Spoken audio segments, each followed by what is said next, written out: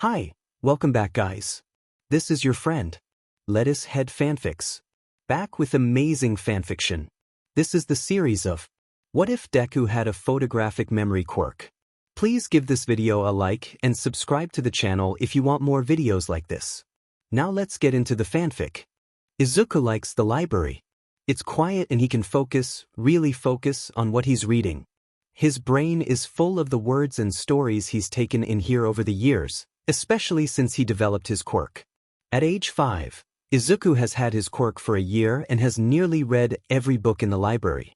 He had started with children's books but flew through them, soon devouring middle grade and young adult books. Just shy of his 5th birthday, Izuku was already spending hours reading through classic literature, soaking in every word. He's quiet, so the librarians don't mind him. They also never ask why he comes in alone. Izuku's currently curled on a squishy cushion, tucked away in one of his favorite corners. Most of the building is modern, but this part of the library is decorated in a traditional Japanese style. It's light and airy, minimal and simple, with a window facing a beautiful garden. It's Izuku's favorite place to read. Since Izuku's never been to school, he uses the library to teach himself everything. His quirk makes it easy to catalog information, teaching himself advanced concepts quickly. Some of the first books he remembers reading after he finished the children's sections were dictionaries, so Izuku rarely forgets or doesn't know what a word means. Looking up with a sigh, Izuku sees rain falling outside on the garden. He has to get home soon, needs to make dinner, pay the electric bill, and clean before the end of the night. It's a lot of work living alone, but Izuku's managed as well as he can the past 6 months, despite it being terribly lonely. Izuku flips through the pages of the book he's reading, a thick novel set in the Edo PRD, scanning the words at incredible speed. They process in his mind instantly, and Izuku absorbs all the words. They paint a picture in his mind and he can see the landscape, hear the sounds. He's absolutely and completely engrossed, joy swelling in him as it always does when he reads something new. "That looks like a good book," a quiet voice says, jolting Izuku almost painfully from his reading. It takes him a moment to blink and focus, realizing there's someone sitting down in front of him. It's a man in his mid-20s with long blonde hair and wearing a gray button-down shirt and black jeans. Izuku looks at the man's face, brain whizzing as he shuffles through every face he's ever seen in his mind, wondering if this one is a match. It comes to him quickly that this man is Present Mic, a hero Izuku has started following recently. Not only is Present Mic an incredible daylight hero, he has a radio show that Izuku loves to listen to every night that makes him feel a little less alone. Izuku just blinks at him for a moment, unsure of what to say. Present Mic is a hero, which means that he might be here on hero business. But it's also a public library and heroes are allowed to go to those. Also, heroes aren't always working. Present Mic's radio show is on at night, and it's currently just after. But Present Mic must be on a break, looking for books at the library. "It is good," he says quietly, closing the book. "What books do you like, Present Mic, sir?" The hero's eyes widen slightly and Izuku wonders if he hadn't expected to be recognized, since he isn't in his hero costume. "Mostly, I like things that make me laugh," Present Mic replies honestly. If he's ruffled by Izuku recognizing him, he doesn't say it. "My job is kind of hard sometimes, so I like to read funny things. They make me feel better." Izuku nods. He can relate to that. He's not reading something funny right now, but he did like the children's manga he read last month about robots. Maybe Present Mic would want to read that? That makes sense. Izuku agrees before standing up and tucking the large novel under his arm. "I have to go home now." "Oh, okay," Present Mic replies gently, eyes kind. "Is it okay if I talk with you again sometime?" Izuku nods. He would like that. Izuku sees Present Mic a lot more in the library after that. The second time, he chalks up to coincidence. Present Mic doesn't approach him. He just sits in a big green armchair and reads a science fiction novel. Izuku doesn't say anything to him, but he makes a mental note to watch out for more visits. They make casual conversation over the next few times they meet in the library, and Izuku feels more at ease with the hero. Eventually, Present Mic even shows Izuku his hero license, which is incredibly cool. Izuku gradually begins to warm up to him, looking forward to each time they meet. Since Izuku's in the library from opening hours until 3 every day, he runs into the hero a lot. After another few weeks, Present Mic approaches Izuku again, this time asking him for a book recommendation. Izuku opens up more, offering suggestions. If you like funny things, you should try this, Izuku says, pushing a small stack of books into the hero's arms. I've been curating them for you. The librarian says you can only check out 2 books at a time, though, so you have to decide which ones you want to take home. Thanks, little listener. Present Mic grins and Izuku's heart warms. Little listener is what Present Mic called the children who were fans of his radio show. It's nice to hear it. Izuku looks at the clock. It's nearly 3 and time to leave. He stands up, ready to head out when the hero stops him. Izuku, before you go home, I was wondering if I could talk to you a little longer, Present Mic says. Would that be all right? Izuku is lonely. He supposes since he lives alone there's no harm in him being a little late. He doesn't have to be home by 3. It's just a deviation from his normal routine, that's all. It's fine. Okay, he mumbles, feeling a bit shy. Present Mic sits on the floor next to Izuku and pulls out a children's book with a beautiful drawing of a dragon on the front, with silvery colors. The Dragon and the Moon. Izuku reads the title aloud. I don't know this one. It's new. Present Mic smiles. Would you like me to read it to you? Izuku's heart clenches. He could read the book himself in less than a minute, thanks to his quirk, but he hasn't been read to in so long. His mom used to read to him every night. He misses that. Nodding, Izuku sits next to Present Mic as he reads Izuku the story. It's nice, all about a lonely little dragon who befriends the moon and stars and plays with them in the night sky. The pictures are beautiful, and Izuku is a little sad when the story is over. Thank you, he says, because it's what his mom taught him to say when someone does something nice for you. I liked it, Present Mic, sir. I'm glad, Present Mic replies with a smile. You can call me Hizashi if you want. That's my name. Since I'm calling you Izuku, it's only fair, right? Izuku's eyes widen slightly. A new piece of information, Present Mic's name. Hizashi. He knows a pro-hero's real name. It's all very exciting. Hizashi, Izuku says, trying the name out. Can you please read it again? Hizashi does. In fact, he reads the book 3 more times to Izuku, and by the end of the last time, Izuku is curled against his side, feeling more safe and secure than he's felt in months. Are you tired, little one?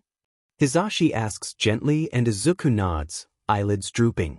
Don't want to go home yet? Izuku mumbles, nuzzled into Hizashi's side. It's nice here. Hizashi stays silent for a moment before he asks, but won't your parents worry? Izuku looks down at his hands, tears burning in his eyes. He's pretty good about being on his own, but spending time with Hizashi has reminded him that Izuku misses people. He misses his mom. He's lonely and scared, and he doesn't want to go back home to an empty apartment. I don't have parents, he whispers, swallowing hard. Hizashi is quiet next to him, but Izuku feels a warm arm come around his shoulders, and he leans into the hero's side, feeling a little more secure. That must be really hard, Hizashi replies gently. Who are you staying with right now? Izuku freezes. If he tells Hizashi he's homeless, he could be sent to an orphanage or a group home. He doesn't want that. There's too much of a chance they could be bad. Izuku does have a home, after all. He's just alone inside it. Despite this, he doesn't want to lie. Lying is bad, and Izuku doesn't want to lie to a pro-hero, especially one as nice as Hizashi. No one, Izuku answers honestly, it's just me. Hizashi looks at him with an expression Izuku can't place. It's almost sad, but he can't make out what Hizashi is feeling exactly. He's not good with faces in the way he is with words, but he can at least tell that Hizashi is upset by what Izuku has said. How long have you been on your own, Izuku? Izuku is suddenly very, very tired. He feels very small, like he wants to curl up in Hizashi's arms and sleep for days. He wants Hizashi to take care of him, so he doesn't have to worry about grown-up things anymore. With someone showing him such genuine care, the dam on his emotions is beginning to break. 6 months, Izuku mumbles, trying not to cry. My mom, she went to the hospital and didn't come back. She died. Hisashi shifts so he's sitting in front of Izuku, looking very intently at his face. I'm sorry, kid, truly. I can't imagine how hard that's been for you. Did no one come and check on you? Izuku shakes his head, guilt and shame twisting inside of him. I lied. I learned how to forge paperwork so they thought I had an uncle staying with me. I've been on my own since. Hisashi looks troubled, but he doesn't reprimand Izuku or immediately offer empty platitudes. He just offers silent support for a moment before he speaks. You're brilliant, but living alone at your age isn't safe. You deserve a home, Izuku. A real one. Izuku sniffs, tears burning in his eyes as he wipes at his cheeks. How long had it been since he had cried? But I don't want to live with a stranger, Izuku chokes out, voice wobbly. I don't want to go to a group home or an orphanage. They sound scary. I don't have any other family.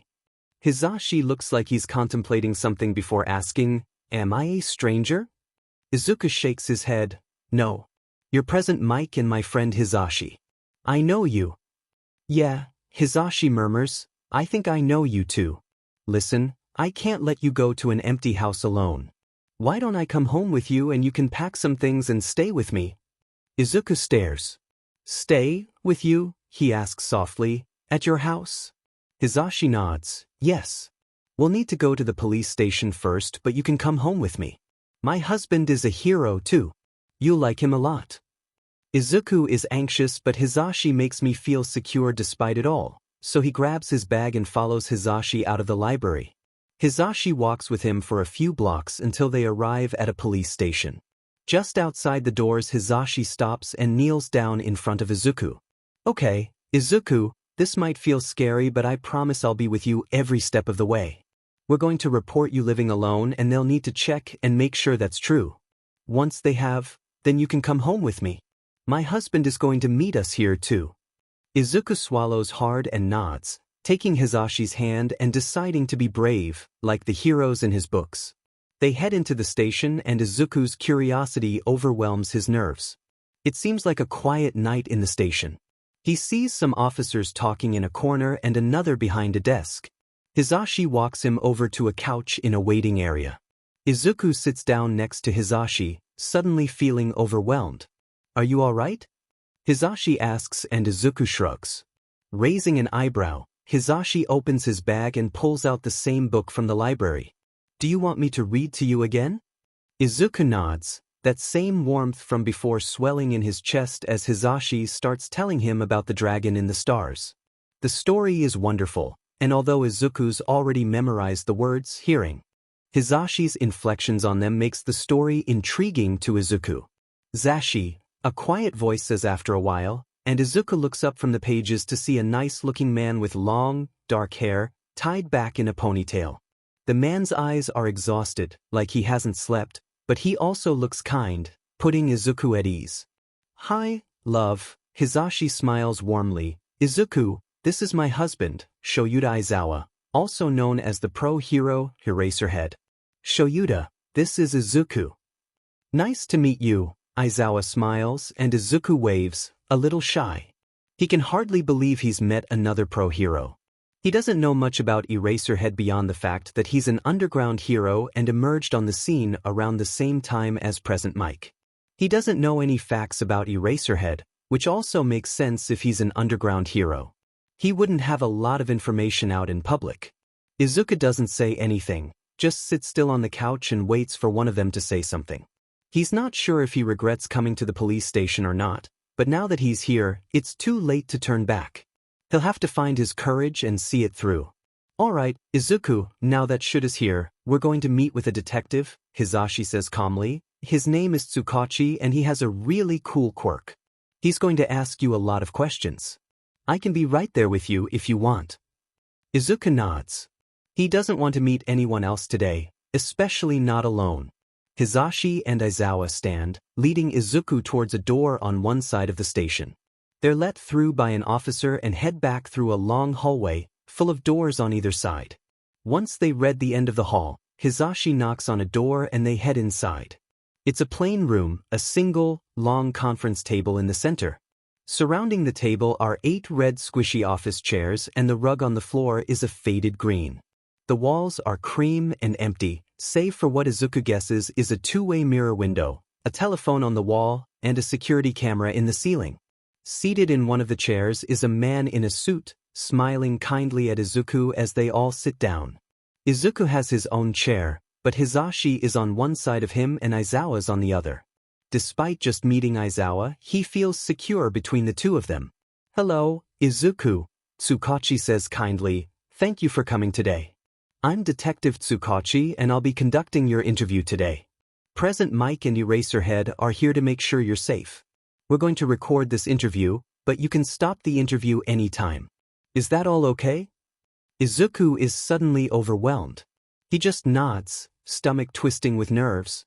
"Great, we're going to keep this short. I know it's been an unexpectedly long day for you," Tsukachi continues. "Izuku, my quirk is called True Man. I'm able to tell if someone is lying to me or telling the truth. That's why I'm asked to do police interviews so often." Izuku's eyes light up. What a cool quirk. He thinks of all the times in the stories he's read where the villains lie, and he wonders how much easier life would be if he could just tell straight away if people were being honest. "Can you tell me your full name, please?" Tsukachi asks him.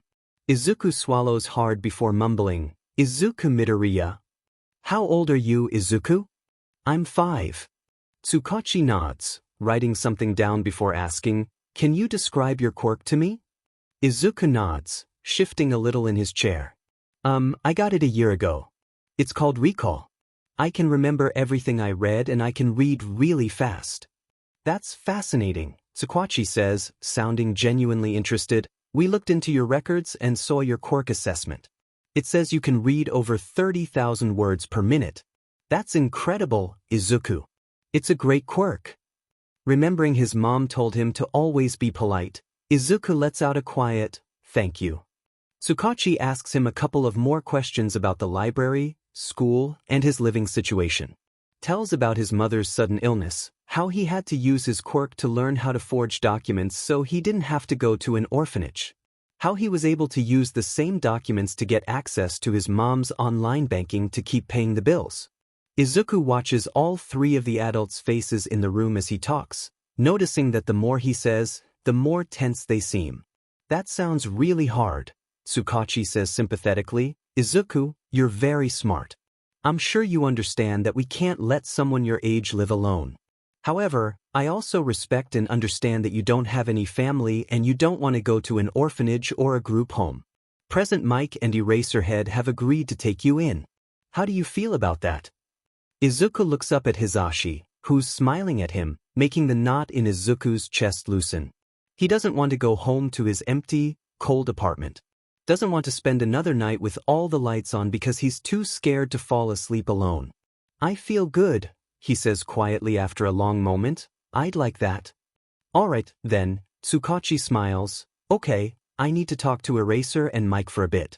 They begin to talk about paperwork, and something about home visits and checking his apartment, but Izuku tunes it out. He may be smart, but he's also exhausted, and nothing about the conversation the adults are having is interesting to him. He wriggles out of his chair and opens Hizashi's bag, pulling out the picture book and laying it out on the floor. While the rest of them talk, Izuku flips through the book. He remembers all the words, so he focuses on the pictures, enjoying looking at the art on every page. He's so engrossed in the pictures that it takes him a second to realize someone's calling his name. "Izuku, we're going to stop by your place now," Hizashi says gently, kneeling down next to him. "We're going to help you pack some things and then take you to our apartment. Does that sound all right?" Izuku nods, barely able to keep his eyes open. Hizashi's holding out his arms and Izuku walks right into them, letting the hero pick him up. Once in Hizashi's arms, Izuku falls asleep on his shoulder almost instantly, tired from the excitement of the day. When he wakes up, he can tell immediately that he's home. The apartment he had shared with his mom isn't big and there isn't very much inside beyond the necessities, but it's still cozy and familiar. Izuku sits up from where he's been placed on the couch, rubbing his eyes. He sees Aizawa and Hizashi talking quietly at the small table in the kitchen. Without a word, Izuku gets up and heads to his room, a tiny room towards the back of the apartment. Izuku's bedroom is just big enough to fit a small window, a futon and a narrow dresser. Stacks of books fill any spare inch of free space. He grabs his yellow backpack and begins filling it with his most favorite books. After a few minutes, Hisashi and Aizawa join him, bringing 2 suitcases Izuku's never seen before into the room. Izuku wonders where they came from. "All right, little listener, we're going to pack your clothes," Hisashi says quietly. "Why don't you get your books and toys and your toothbrush?" Izuku nods, concentrating on trying to stuff another book into his already full backpack before giving up. He heads to the bathroom, grabbing a small toiletry bag and putting his toothbrush, toothpaste, and hairbrush inside. "Do you want anything else?" Aizawa asks him gently when Izuku comes back to the bedroom. "Remember, we'll come back in a couple of days to get everything. This is just whatever you need to make yourself comfortable." Izuku looks around, hair twisting when he looks at a small framed picture of him and his mom on his dresser. It was taken a few months before she died and they both look happy. Izuku walks over and gently takes down the picture, holding it close to his chest. "I'm ready," Izuku says, and neither of the men question it. Izuku doesn't want to let go of the picture, and Aizawa and Hisashi are struggling with the 2 overfull suitcases and the heavy backpack of books. After a few awkward minutes of trying to get everything downstairs, they load the car and Aizawa buckles Izuku into the back. "It's about 20 minutes to our apartment," Aizawa tells him. "If you get bored, I'll put your backpack next to you so you can read." Izuku nods, still clutching his mom's photo to his chest. As Hisashi and Aizawa get buckled in the front and begin driving away, Izuku marvels at what an odd day this had turned out to be. He had planned to go home around 3, make a snack, watch a cartoon, and then read for the rest of the night. He hadn't expected a new home. When they finally arrive at the apartment building, Izuku's eyes are drooping from exhaustion. It's earlier than he would normally go to bed, but he's too tired from the emotional upheaval of the day and the unexpected situation he's found himself in. "Come on, buddy," Hisashi murmurs, unbuckling Izuku's seatbelt and picking him up. Izuku rests his head on Hisashi's shoulder, almost totally asleep. Izuku's barely aware as they manage to carry him and his things to the elevator in the building and go into the new apartment. He manages to wake up enough to brush his teeth and change into his favorite pajamas he had brought from home. He can't even take in his new surroundings, too tired to focus on anything. Once he's finished getting ready for bed, Aizawa tucks him into a futon, pulling a thick blanket over him. "Good night, Izuku." For the first time in a long while, Izuku sleeps soundly through the night. The next day, after a quiet breakfast, Izuku takes in his new surroundings. Aizawa and Hisashi's apartment is bigger than his old one, and it's nice and clean. There's a kitchen with a tiny dining table and a couple of chairs next to a living room with some bookcases, a television, and a very comfortable couch. There's some small houseplants scattered around and books and laptops on the coffee table. It's lived in, and Izuku can tell that while they don't seem to own much, what they do have is well cared for. Izuku even gets his own room. It had been Aizawa's office before, but they cleared it out and told Izuku he could put all of his things in there. Izuku likes the room. It's a little bigger and lighter than his room at his old house, and the wood floor makes everything look light and warm. Outside the window is a gorgeous momiji tree, and Izuku has already spotted a family of birds that live in its branches. Izuku's room just has a futon and his stack of books and clothes right now, but he already feels safe and comfortable there. His old apartment had started to feel scary since Izuku was there alone, and he's relieved he doesn't have to sleep alone at night anymore. He's currently exploring the apartment, looking in Aizawa and Hisashi's room and the bathroom, even checking which books they have on their shelves. Izuku's delighted to find several he hasn't read yet. After exploring for a while, Izuku takes a bath, enjoying the spray nozzle in the bathtub. He gets clean and dry, changing into some comfortable clothes. Comfortable, he grabs one of his favorite books from his new room and sits on the couch. Izuku doesn't need to read books more than once, since he remembers everything word for word, but there's something comforting about holding a favorite book, smelling the pages, looking at the words. It helps his mind focus on that book so completely that the other words that race through his brain constantly quiet down. He has to actively slow down his thinking process, but it's worth it when he wants to feel the slow pace of reading a familiar favorite. Izuku, can we talk to you for a minute? Hisashi asks, breaking Izuku out of his reverie. Aizawa and Hisashi are both sitting at the kitchen table, looking over at where Izuku is sitting on the couch. Izuku nods, closing the book and looking at them curiously. This whole situation is still very new, and he's not really sure what he's supposed to do or act towards them. He had gotten so caught up in the apartment, he had nearly forgotten that he has new guardians now. Aizawa and Hisashi come over to the living room, sitting by Izuku on the couch. Izuku leans into Hisashi's side, remembering how comforting it was yesterday. Hisashi smiles, so Izuku figures he's doing things right by sitting patiently and waiting. Izuku, first we want to thank you for trusting us, Aizawa says calmly. You did a really brave thing yesterday telling Hisashi the truth. We're proud of you for that. A warmth blooms in Izuku's chest at Aizawa's words. Proud? It was nice to have someone be proud of him again. Should is right, Hisashi agrees. We want to explain to you what's going to happen now. You can ask us any questions you want at any time, okay? Izuku nods. He's relieved they're going to explain everything to him. Izuku likes to know what's going to happen next. It makes him feel secure. He swings his legs a little on the couch, enjoying the squishy feeling of the cushions underneath him. We want you to know that we're putting through paperwork to adopt you, Aizawa says gently. Since both of us have emergency fostering licenses as pro heroes, you're able to stay with us until it's official. Izuku nods. This makes sense. He remembers Tsukachi and them talking about it at the station yesterday. He's relieved, happy that he gets to stay with them. What will my name be? Izuku asks quietly, both of them looking at him in surprise. My family name, I mean. You two already have different family names, but you're married. And my family name is Midoriya. Hisashi nods. That's right. Both Shoyuta and I kept our family names when we got married. Your name is your choice, kiddo. If you want to stay a Midoriya, you can, or you can take one of our names. Or both, even.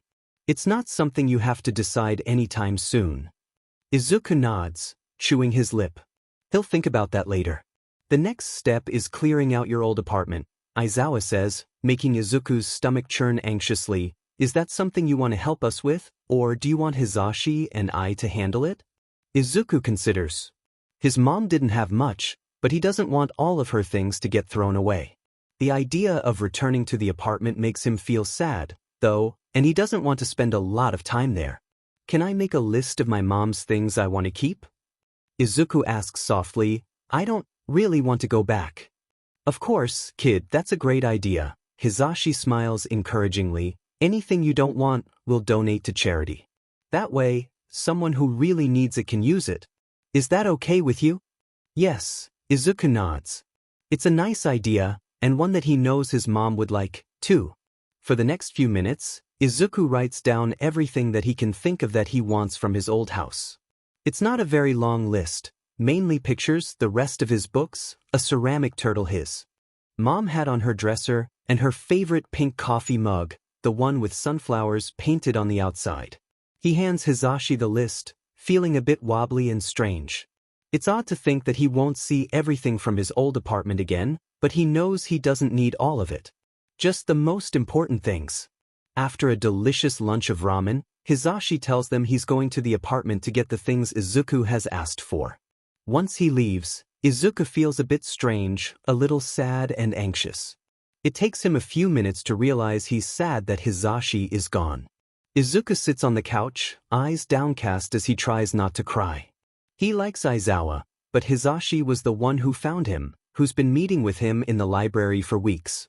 Now Hisashi is gone and Izuku feels lonely and sad.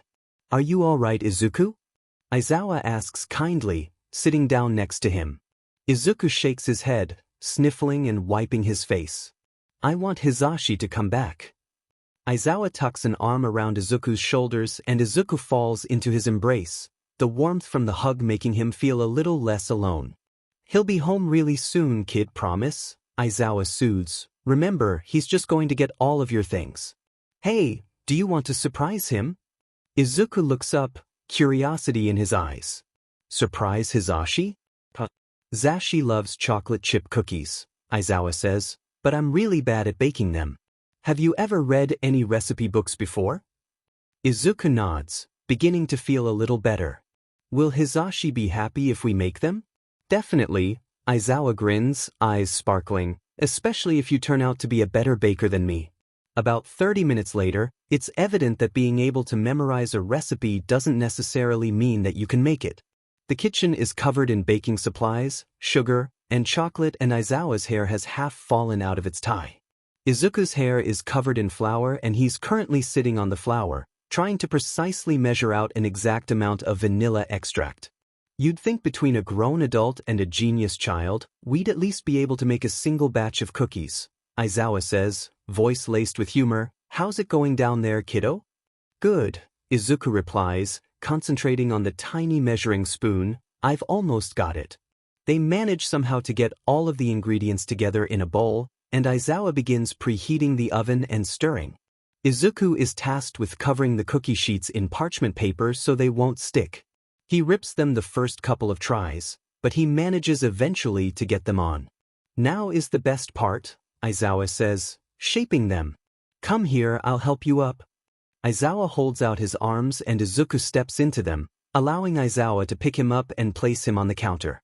Together, they begin scooping out cookie dough and shaping them into ball, placing them evenly on the cookie sheets. Once they are in and baking, Izuku helps Aizawa clean up the kitchen as best as they can. Once they manage to get things cleaned, the cookies are just about finished. Aizawa asks Izuku to step back so he can open the oven, and Izuku nods, eyes widening with excitement when Aizawa opens the oven door. They smell good, Izuku exclaims, inhaling, and we didn't burn them, right? Right? Aizawa says, placing the trays on the counter to cool. They look like cookies and smell like cookies. Hopefully they taste like them too. Izuku giggles, reaching for the tray when Aizawa very gently puts his hand out in front of them. They're way too hot, you'll burn your hand and your mouth, he smiles, reaching over to ruffle Izuku's hair, his hand coming away covered in flour. Come on, kid, let's get you cleaned up. Once the flour is out of his hair and both he and Aizawa have changed, the cookies are cool enough to eat. They decide to wait for Hisashi before they try them, and Izuku curls up on the couch with a large textbook on Quirk theory he had found on Aizawa's bookshelf. The book is thick, at least 600 pages, so Izuku decides to use his quirk in full force, flipping the pages quickly as he digests all the information on every page. He gets so absorbed he doesn't notice Aizawa standing and watching him curiously, all the way until Izuku has gotten to the end of the book, about 10 minutes later. What did you think of it? Aizawa asks when Izuku closes the cover. Izuku looks up, brain still processing all of the information he had just read. Interesting, Izuku replies, chewing on his lip and swinging his legs. I thought the part about biological quirks and how they manifest in children by combination of their parents was interesting. My mom's quirk was telekinesis, and I never met my dad, but she said he could breathe fire. My quirk has nothing to do with that. Aizawa nods, moving to sit next to Izuku on the couch. Sometimes it's like that. Lots of people have quirks that aren't like their parents, or they can be born quirkless. There's still so much we don't know about quirks. Izuku looks down at the big textbook, wondering if Aizawa likes to read them in his free time. Hisashi may not have had a chance to tell you this, but he and I both teach at UA, Aizawa says. He teaches English and I have a homeroom for class 1A.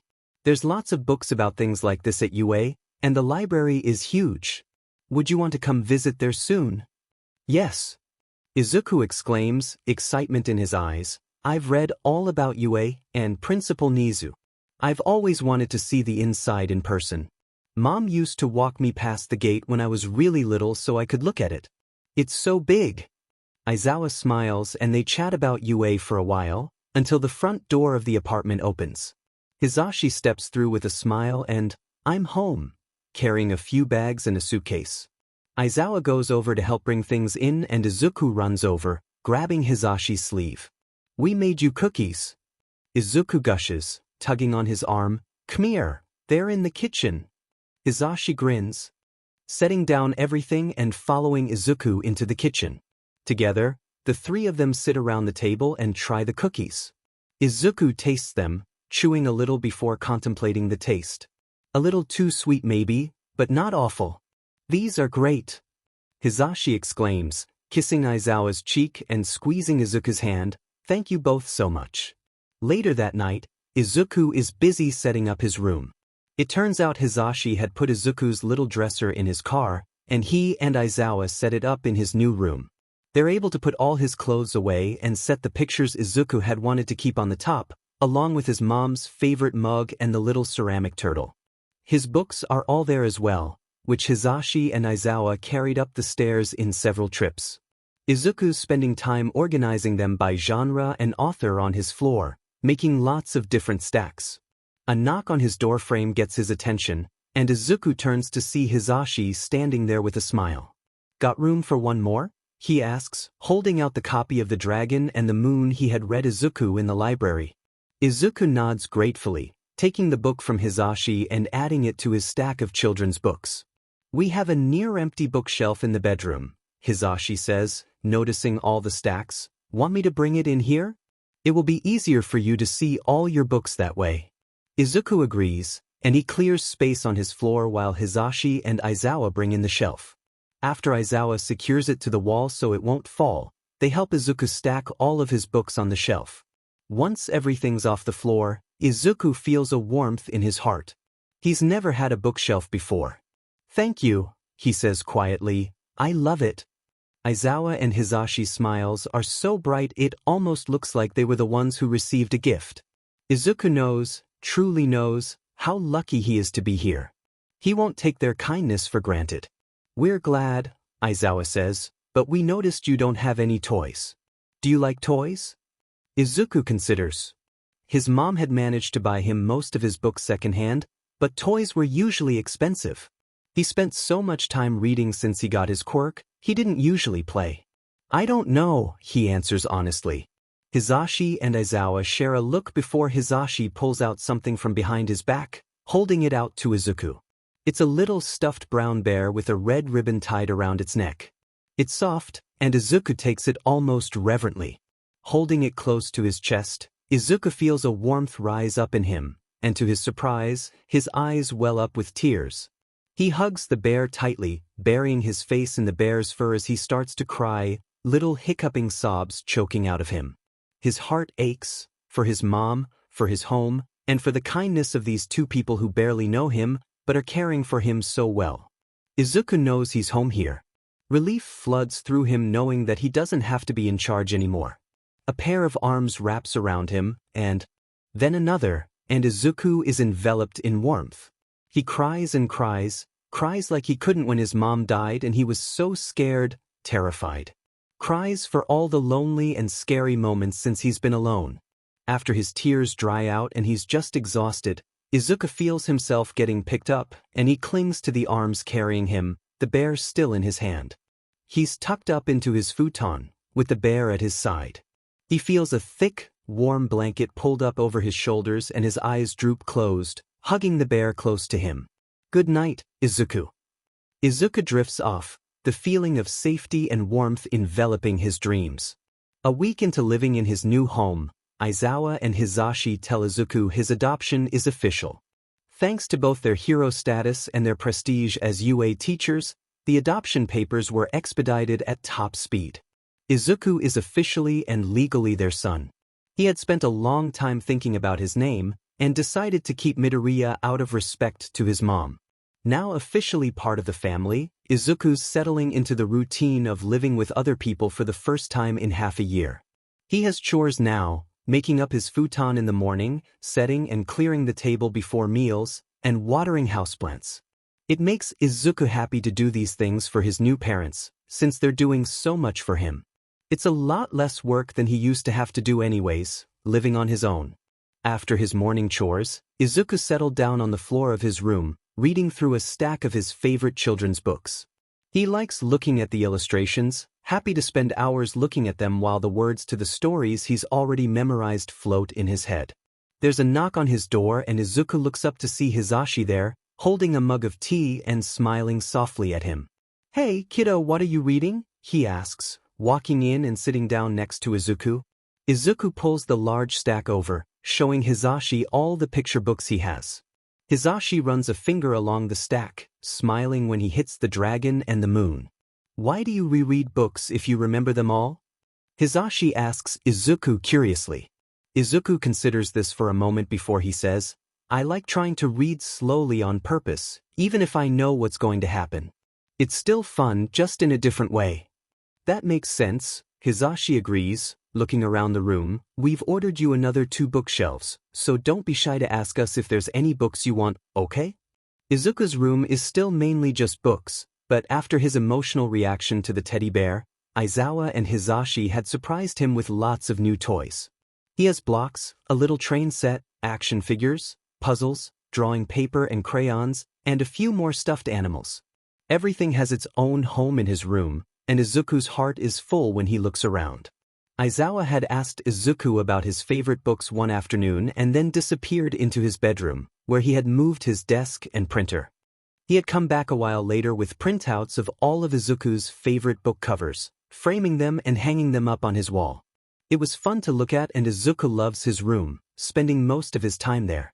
Oh, I forgot to tell you, Hisashi exclaims. Shuda's at UA right now and wanted to know if we wanted to come over to visit and see the library. What do you say? Izuku leaps up almost immediately with an excited, yes.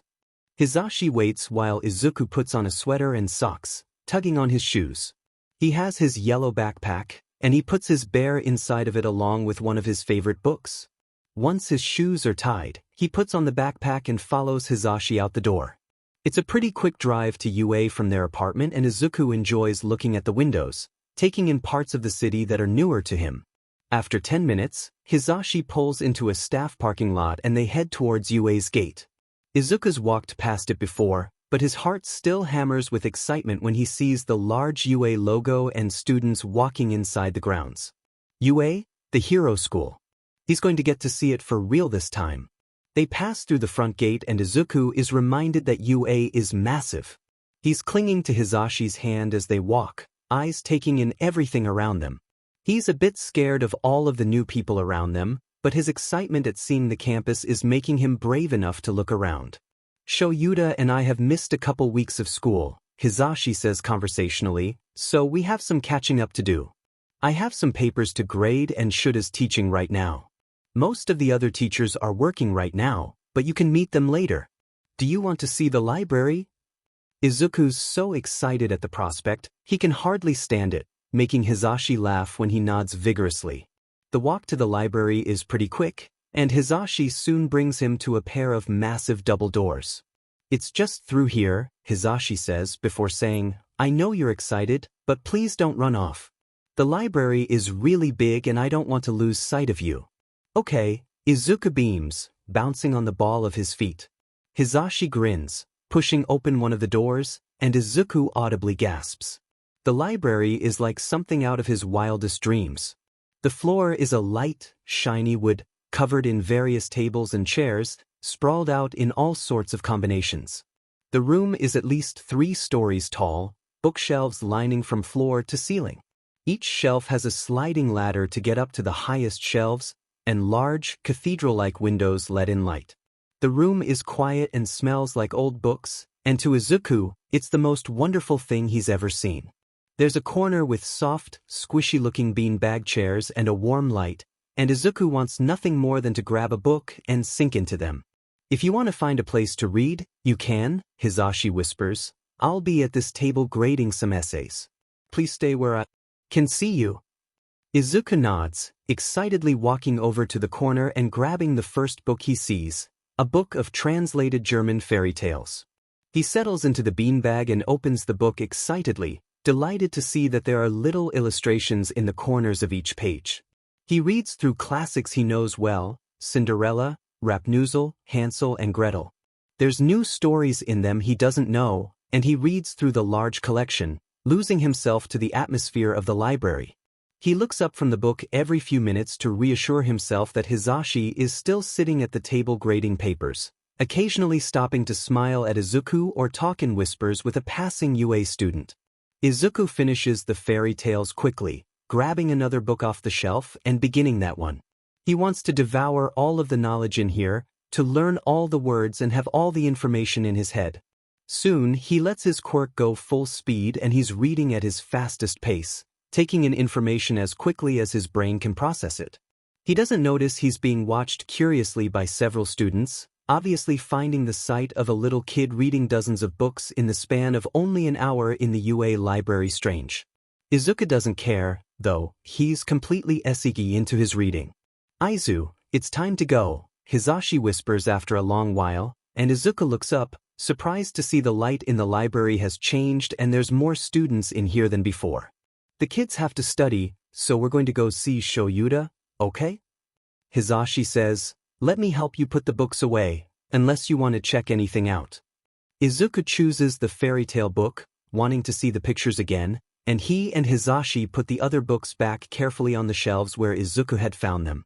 He walks up to the checkout desk, excitedly watching the librarian use the scanner to scan Hizashi's employee ID, checking the book out to Izuku. Izuku holds the fairy tale book reverently, smiling down at it before carefully putting it in his backpack next to his own book and his bear. He'll look at it again when he goes home. "Come on, let's go find Shoyuda," Hizashi whispers, taking Izuku's hand and leading him out of the library. Stepping back into the hallway is a strange experience. The library is a quiet, almost meditative place, whereas the hallway is bright, noisy, and loud. There are students everywhere, and Izuku is instantly anxious. He grabs onto Hizashi's pant leg, eyes wide as a ton of people, all vastly taller than him, are walking and talking loudly. Hizashi seems to realize Izuku's anxieties, bending over to pick him up and hold him close to his chest. "You're all right, Izuku," Hizashi murmurs, rubbing his back. Shuta's classroom is just down a bit. As they walk, Izuku sees lots of students staring at them, making him feel shy. He tucks his face against Hizashi's chest, wanting to be back in the quiet library, where he felt happy and... "Oh, sensei, who's the little guy?" a girl asks. "He's so cute." Izuku can hear giggling and whispers, so he curiously turns his head to see a gaggle of students looking at him. He tucks his face back against Hizashi's chest again, making them all coo at him. "This is my son, Izuku," Hizashi says, and Izuku's heart swells. His son. He was somebody's son, again. He had been calling Hizashi and Aizawa by their names, but he wonders if they would prefer to be called Dad. Izuku's never called anyone Dad before, but he thinks he could try. "Excuse us, we've got to see Aizawa-sensei," Hizashi says. "Izuku, can you say goodbye to everyone?" Izuku turns, waving shyly at the students who all wave back, before they head down the hall. It gets quieter, and Izuku finally sees the sign for Class 1A, Aizawa's class. Hizashi knocks before setting Izuku down and pushing over the massive classroom door. Izuku beams when he sees Aizawa sitting at his desk, running over to him. "We saw the library." Izuku gushes as a way of saying hello, his nerves forgotten. "It was huge. And I read a bunch of books and I got to check one out." Aizawa smiles. "That's great, kid. Say, it's nearly lunchtime. Lunch rush made us these. We can eat and you can tell me all about it." He pulls out 3 bento boxes, Izuku's eyes sparkling when he sees his with cute octopus and flower cutouts in the vegetables and fruits.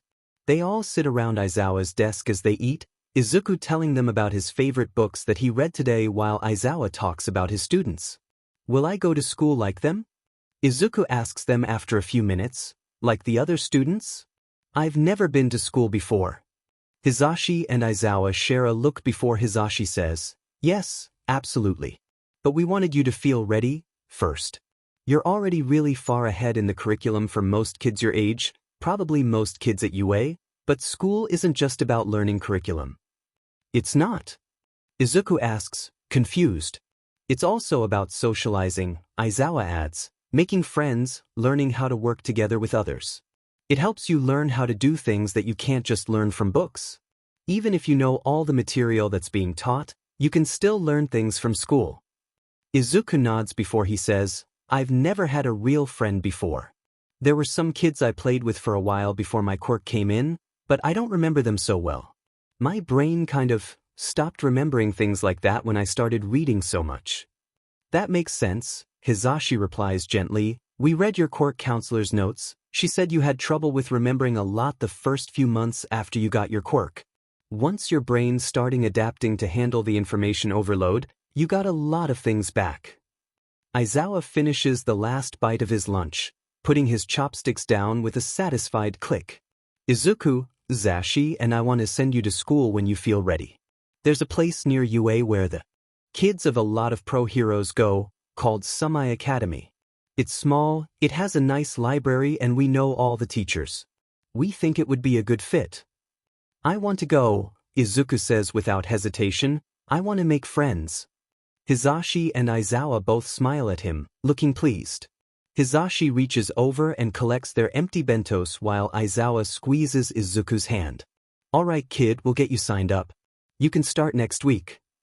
In preparations for school, Izuku watches a lot of children's cartoons on the television, something he's not really done since before he got his quirk. A lot of them are about being in school, and he learns a lot from watching them. When he gets bored of the cartoons, he reads everything he can find about school, first on Sumai Academy and then about what it's like to be in school.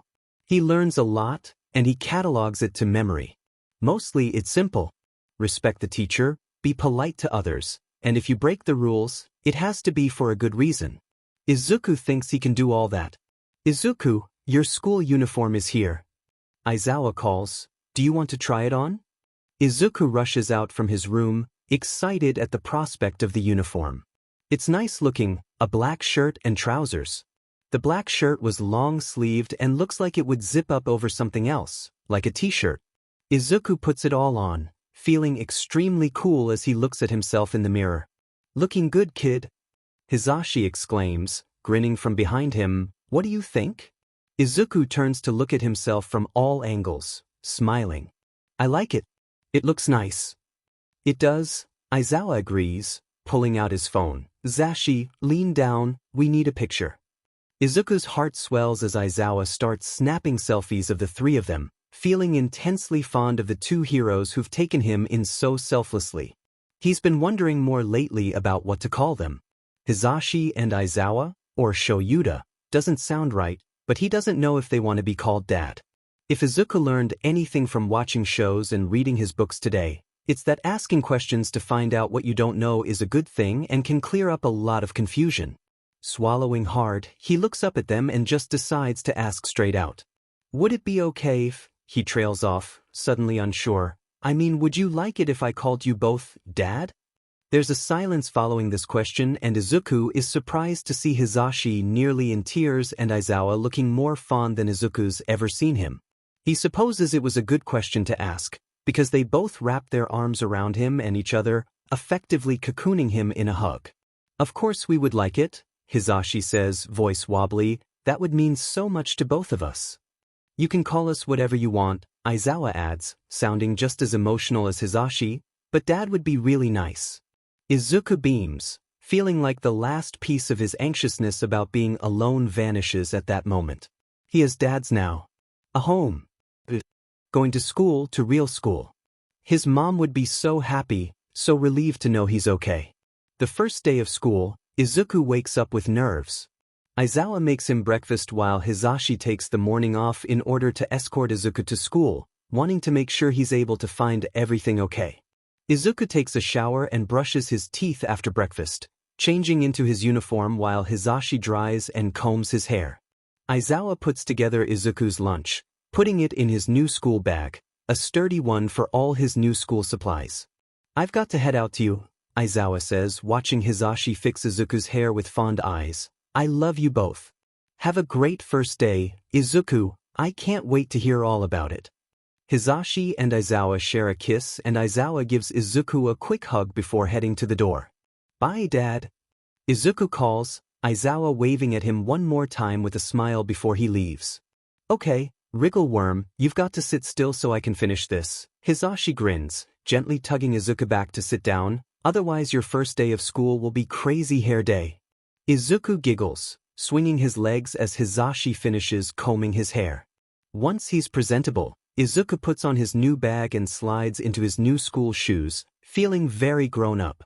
Hizashi grabs a few things before turning off the lights and leading them out. The walk to school is nice.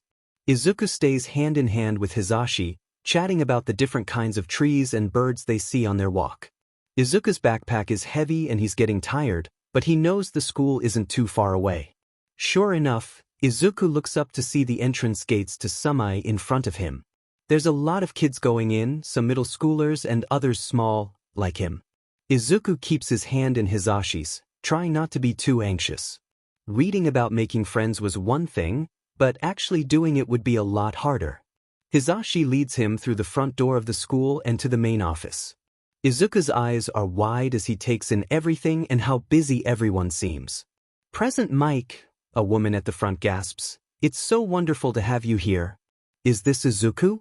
Izuku nods, fighting his nerves and willing himself not to duck behind Hisashi's leg. The lady smiles at him and he smiles back, still too nervous to talk. "Well, Izuku, it says here your surname is Midoriya, is that right?" she asks, and Izuku nods. "All right, then Midoriya it is," she beams. "Midoriya, we'll get you settled in your new class soon. Your teacher is really nice." Hisashi thanks her before kneeling down in front of Izuku and putting a hand on his shoulder. "All right, I've got to go to you now," Hisashi says quietly. "I hope you have a great first day. Your dad and I can't wait to hear all about it. We love you, kid." Izuku's eyes fill with tears, leaning forward to hug his dad, hard. He hasn't been apart from either Aizawa or Hisashi for more than a few hours since they took him in, and he feels the same, sickening feeling in his stomach as when Hisashi left the first time to get Izuku's things from his old apartment. "Hey, it'll be all right, buddy," Hisashi murmurs, rubbing Izuku's back. "I know this is scary, but you're brave and you're smart. You'll be okay." Izuku nods, pulling back a little as he tries not to cry. He knows it's irrational to want Hisashi to stay, but he's petrified of the unknown, of what will happen when his dad leaves. "You have to go to you," Izuku sniffs, reasoning mostly with himself. "I'll be fine, Dad. I promise." Hisashi squeezes his shoulder before kissing his hair and standing up. "Love you, kiddo. Dad will pick you up at the end of the day, okay?"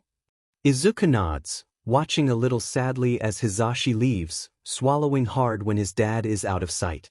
Izuku turns to the nice lady who had greeted them, totally unsure of what to do next. "All right, Midoriya," she says very kindly, "I'm going to walk you to your new classroom now. There's 14 other kids in your class and they're all really nice. Your sensei is one of the best teachers in the school, too. You're a very lucky kid." Izuku doesn't answer her, just takes in the hallways as they walk. Sumai is clearly a very expensive school, if the dark wood paneled walls and the spotless floors are anything to go by.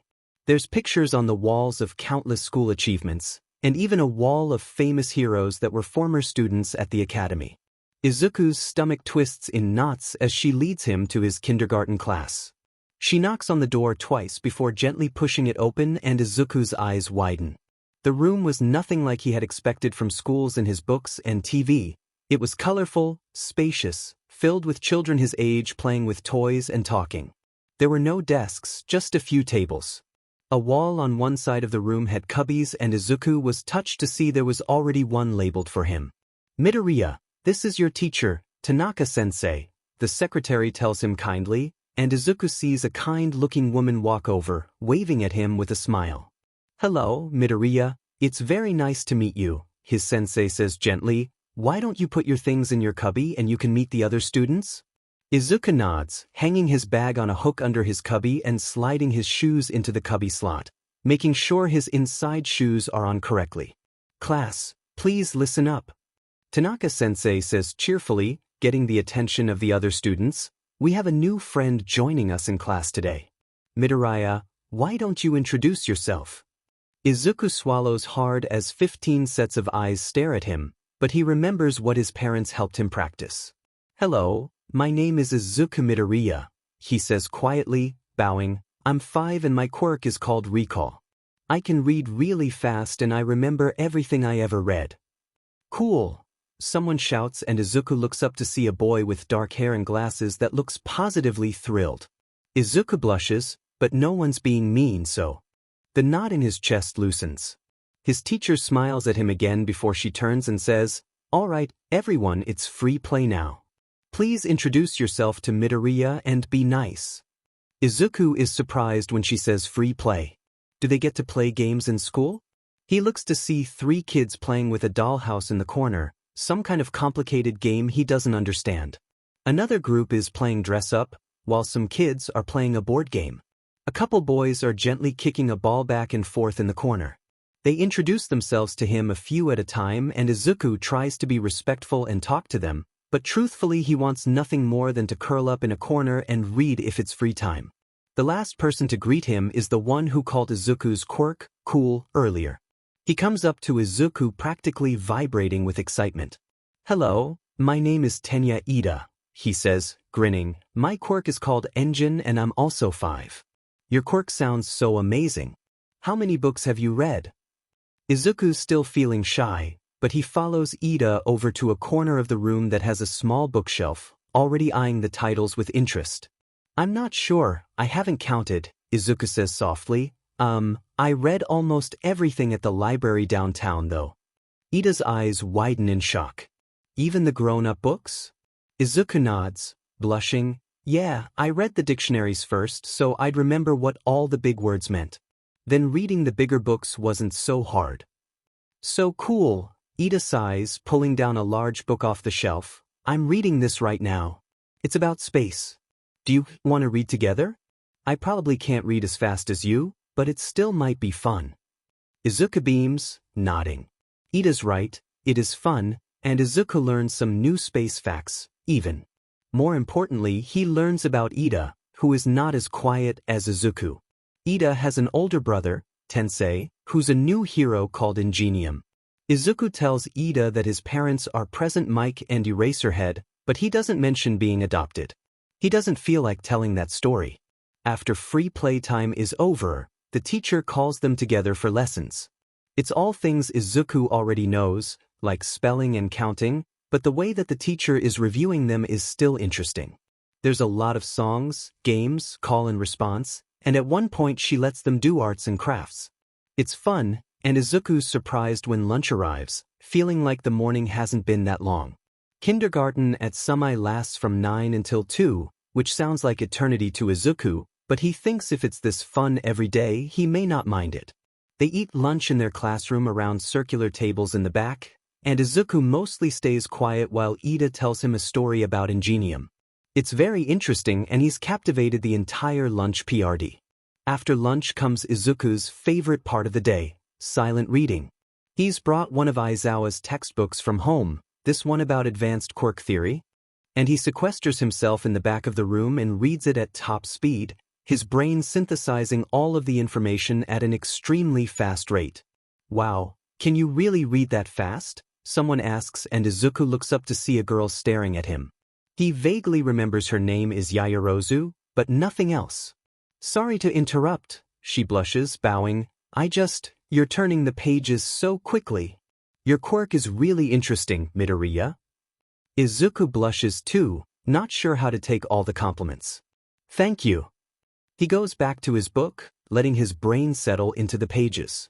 The information he's reading is extremely interesting, and Izuku loses himself in quirk theory. When he finishes the book, he looks up with surprise to see most of the class in front of the teacher, watching her with interest as she's showing them a picture book. Feeling bad he's ignoring the teacher, Izuku puts his book down and walks over to sit by Ida, listening to her tell a story about a lost dog who found his way home. Too soon, the story is over and it's recess time, the whole class running outside to play. Izuku walks back over to his book, picking up the large volume, and he's the last one out the door into the schoolyard. His classmates are all running, skipping, playing, or climbing on the very cool-looking jungle gym. Izuku finds a quiet spot in the grass, opening to where he left off in the book and getting back into it, enjoying reading outside. "Midoriya," a voice says after a while, interrupting him. He looks up to see it's his teacher, who is standing next to him and looking a little concerned. "Why don't you go play with the others?" she asks kindly. "They like you a lot, you'd have fun." Izuku's stomach squirms. They're nice and he likes them too, but he really wants to read his book. It's recess, isn't he allowed to do that if he wants? "Can I read my book instead, please?" he asks politely. She doesn't look convinced, but she nods, and Izuku happily goes back to his book. After recess, the rest of the day flies by and Izuku puts on his shoes and fills his backpack, excited to see his parents. Ida comes up to him, shaking his hand and tells him he's excited to see him tomorrow. Izuku's feeling happy as he heads out of the school, breaking into a grin when he sees Aizawa standing by the gate. "Dad!" he calls, running over and into his dad's arms for a hug. School was fun, but nothing beats the happiness he feels safe and secure with his new family. Hisashi's at UA, but seeing Aizawa is enough to make Izuku happy. "Hey kiddo," Aizawa murmurs, "how was school?" Izuku tells his dad everything as they walk home, before turning to the Quirk theory he had been reading in the textbook. Do you think Ivanovich was right in their theory that all quirks started from the same genetic mutation in one person? Izuku asks, hitching up his bag over his shoulders. I mean, how would they be able to prove that? "I don't know." Aizawa looks at him with an odd expression before asking, "Aizu, did you play with any other kids today?" Thrown by the question, Izuku thinks, before nodding slowly. "A boy named Ida showed me a book about space and we read it together." "Okay," Aizawa nods, "that's good. What about during recess?" Izuku blushes, remembering his teacher asking him to go play. "I just read my book. I thought it was okay to do that." "It is," Aizawa says quietly, "I just want you to make friends, that's all. You should ask Ida to read with you again tomorrow, he seems nice." Izuku nods as they walk hand in hand. "Okay, Dad, I'll try." "Izuku, be careful up there." Izuku looks down from the top of the ladder in the UA library where he's currently reading a book on astrophysics. One floor below him is the pro-hero Midnight, or as Izuku's come to know her, Auntie Nemuri. The art teacher at UA, she's one of his favorite people besides his parents and Ida. "I will be Auntie Nem," he says. "I'm almost finished with my book. After this, I only have 2 more shelves to get through before I've read the whole library."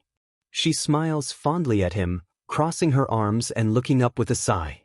"Kid, you're barely 10 years old. Save some genius for the rest of us, okay?"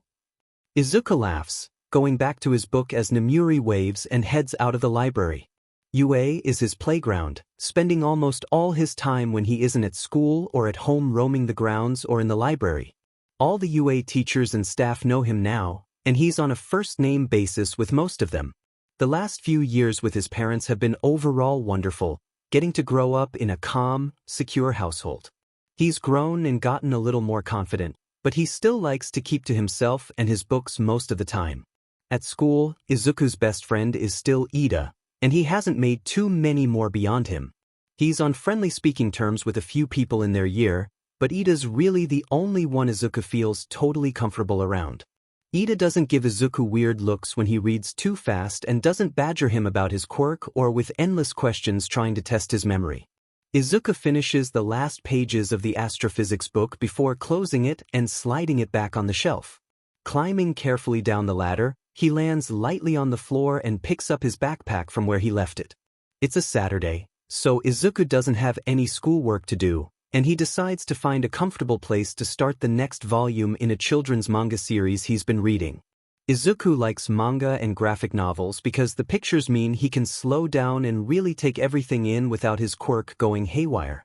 As he's gotten older, his reading speed and comprehension have increased, and he finds even the biggest books don't take him much longer than 10 minutes to get through. Looking outside at the beautiful day, Izuku decides to go find somewhere to sit outside on the grounds. With the sun shining so brightly and the gentle breeze, it feels wonderful when he walks outside the library and heads into the sweet-smelling grass. Near the front entrance of the UA library is a gnarled old tree, one that Izuku's especially fond of. The branches hang over almost like the tree is bending to try its best to shade whomever sits underneath it. Making himself comfortable at the base of the tree, Izuku cracks open his book and starts reading.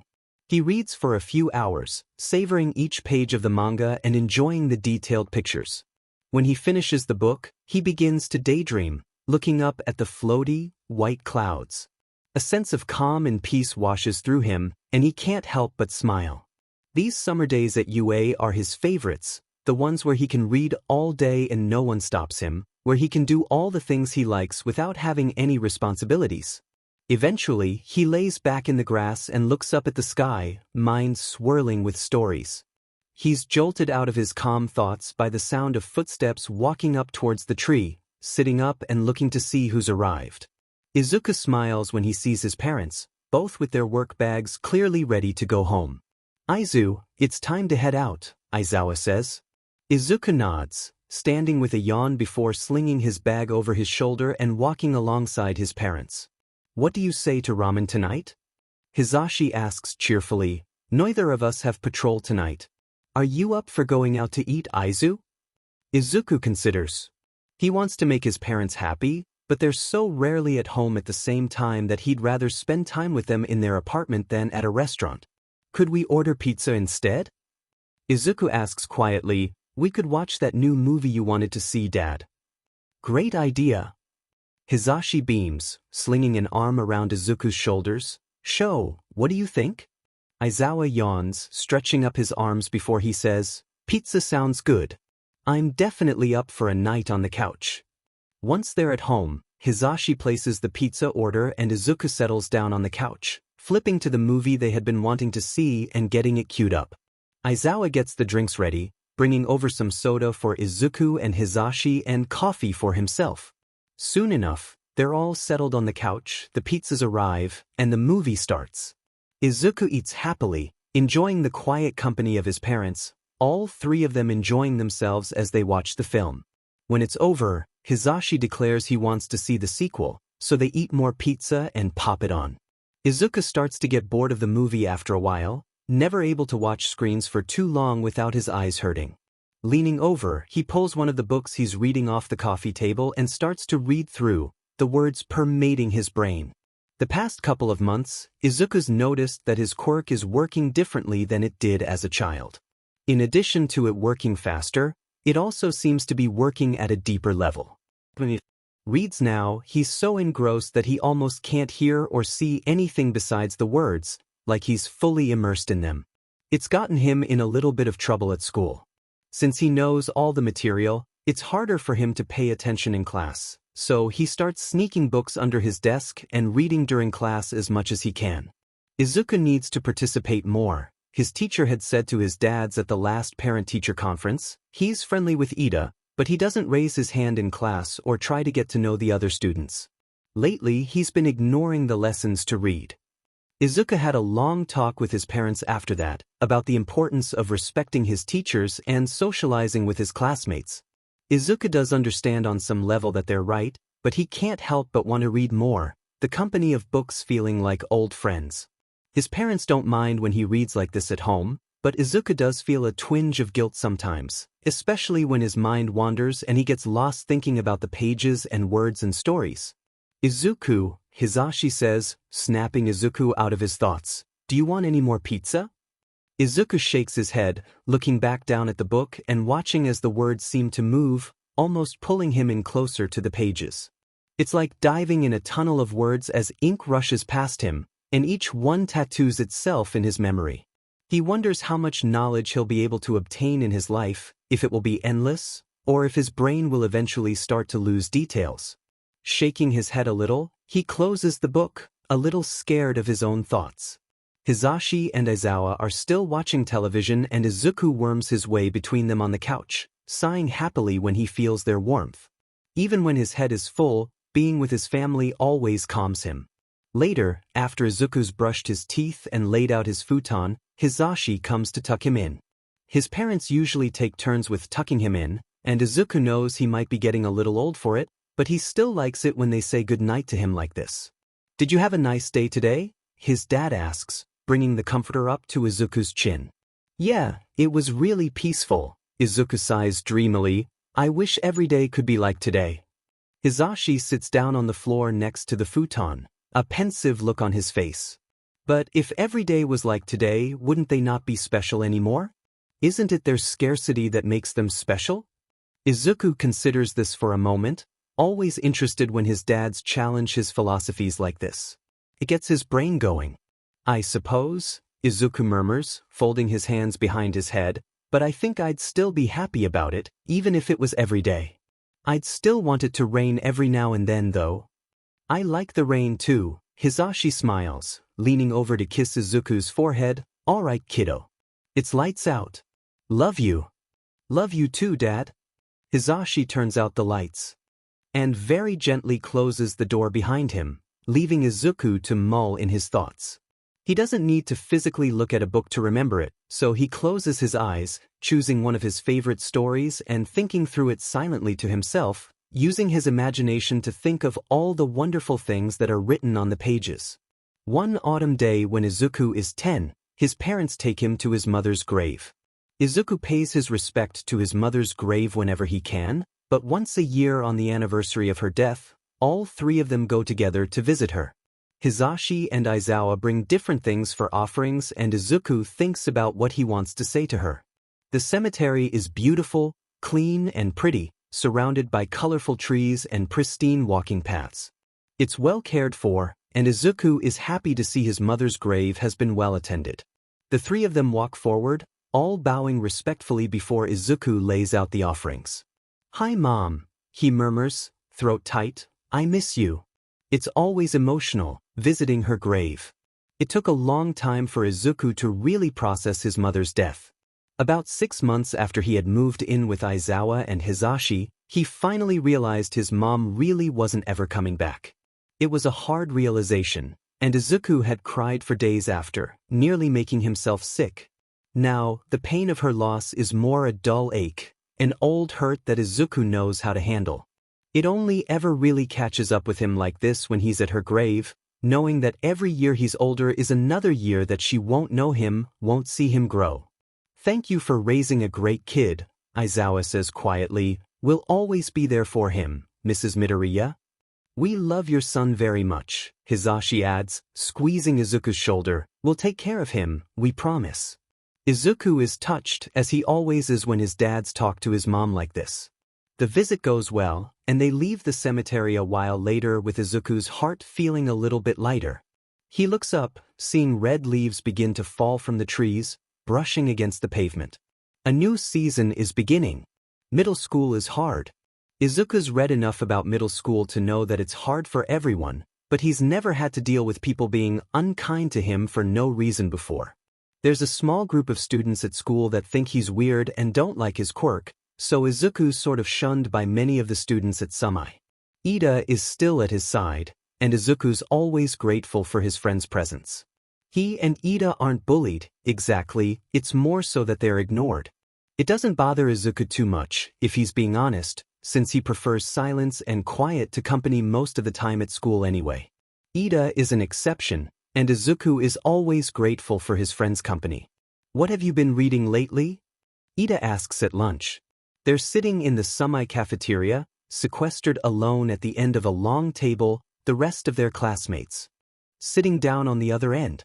Izuku's eyes light up. "I just reread some of that superhero manga, the pre-Quirk stuff. Oh, and I finished the last Shakespeare play the other week. That one took ages to understand, even with a dictionary." Ida laughs. "I bet. Do you think if you read foreign language translation dictionaries you'd be able to read in any language?" "I don't know," Izuku says honestly, tapping his chin. "I've never tried that. Maybe I'll try it soon. I don't think it would help me speak it or anything, but I bet it would work to help understand written words." "Incredible." Ida laughs boisterously, slapping the table, earning a few glares their way. "We must experiment straight away. How about after lunch?" Izuku smiles and they continue to talk about their experiments. Ida's been testing his quirk out too, seeing how far and fast he can run around the school track. His brother, the hero Ingenium, has even come a few times after school to help train him. Izuku can't keep up of course, but he finds it interesting to watch. Izuku's days are pretty quiet usually, filled with school, or hanging out at UA and reading. The one change from his elementary days is that his parents also signed him up for a mixed martial arts class, something he's surprised to find that he enjoys. He started to think about applying to UA in the future himself, and he knows if he wants to be in the heroics course, he'll need to get a lot stronger, like Ida is. Combat skills aren't everything, Aizawa tells him when Izuku brings up his worries one afternoon: strategy, planning, intelligence. These are all very important. You'd be surprised how many daylight heroes could barely pass the national exams. They need coordinators, strategists. You can be a great hero, Izuku, if that's still what you really want to do. What Izuku really wants, in his heart of hearts, is to read every day for the rest of his life. His quirk is much stronger now, and Izuku's given up even trying to pay attention in class. He's not a troublemaker and gets perfect grades, so his teachers mainly ignore him, too, even when he's reading in the back of the class. Izuku supposes this is another reason why other students may not like him so much. Izuku started coming up with his own stories, too. At night sometimes, he'll tell them out loud to his parents at the dinner table. All sorts of stories, from reimagining his favorite classics to brand new adventures he thinks of off the top of his head. Hisashi encourages him to write them down. Izuku, if you don't end up wanting to be a hero, you'd be an incredible author, Hisashi tells him after one particularly beautiful story. He could be both, Aizawa says. Seriously, that was amazing. And so Izuku's life continues fairly quietly for the last few months of middle school. There's martial arts classes on Mondays and it's UA after school for the rest of the week, reading in the library or hanging out with his parents while they grade papers. Often, he and Ida hang out on the weekends, enjoying each other's company. It's one of these evenings at Ida's house when they decide, quite unusually, to watch HeroTube, the channel that covers everything heroics. Neither Ida or Izuku are big on watching television normally, but they're tired from the heat and exhausted from a sparring session they had just done in the backyard. You're still so much better at that than I am, Izuku sighs, flopping back dramatically on Ida's couch. I've been taking classes for nearly 3 years, and I've still only beaten you once. Ida shakes his head vigorously. It's only because I'm faster. Your technique is better than mine. If we both get into UA, I'm sure I'll be outclassed in hand-to-hand combat. If you'll be outclassed, I'll be lucky to get in, Izuku laughs. Come on, let's just watch whatever's on. With the television on, they begin to watch through the evening's hero activity. It seemed to be a pretty quiet day so far, mostly minor accidents and one theft that was stopped by a hero called MT Lady. They're talking over the news, not paying attention, until a flashing red alert blares across the screen. Emergency situation occurring just outside of Aldra Middle School. The news anchor says, sounding breathless as if she had been running, heroes have secured the perimeter of the incident, but we believe at least one student is trapped inside. Izuku and Ida both sit up in surprise. Aldra, that's just a couple blocks away, right? Izuku asks, heart pounding with anxiety. Yes, and it looks like that villain is completely blocking the alley, Ida says, pointing to the screen with a frown. Izuku looks and sees what appears to be some kind of brown sludge covering the alley, surrounded by heroes, all who seem wary to approach it. Izuku tunes out Ida, the television noise, and everything else to focus solely on the villain. The sludge material seems liquid, moving, alive. Izuku extrapolates that means it's some form of the body of the villain themselves, not something they're outputting. Additionally, he can see a student half stuck in the sludge, unconscious but still clearly alive. The villain appears like they're trying to SCK the student in, and Izuku has a sudden realization, leaping to his feet. Ida, how fast can you get us there? Izuku asks, and Ida turns to him with wide eyes.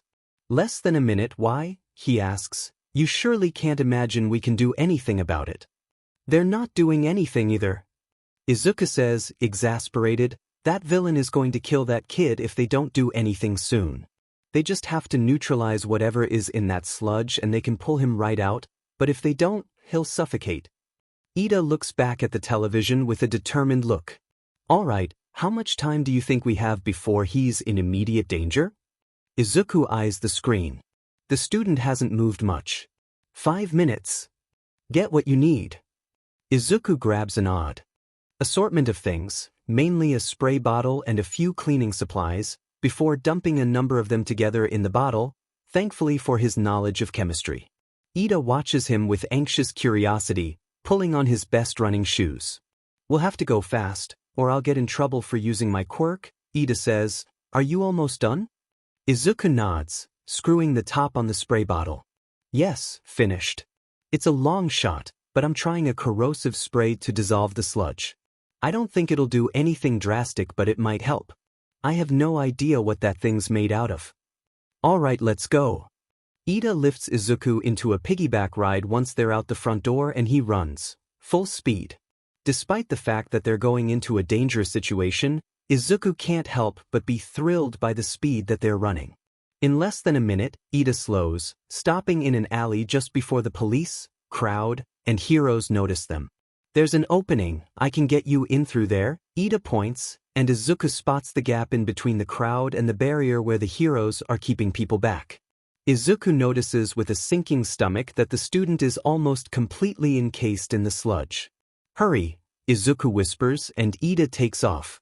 Izuku knows what they're doing is stupid, dangerous, and their parents will be furious, but Izuku can't stand by and watch someone die when he can do something about it.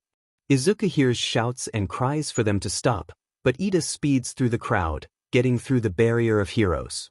Izuku assumes these can't be top heroes, or they never would have let two middle schoolers slip through their barrier. Izuku leaps off of Ida, pulling the spray bottle out and running towards the sludge villain. He chucks his backpack towards the opposite side of him, the thud drawing the attention of the villain while Izuku runs to the other side. He kneels down by where the student is stuck inside, and begins spraying his corrosive mixture on the sludge. Nothing happens at first, and Izuku's heart sinks, but slowly, the sludge begins dissolving where he sprayed.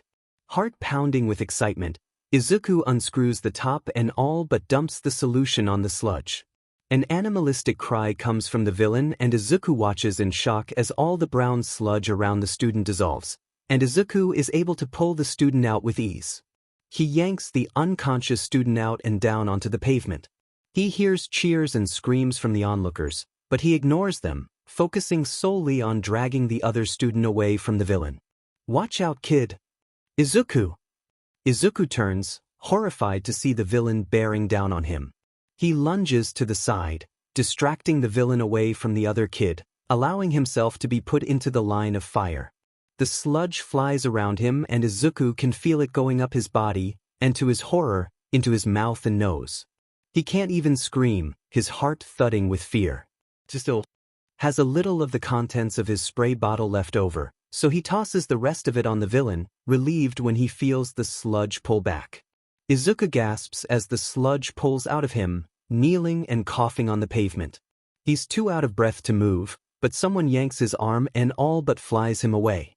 He looks up to see a terrified-looking Ida, holding the unconscious student under one arm and Izuku on his back. Ida makes it past the barrier, laying them both on the sidewalk. Medics from a nearby ambulance rush towards them, the police and heroes keeping the crowd back. Izuku hears a battle begin behind them, assuming heroes have engaged the villain, but he's too dizzy from losing oxygen to look up and see what's happening. Izuku, are you okay? Ida's asking frantically, helping Izuku sit up. Izuku manages a few coughs and a weak thumbs up, making Ida let out a wet laugh. You did it. Ida says, you saved him, the medics are looking at him now. Ida doesn't get to say anything else, because at that moment, he's all but dragged into the back of a stationary ambulance by a group of medics himself. They ask him all sorts of questions, but Izuku's throat is raspy from where the sludge had wormed its way down. He thinks he might be sick. He hears the crowd cheer, something about All Might catching the villain, but Izuku's exhausted. Whatever the villain had done to him, it knocked the wind right out of his sails. Izuku feels himself being laid down in the back of the ambulance. Sheet, I know this kid, someone curses. He's Eraserhead's son, Izuku. You're joking. No. Look, I'm not asking for special treatment, but let me call Eraser before his kid talks to the police. Doesn't look like he's in much of a state to say anything anyways. Izuku's stomach sinks. His dad. His parents. They're going to freak out. He can already see Hisashi's anxious face, Aizawa's scared eyes. God, he's an idiot. Still, he can't feel bad for saving someone's life. That at least he won't apologize for. Izuku, you need to sit up, one of the medics says to him. If you feel like you need to cough, you should. You might still have some of the residue in your lungs. Izuku sits up with help and sure enough begins coughing harshly. After a few minutes of this, he feels much better, able to think a little more clearly and focus on his surroundings. The ambulance isn't moving, still parked in the crowd. Izuku's sitting in the back on a small cot, surrounded by 2 EMTs. "Can I have some water, please?" Izuku asks, wincing at how hoarse his voice sounds. After they hand him a glass of water and he swallows it down, he thanks them. It's quiet for a while, and he shifts his hands anxiously in his lap. "Are my parents coming here?" he asks quietly, guilt burning in his stomach. "Yes," one of them replies. "You really should go to the hospital for a full workup, but your vitals are good. Are you still feeling any of it in your throat?" After Izuku reassures them that he's fine, he's taken out of the back of the ambulance to go stand and wait with some police officers in a more discreet area. None of them talk to him and Izuku feels shy and uncomfortable. A few minutes pass and Izuku hears someone call his name desperately. He turns, seeing not just Aizawa, but Hisashi too, running at him looking as panicked as he expected. Aizawa reaches him first, yanking him into a tight hug while Hisashi wraps his arm around Izuku's back, kissing his hair. "We saw the news," Aizawa says gruffly. "Sheet Aizu, you almost died." "I'm sorry," Izuku murmurs, voice muffled by his dad's chest. "I know it was stupid, but no one was helping that kid and I knew what to do." Aizawa pulls back and Hisashi grabs Izuku's hand, both of them looking at him with the most concerned expressions Izuku's ever seen on his parents. He knows they're waiting for him to explain, so he continues. Ida and I were watching HeroTube," he says quietly, "and we saw it on the news." "What was that you sprayed him with?" Hisashi asks. Izuku blushes. I made a kind of corrosive spray I thought might neutralize the sludge. I didn't know what the sludge was made out of, so I just guessed. I thought I could help." "And you did, but it was extremely dangerous," Aizawa says gruffly, "not to mention illegal. And you got Ida involved too. Both of you could face real, serious consequences for this." Izuku shrinks into himself. "I know, I'm sorry.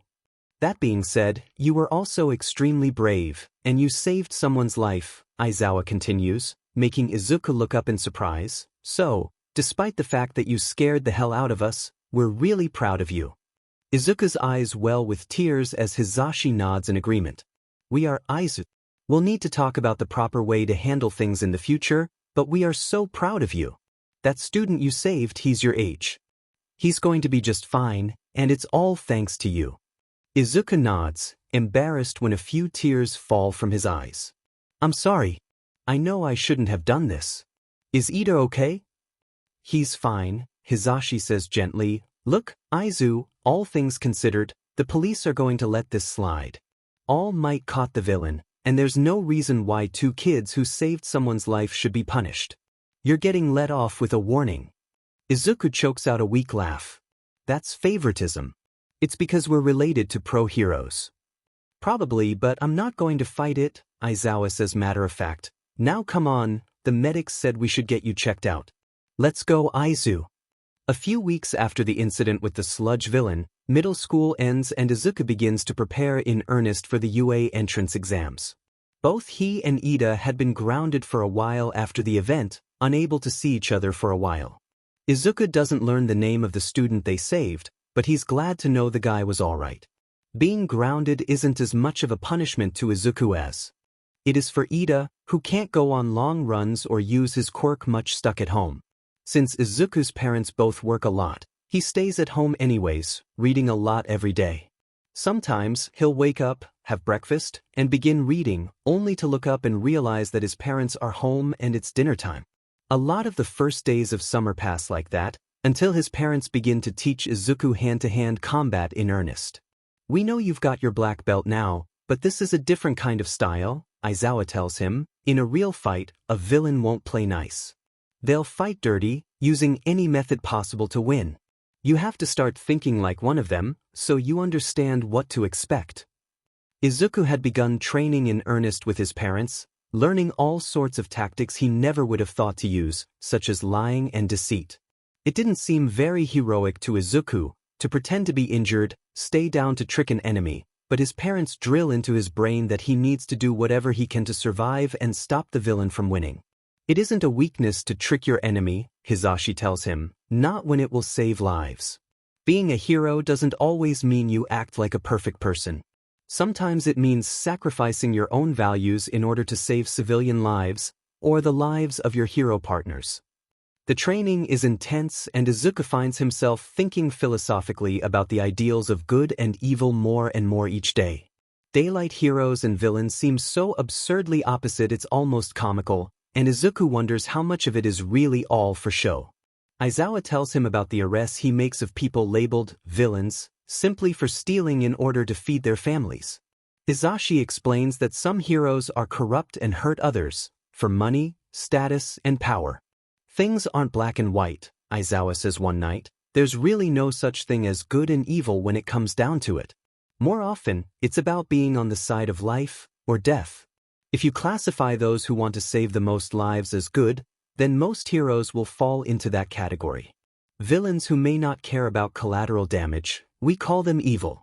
But those same villains might be trying to save their family, they might be ostracized by society for their quirks. You never really know what's going on with someone. Remember that. Izuku tries. So, over the rest of the summer, Izuku trains hard. During the day, instead of sequestering himself in the library, he's in the UA gym training. Sometimes it's with his parents, others it's with Nemuri, Snipe, or one of the other teachers. Ida joins him a lot too, both of them training the physical aspects as much as they can. Izuku knows it's necessary to do this, but he misses his quiet summer days of reading, misses the peaceful calm of laying out in the grass and reading. He knows this is the path he's chosen as a hero, and he knows his body is weak compared to most of the students applying to UA, but he can't help but feel a little sad, like his childhood is dwindling away.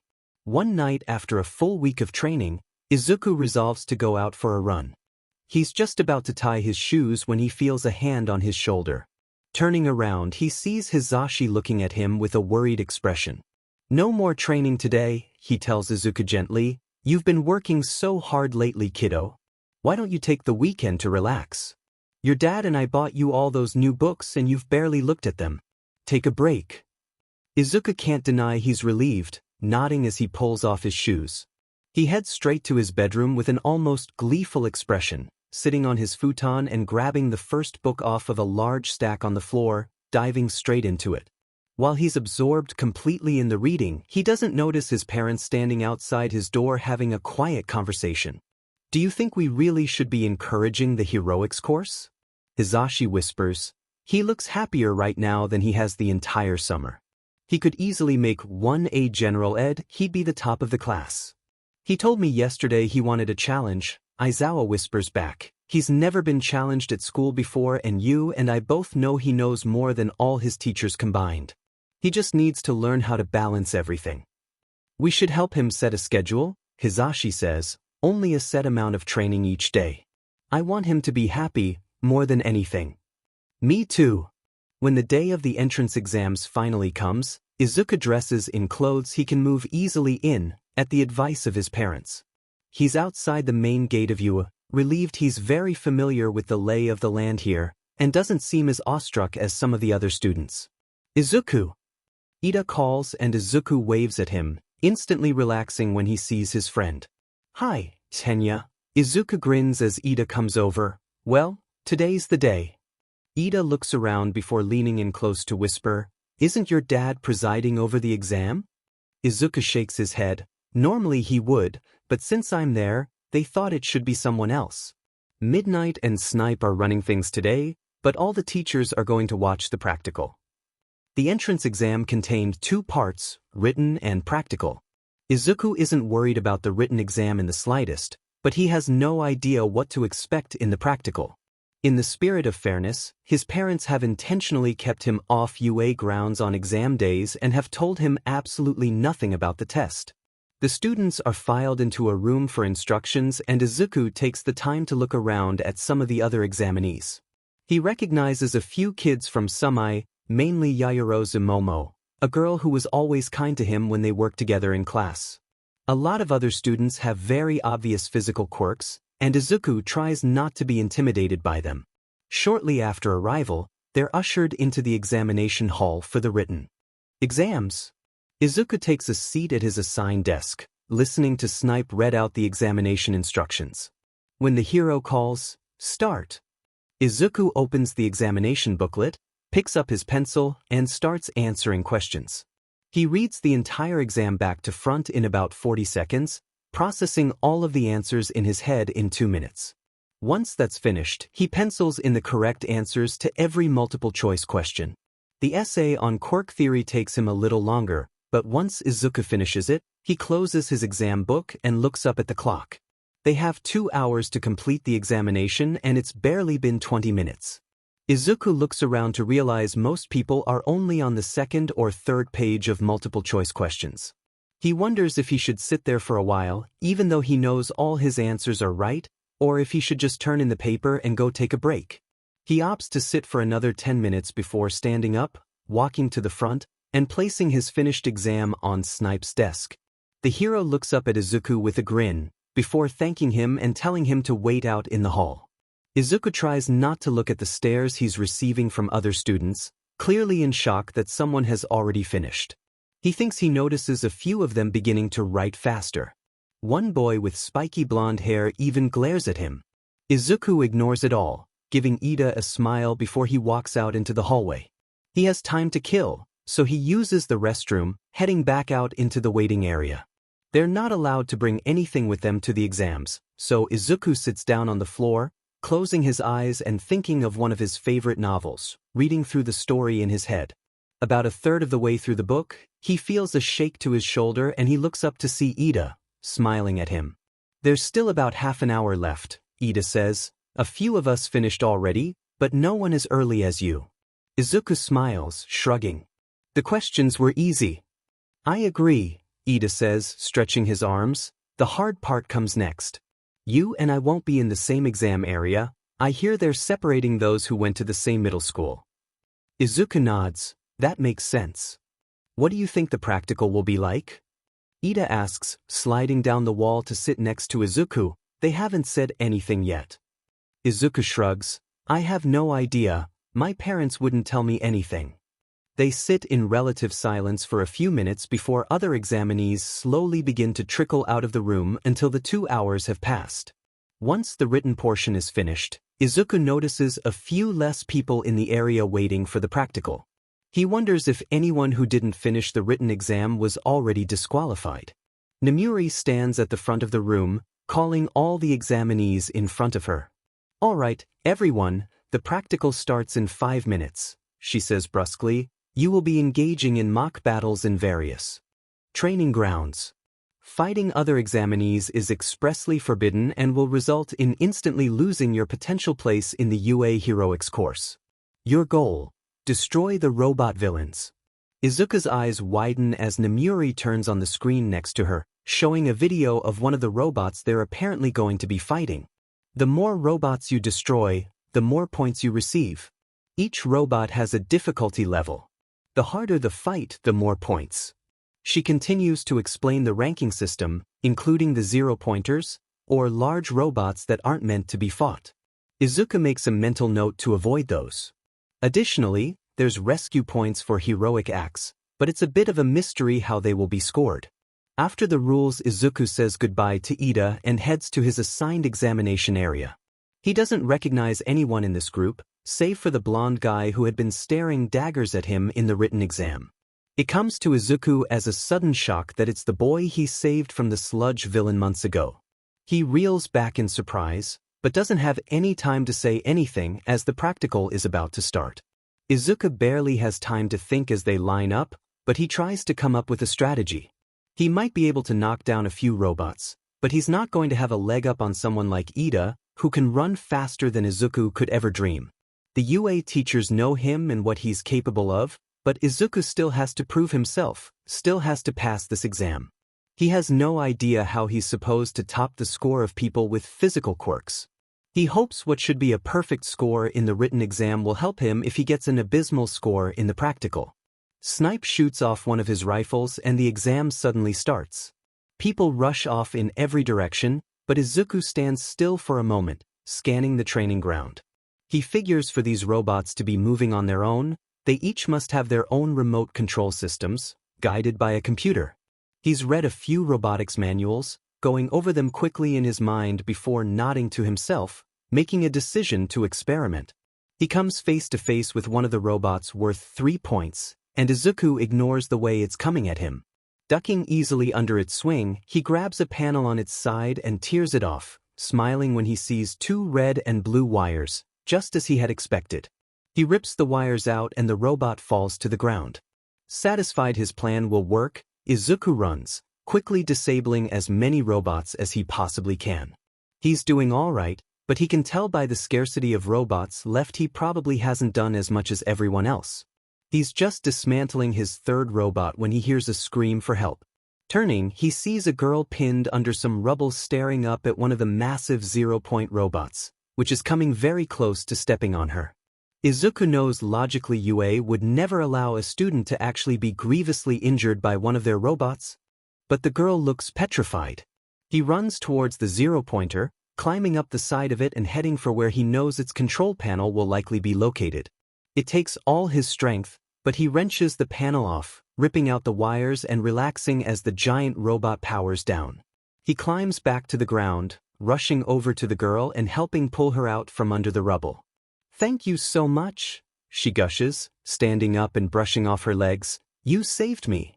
"Oh my gosh, you're that boy, the one who finished the written exam right at the beginning."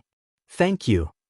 Izuku blushes, feeling uncomfortable with her gratitude. "It was no problem. I was in the area." He could kick himself. "In the area? What a stupid thing to say." She laughs, looking a little embarrassed herself. "Well, I really appreciate it. Especially since those things aren't worth any points. You didn't do yourself any favors bringing it down." He shrugs, listening to Snipe call a finish to the exams from the loudspeakers. "I wasn't doing very well, anyways. I don't have a physical quirk."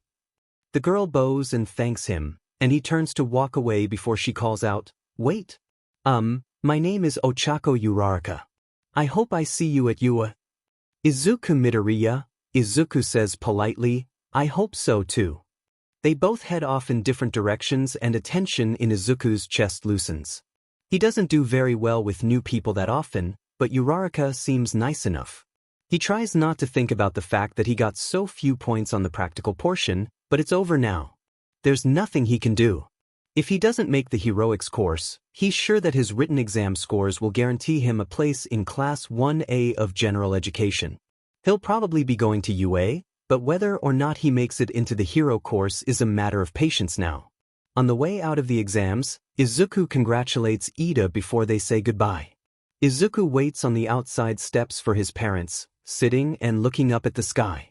The clouds are nice today, fluffy and lazy. Izuku smiles. He is getting some of the lazy summer days he likes so much this year after all. "Hey you," a voice grunts behind him, making Izuku turn in surprise. "What the F are you doing?" Izuku is shocked to see the spiky-haired blonde boy, the one he had saved, standing and staring at Izuku with what can only be described as a glare. "Cloud gazing," Izuku says quietly, bemused. The guy snorts, crossing his arms. "Figures. Look, I won't beat around the bush. I didn't ask for your help. Yours or engines. I didn't FANG want it, and I sure as hell didn't need it. I'm not some damsel in distress. But for what it's worth, thanks for not letting me die, I guess." Izuku stares, not even sure how to begin to respond to all of that. You're welcome?" The guy scoffs, kicking the ground before shoving his hands in his pockets. "So what's your name?" "Izuku Midoriya," Izuku says politely. "What's yours?" "Katsuki Bakugu," he replies. "Look. Judging by what you did to that sludge villain and how fast you finished the exam, I figure you're smart. When you get into 1A with me, don't get in my way. I owe you one for what you did, but that doesn't mean I'm going to take it easy on you in class." Izuku isn't sure how to respond to the arrogance of commenting on them both making it into the hero course, but Bakugu is gone before he can say anything else. Feeling a little confused, Izuku leans back on the stairs, looking up at the sky again, enjoying the gentle breeze and the clouds. 1 week later, when his parents tell him that due to the rescue points from saving Uraraka, he's been placed in Class 1A of the heroics course, Izuku is stunned. He hadn't actually expected it. Even more exciting is that Ida has made it as well, and Izuku is officially starting at UA in a few weeks. It will be a bit strange being in his dad's class, but Izuku doesn't mind. He learns Uraraka, the girl he saved, and Bakugo will be in his class too. 20 of them in total. The night he gets his acceptance, Izuku lays in bed and stares out the window at the moon with a smile. For once, his mind isn't focused on books or other people's stories. Instead, he allows himself to daydream about what the future holds and what it will be like being a hero someday. He hopes he's up to the challenge. Izuku has walked up to UA's gates hundreds of times before, but never in uniform and never as an officially enrolled student. He feels strangely grown up in his blazer and tie, like the students he used to gawk at as a small child. The place which had been his playground, his second home, is now his high school. Izuku was a little unsure of how to deal with the fact that his parents are two of his teachers, but the three of them ultimately decide that keeping it quiet is the way to go, for their family's privacy. Even All Might, now on staff at UA, is unaware of their relationship. Only the teachers that have grown up with him know, and Ida of course. Heading into the main building, Izuku's glad he's early. His parents had arrived with him, but headed off to their classrooms to get started. Izuku resolved to explore a little and wait for Ida, always feeling a little more secure when he's with his friend. While he waits, Izuku resolves to be kind and polite to his classmates, and try not to creep them out.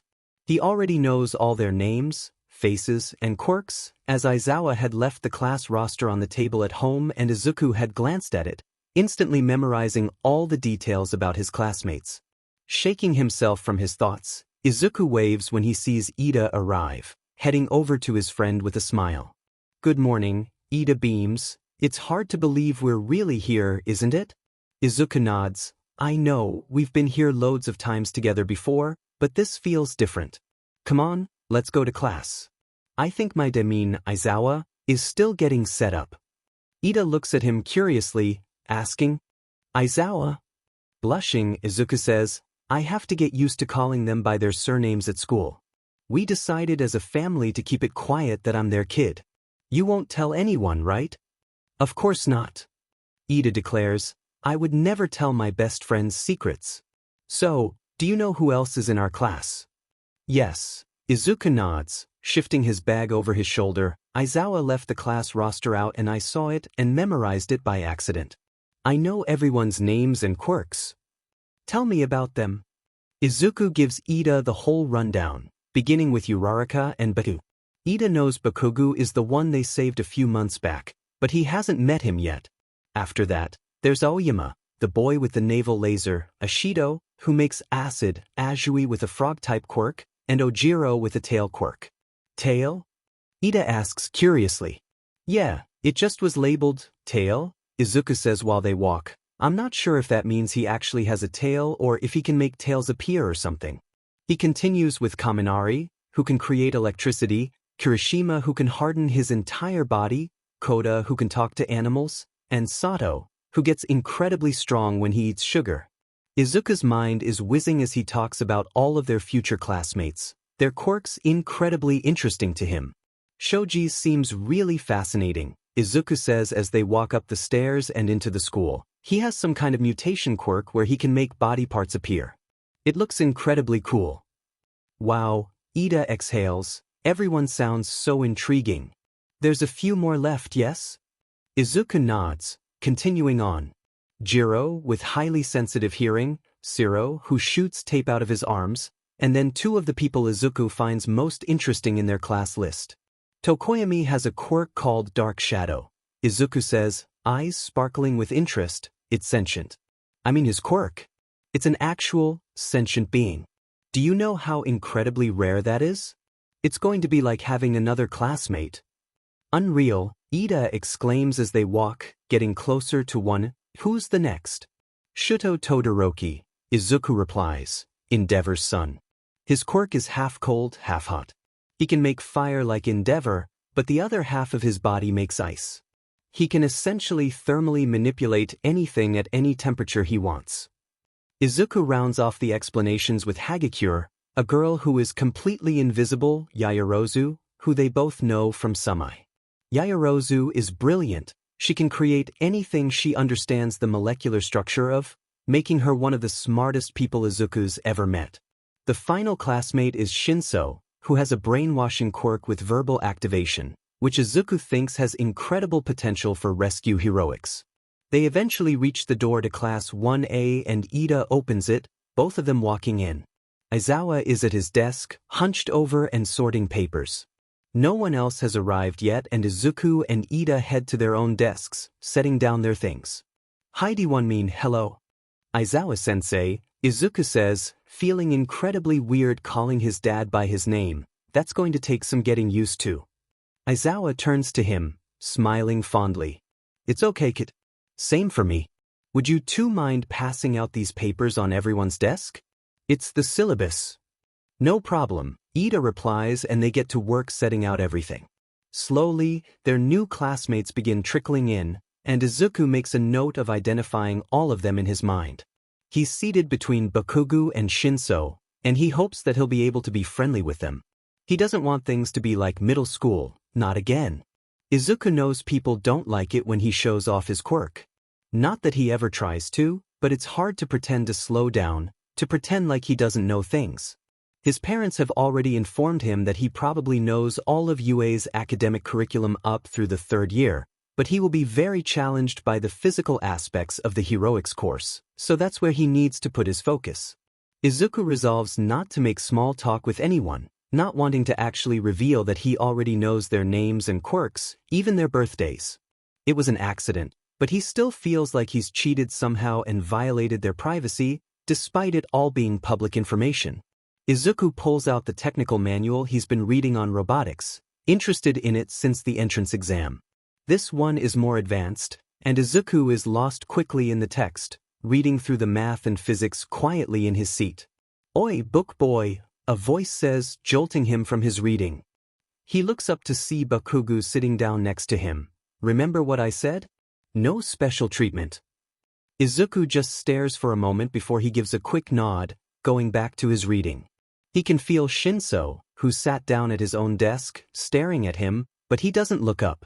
He tries to focus on the words, not wanting to cause anyone to be uncomfortable today. He's already uncomfortable enough. Take your feet off of the desk. Ida's voice calls out, and Izuku looks up again to see Ida looking down at Bakugo in shock. That is school property. Bakugo scoffs, lifting up his other leg and crossing it so both feet are propped up on the desk now. Look, glasses, you may have helped Book Boy out a few months ago, but I don't know you sheet. Bakugo glares. Back off, prep school a-hole. Izuku grips his book tighter. He doesn't think Bakugo means any real harm, but this already sounds like middle school all over again, with him and Ida being singled out by more aggressive students. He swallows hard, opening his mouth to say something to defend his friend, but it's at that moment that Aizawa stands up from his desk and heads to the front of the room, effectively ending the conversation. Quiet down all of you, he says, watching everyone scramble to their seats. Welcome to you. My name is Aizawa, Pro Hero Eraserhead. You are Class 1A. I expect you to be the example for this school and the heroics course at all times. Failure to meet UA's expectations will result in instant expulsion without appeal. Izuku knows his dad well, knows that while he's expelled a few students in his day, it's not nearly as many as the rumors about him suggest.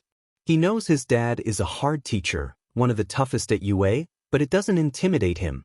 His dad cares, both his parents do, about their students and their classes. Aizawa may be strict and have extremely high expectations, but his goal is for them all to succeed. Ida knows this too, but the others don't, and Izuku can see a few of his classmates look terrified. Aizawa is looking at them all with a totally no-nonsense expression as he lays out the rules and expectations and the required safety briefing. Once finished, he folds his arms and begins talking about their first lesson. Now, as Class 1A, while the other classes are at the entrance ceremony, we will instead begin our hero training. Anyone who wants to complain about this, the door's right there. You can head out if ceremonies and time wasting are more important to you than your growth as a future hero. Izuku hears some whispers, but no one gets up. He has to admit, his dad does seem a little more strict than he had originally anticipated. He even feels like sitting up a bit more straight, and this is coming from someone who's seen Aizawa in bright pink fuzzy slippers, getting his hair braided by Hisashi while they all watched a musical together. The memory makes Izuku smile a little. Head to the locker rooms and change into your gym uniforms, Aizawa tells them. I want you ready in less than 10 minutes. Leave your things and meet me on the baseball diamond. Aizawa turns and walks out, the others standing one by one. Izuku sees a few people walking out on their own, like Shinso and Bakugo, but some have already begun to cluster together. The girls seem close already, the whole group of them walking and sharing concerned whispers. Izuku sees Kirishima and Kaminari talking together before running and catching up to Bakugo. Izuku and Ito walk together, both sharing an exasperated, knowing smile at Aizawa's antics. Neither of them are worried, not really, about the lesson, but Izuku knows that whatever his dad has planned, it's going to be tough. After changing, they all meet out on the baseball diamond as requested. Izuku is surprised to see how energetic the rest of his classmates seem, all laughing and talking loudly despite their nerves. Izuku's fingers itch for one of his books, but he tries to keep his mind present, not wanting to drift off and miss instructions. Despite the fact his classmates don't know they're related, he doesn't want to shame his parents by being distracted in class. Alright, up first is a test of your strength, Aizawa says, watching a few of his classmates perk up as he holds up a baseball in his hand. See this? You're going to throw it as far as you can. Use any means necessary and quirk usage is allowed, just get as much distance as possible. Bakugo goes first, launching the baseball and all but exploding it nearly 700 meters away. Izuku can only watch in mild amusement. He has no chance of doing well on this test. At least there's a few others in his boat. Jiro, Hagakure, the invisible girl, and Shinso have no apparent physical quirks that could help them. Izuku soon learns he's very wrong. Jiro wraps the baseball with one of her earphone jacks, launching it a decent 400 meters. Shinso tricks Uraraka into answering a question, brainwashing her into launching the ball for him. Hagakure doesn't do well, but Izuku still feels bad for underestimating them all. Midoriya, next, Aizawa says, and Izuku realizes in a blink it's his turn. He has no ideas and no physical quirk to use. It strikes him suddenly that this test, like so many of UA's, is blatantly unfair to those without physical quirks. Sir, did you say I can use any means necessary? Izuku asks, watching his dad quip up an eyebrow, eyes sparkling with anticipation. I did, Aizawa replies calmly, but Izuku can hear the excitement laced in his voice at whatever his son may be planning. Then may I borrow your capture weapon please, sir? Izuku asks to gasps from his classmates. He's used the capture weapon on and off in training, getting pretty good at using it. Aizawa smirks, taking it off and handing it to him. You break it, you buy it, Aizawa says deadpan, and Izuku has to choke back a laugh. Izuku wraps the capture weapon around the baseball before spinning it as fast as he can, launching it into the distance. 350 meters, Aizawa says. Not bad, Midoriya. Izuku hands back the capture weapon when he hears someone protest, but sir, he didn't even use his quirk. I never said any of you had to use your quirks, Aizawa replies. And keep in mind, you don't know what each other's quirks are yet. Midoriya here could have been using it all morning for all you know. Do not underestimate each other. Kaminari next. Izuku goes and stands next to Ida, who smiles at him. Izuku sees Bakugo staring at him, as if he's a complicated puzzle that Bakugo is trying to solve. Izuku tries to ignore it as they watch the others finish the test. When the ball test is over, Aizawa threatens to expel the person who does the worst on all of the tests today. Izuku knows this is a bluff, but he watches many of his classmates pale, some looking more determined than ever to succeed. After that come obstacle courses. Thanks to his training, Izuku is able to fall in the middle of the pack for most of the events. After the final one, Bakugo is at the top of the class and Hagakure is at the bottom. No one is expelled, Aizawa tells them, and Izuku hears Hagakure sobbing in relief. I hope you all learned something this morning. Now go get lunch. You have heroics with all might this afternoon. I expect you to give your all. Aizawa turns and walks away, and Izuku sighs fondly. His dad can be a little dramatic sometimes, if he's being honest with himself. Ida walks up to him as the class heads back to the locker rooms, changing and heading to lunch. Once in the cafeteria, Izuku winces at the noise. He loves lunch rush and the food at UA, but he always avoided the cafeteria itself in the past when students were there. It's loud and oppressively crowded, and Izuku is uncomfortable. He and Ida get their lunch quietly, heading over to a table in the back of the cafeteria together. Izuku's expecting to eat alone, but he gets a shock when Shinso and Shudo sit right down next to them, followed by Uraraka, and then the rest of 1A. That was crazy. Mina is gushing to them all. Aizawa-sensei is terrifying. I really thought he was going to expel someone. Yeah, is that even legal? Kaminari asks. Man, if every morning's going to be like that, I'm not sure my heart can take it. Ida and Izuku share a look before Uraraka says, well, I know it's been a really busy day, but I would love to get to know everyone. Names and quirks. They go up and down the table, everyone introducing themselves. Izuku's relieved, as now he doesn't have to hide the fact he knows who they all are already. He's the last person, and the class gets very quiet when it gets to him. He figures he's a little bit of a mystery to them, especially after he borrowed the capture weapon. My name is Izuku Midoriya, Izuku says quietly. You can call me Izuku if you want. My quirk is called Recall. I can read really fast and I remember everything I ever read. Dude, Kirishima gapes, that's awesome. Like, a photographic memory? Eidetic. Ida interrupts with a grin. It's incredible, Izuku's mind is amazing. He's gotten a perfect score on every assignment in school since kindergarten and has read every single book in the downtown library and the library at UA. Izuku's blushing beet red by the end as Ida brags about him like a proud brother, but he appreciates the ardent defense of his quirk. Whoa, dude, will you be my study partner? Kaminari asks. Please? I'm horrible at math. Uraraka's eyes light up. Wait, that's how you finished the entrance exam so fast. And how you knew to disable those giant robots. Izuku nods, uncomfortable with the attention as he responds softly. I had recently read a few engineering and mechanical textbooks, and I made some assumptions. The attention is mercifully off Izuku after the bell rings for the end of lunch, all of them putting their dishes on the conveyor belt and heading to All Might's class. Izuku can hear excited whispers about meeting the hero in person. All Might is an impressive hero after all, and Izuku can understand the appeal of seeing him up close. Since he's grown up around heroes, the hero worship some of his classmates seem to have is a little lost on him. They're people just like they are, with flaws and hopes and dreams. Even someone larger than life like All Might. Welcome to heroics. All Might booms when almost the entire class staring at him in awe. Today we will have our first combat simulation. Your hero costumes are here. Time to put them on and meet me at Training Ground Gamma. Let's go!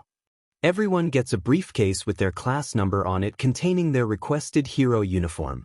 Izuku opens his, pulling out a relatively simple costume. He's sure he'll make adjustments as the year progresses, but the designs he's been working on for weeks with his parents and the rest of the UA teachers he knows well. His parents helped him with the base design and he had gotten advice from the other teachers as well. His costume is simple, all black Kevlar shirt and pants, shock-absorbing boots that allow him to run fast, a capture weapon, goggles that enhance his vision, and a gas mask. His gloves also have shock absorption and grips so he can climb more quickly. Essentially, his costume is designed to make up for the fact that he has no physical quirk and for all intents and purposes will be mainly fighting quirkless, like Aizawa does. Izuku feels cool with the costume on, grinning as he locks eyes with Ida. Awesome, Izuku remarks, gesturing to Ida's costume choice. Do those engines on your costume enhance your quirk? Yes, Ida grins. I'll be able to run much faster now. They head with everyone else to the training area, Izuku's eyes widening when he sees it. He knew Cementos had been working on new facilities over the summer, but this was one he hadn't seen before. Set up like a city, there's even a skyscraper, complete with cameras and a viewing area for the class. All Might leads them to the base of the building, standing there and pulling out a piece of paper, reading off directions. Izuku is surprised to see All Might reading the directions verbatim, wondering if he has any real teaching experience at all. The exercise All Might proposes is simple. They'll be split into teams of 2, randomly picked to act as heroes and villains. The villain team has to protect a nuclear reactor in the building while the hero team has to disarm the reactor or capture the villains within a certain time limit. Izuku is already thinking up strategy when he hears his name being called. Hero team, Todoroki and Midoriya. Villain team, Ida and Bakugo. You have 5 minutes to prepare. Izuku walks over to Shuto, both of them heading to the side of the building while Ida and Bakugo head inside. Izuku finds Shuto a little intimidating, so he doesn't speak first, waiting for the other to say something. I know you're smart, I can tell, Shuto says after a moment. I would be interested in hearing your plan if you have one. Izuku is surprised. He does have a plan, but he hadn't expected Shuto to want to hear it. Underestimating his classmates again. I do have one if you don't mind. Shuto nods, staring at Izuku levelly without interruption. Izuku continues. I think from what I've seen so far, Bakugo is really competitive and probably hates losing, Izuku murmurs quietly. He'll expect you to go after him since I'm obviously not as strong as you. Ida will probably expect me, since I know him best. So we should do the opposite. If you go to Ida and ice him to the floor, you can touch the reactor while I distract Bakugo. It's a good plan, Shuto nods. How are you planning on distracting him? Izuku's face turns red. Baiting him. I know it's a little underhanded and childish, but smart is all Shuto says. All right, we'll go with your plan. You'll handle Bakugo and I'll handle Ida and touch the reactor.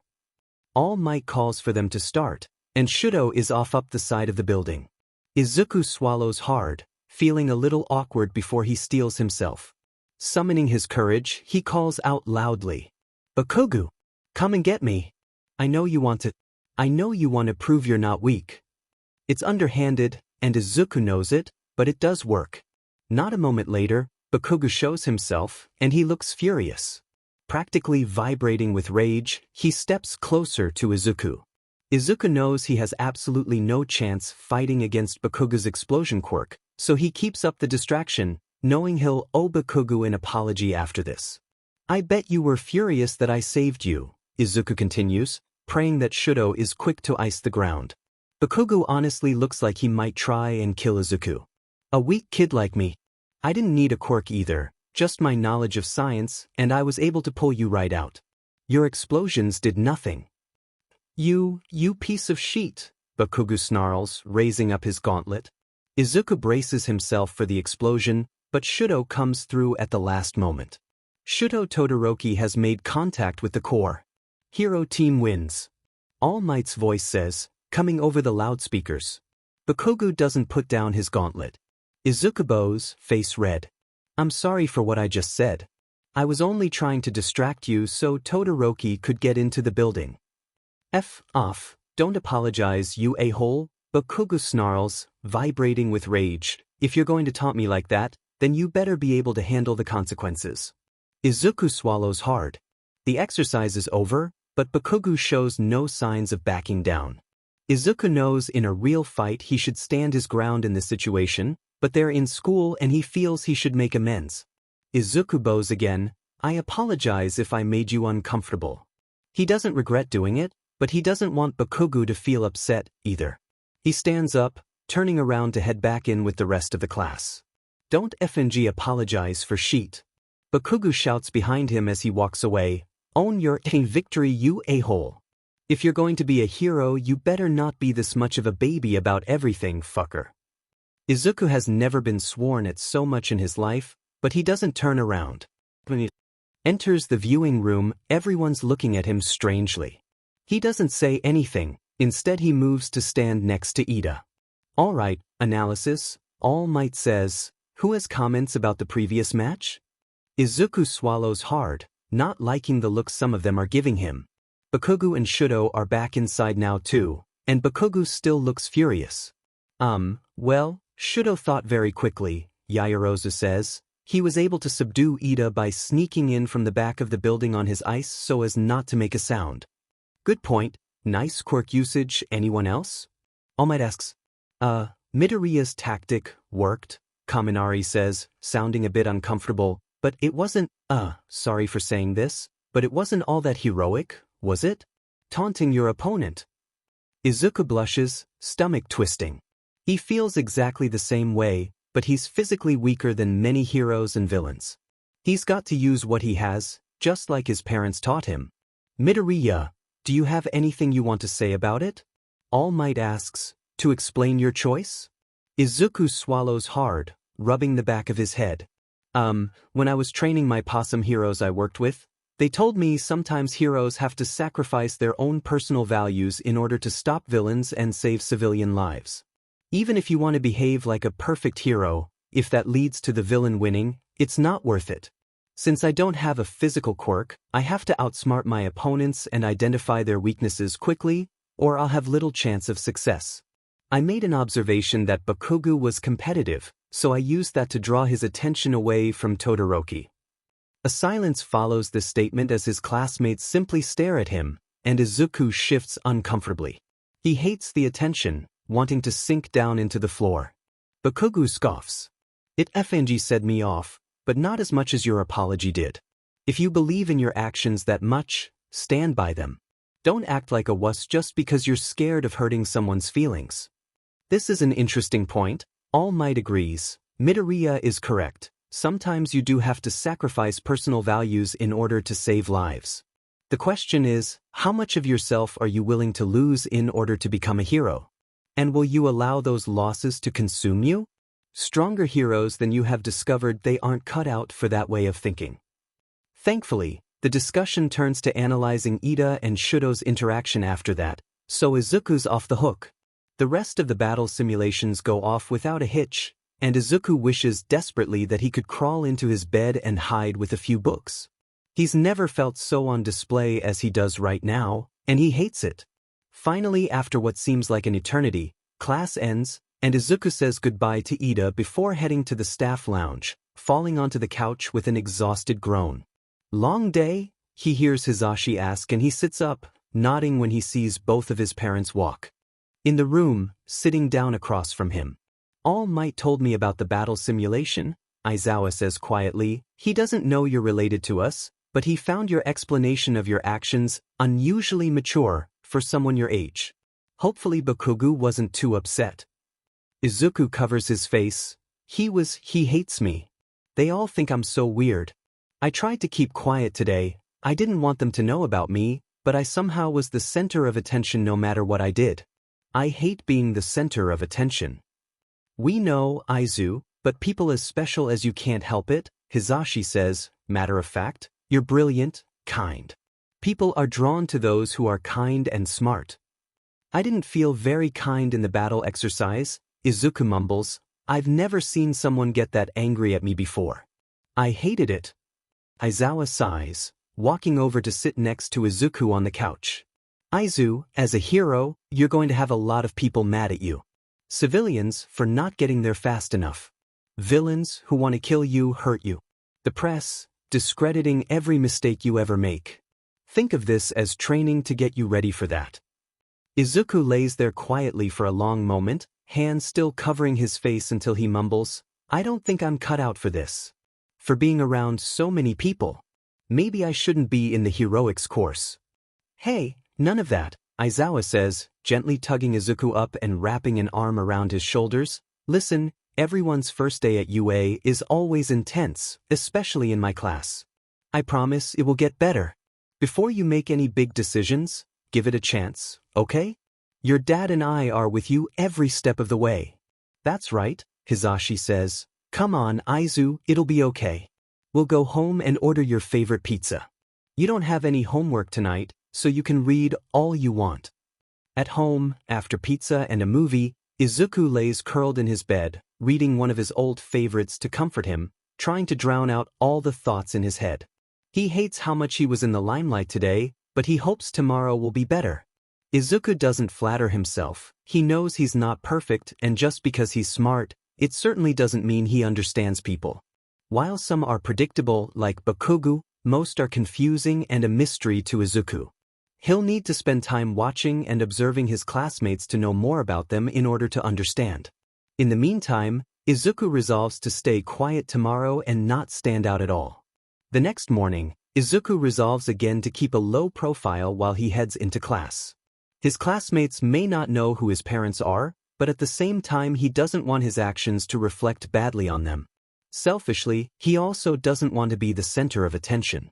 His parents have left a little earlier than him, needing to set things up for class, so Izuku is walking to UA on his own. When he reaches the main gate, he's shocked to see what can only be described as a horde of reporters swarming the front entrance. Is it true All Might is teaching here? Where is he? Have you seen him this morning? What is it like being taught by our number one? Izuku stops in his tracks. The reporters are asking questions to every student who passes by, some looking bewildered at the attention, many nervous. A few seem to enjoy the cameras, answering the questions, but Izuku has absolutely no desire to go anywhere near the cameras. He shifts so he's close to the wall of UA, slipping behind the small crowd of other students and heading quickly through the main gates. His heart pounds with nerves, only slowing when he manages to make it through the front doors and into the building. Izuku hears other students whispering in the hall, but anxiety clutches his chest, not wanting to think about the throng of reporters outside. His relationship to his parents is a secret to most, but it also wouldn't be that hard to discover, and Izuku has no desire to be on the front page of the newspaper and the headline of online gossip articles regarding his parentage. As the son of two pros, especially Hisashi, who consistently ranks in the top 10 most popular heroes, Izuku would likely be a source of fascination to many people, which is the last thing that he wants. After he puts on his school shoes and stores his outside shoes in his locker, Izuku makes it into Class 1A, relief flooding him when he sits down at his desk. It's still early, so Izuku pulls out a book from his bag, a Japanese to English translation dictionary. Izuku's not very good at speaking other languages, but he hopes he can at least pass his dad's English class by being able to accurately translate the words. He's so absorbed in the book he lets his quirk go in full force. The dictionary is large, but Izuku flips through each page at lightning speed, the translations and words seeping into his brain, completely overshadowing everything else. It isn't until the last word that he finally looks up to see not a small number of his classmates staring at him in shock. Izuku's face turns red, realizing class is about to start and everyone's just seen his quirk at its fastest. Whoa, you weren't kidding, Kaminari gapes. Can you seriously read that fast? Izuku nods, blush darkening as many of his classmates stare. So much for keeping a low profile in class today. Wow, that's amazing. Mina gushes, rushing over and slamming her hands on his desk. Did you memorize that whole thing? Can you repeat it back? Izuku's leaning back in his chair, blushing and stuttering, and they all swarm him, asking questions and talking over each other. His breathing starts to pick up, unsure of what to do or what to say. They're not being mean, but the attention is utterly overwhelming. Leave him alone, a voice says, and everyone stops, turning to stare at Shinso, who's standing by Izuku's desk looking annoyed. Can't you see you're freaking him out? Knock it off already, he scoffs, sitting down. At his desk, you're acting like children. Izuku stares at Shinso while the others turn their attention to him, all talking at the same time. Izuku tunes out the conversation, incredibly grateful that Shinso had stepped in. He makes a mental note to thank him later. Face still red, Izuku puts the book away, not wanting any more attention on him this morning. Maybe he'll save his reading for lunch and breaks, not in the classroom. He doesn't want any more incidents like this. The rest of the morning goes by fairly uneventfully, just normal lessons and note-taking. Izuku is relieved when the classes are just note-taking and lecture, because it means he can space out without anyone noticing. He knows it's rude not to pay attention to his teachers, but since he already knows the material, he supposes he can be forgiven for not listening. Today in math, while ectoplasm is talking about equations, Izuku's mind is on the hero course as a whole. His classmates all seem different from him, driven by some force to be there. He had heard them talking about it at lunch yesterday, Ida, wanting to follow in his brother's footsteps, Uraraka, to support her family. Even Bakugo has a goal, to be the best. Shinso and Todoroki seem to have something to prove, like many of the others. Izuku's not really sure why he's in the hero course. It just seemed like the natural thing to do. He's not really sure why though. Does he want to be in the limelight like Hisashi, a daylight hero? Definitely not. He could be an underground hero like Aizawa, but Izuku's not sure he could handle all the dark, seedy things his dad has to see on a daily basis. His heart warms a little when he thinks about being a rescue hero, helping people who need it after dangerous situations, but he's just not sure how much he'd be able to help. Izuku's not totally down on himself. He knows he's smart and relatively strong compared to an average civilian. But when he's compared to those in the hero course, Izuku finds himself lacking. He doesn't know where his motivation lies. Maybe it's just so he has a goal beyond burying himself in books for the rest of his life. He's not sure. Midoriya. Izuku snaps his eyes up, face burning when he realizes once again the entire class is staring at him. Ectoplasm just sighs, looking at Izuku with a fond sort of exasperation. Midoriya, did you hear the question? He asks, looking as if he already knows the answer. Izuku blushes, knowing that Ectoplasm is more than aware of Izuku's spaciness, having known him since he was a child. No, I'm sorry sir, I wasn't paying attention, Izuku mumbles, looking down at his desk. There's an awkward silence until Ectoplasm just chuckles. Midoriya, I know you can do quadratic equations in your sleep. Just don't actually sleep in here, alright? His classmates gape at their teacher, and Izuku's sure that his face is the color of a tomato. Izuku shifts anxiously in his seat, wanting to disappear into the floor from the attention. Ectoplasm goes on teaching the lesson, and Izuku keeps his eyes down at his desk. No matter how hard he's trying to disappear, he keeps being the center of attention. When the bell rings, Izuku practically runs out of class, not wanting Ectoplasm to have time to call him back to talk. Thankfully, it's lunchtime, so Izuku is able to duck into the bathroom, closing himself in a stall and leaning back against the door, covering his face. It's barely been a day and a half since he's been in high school and he's already embarrassed himself in front of the class multiple times. For someone who hates attention as much as he does, he's doing a very poor job of keeping it off of himself. The trouble is, Izuku has no idea what to do in order to stay out of the spotlight. He resolves to skip the lunchroom today, glad he's packed his own lunch. Once he calms down and leaves the bathroom, Izuku heads for his favorite tree outside the library, sitting down in its shade and pulling out his bento. The peace and quiet is nice, and Izuku finally relaxes out here. With everyone in the lunchroom eating, the grounds are fairly empty, and he looks up at the white, puffy clouds with a happy smile. He eats fairly quickly, putting his empty bento back in his bag and pulling out a book, reading under the tree like he used to. Excuse me, Izuku? Are you okay? Izuku looks up, surprised to see Uraraka standing there looking incredibly awkward. She has her school bag slung over her shoulder and she's rubbing the back of her leg with her foot. It's just, she stammers, face red, you weren't at lunch, so we went looking for you. Me and Ida and Shinso. And Shudo. We wanted to make sure you were okay. Izuku just stares, eyes wide with shock. They were worried about him? Looking for him? Oh, thank you, he says softly. I appreciate it, but I'm okay. I just don't really like the lunchroom that much.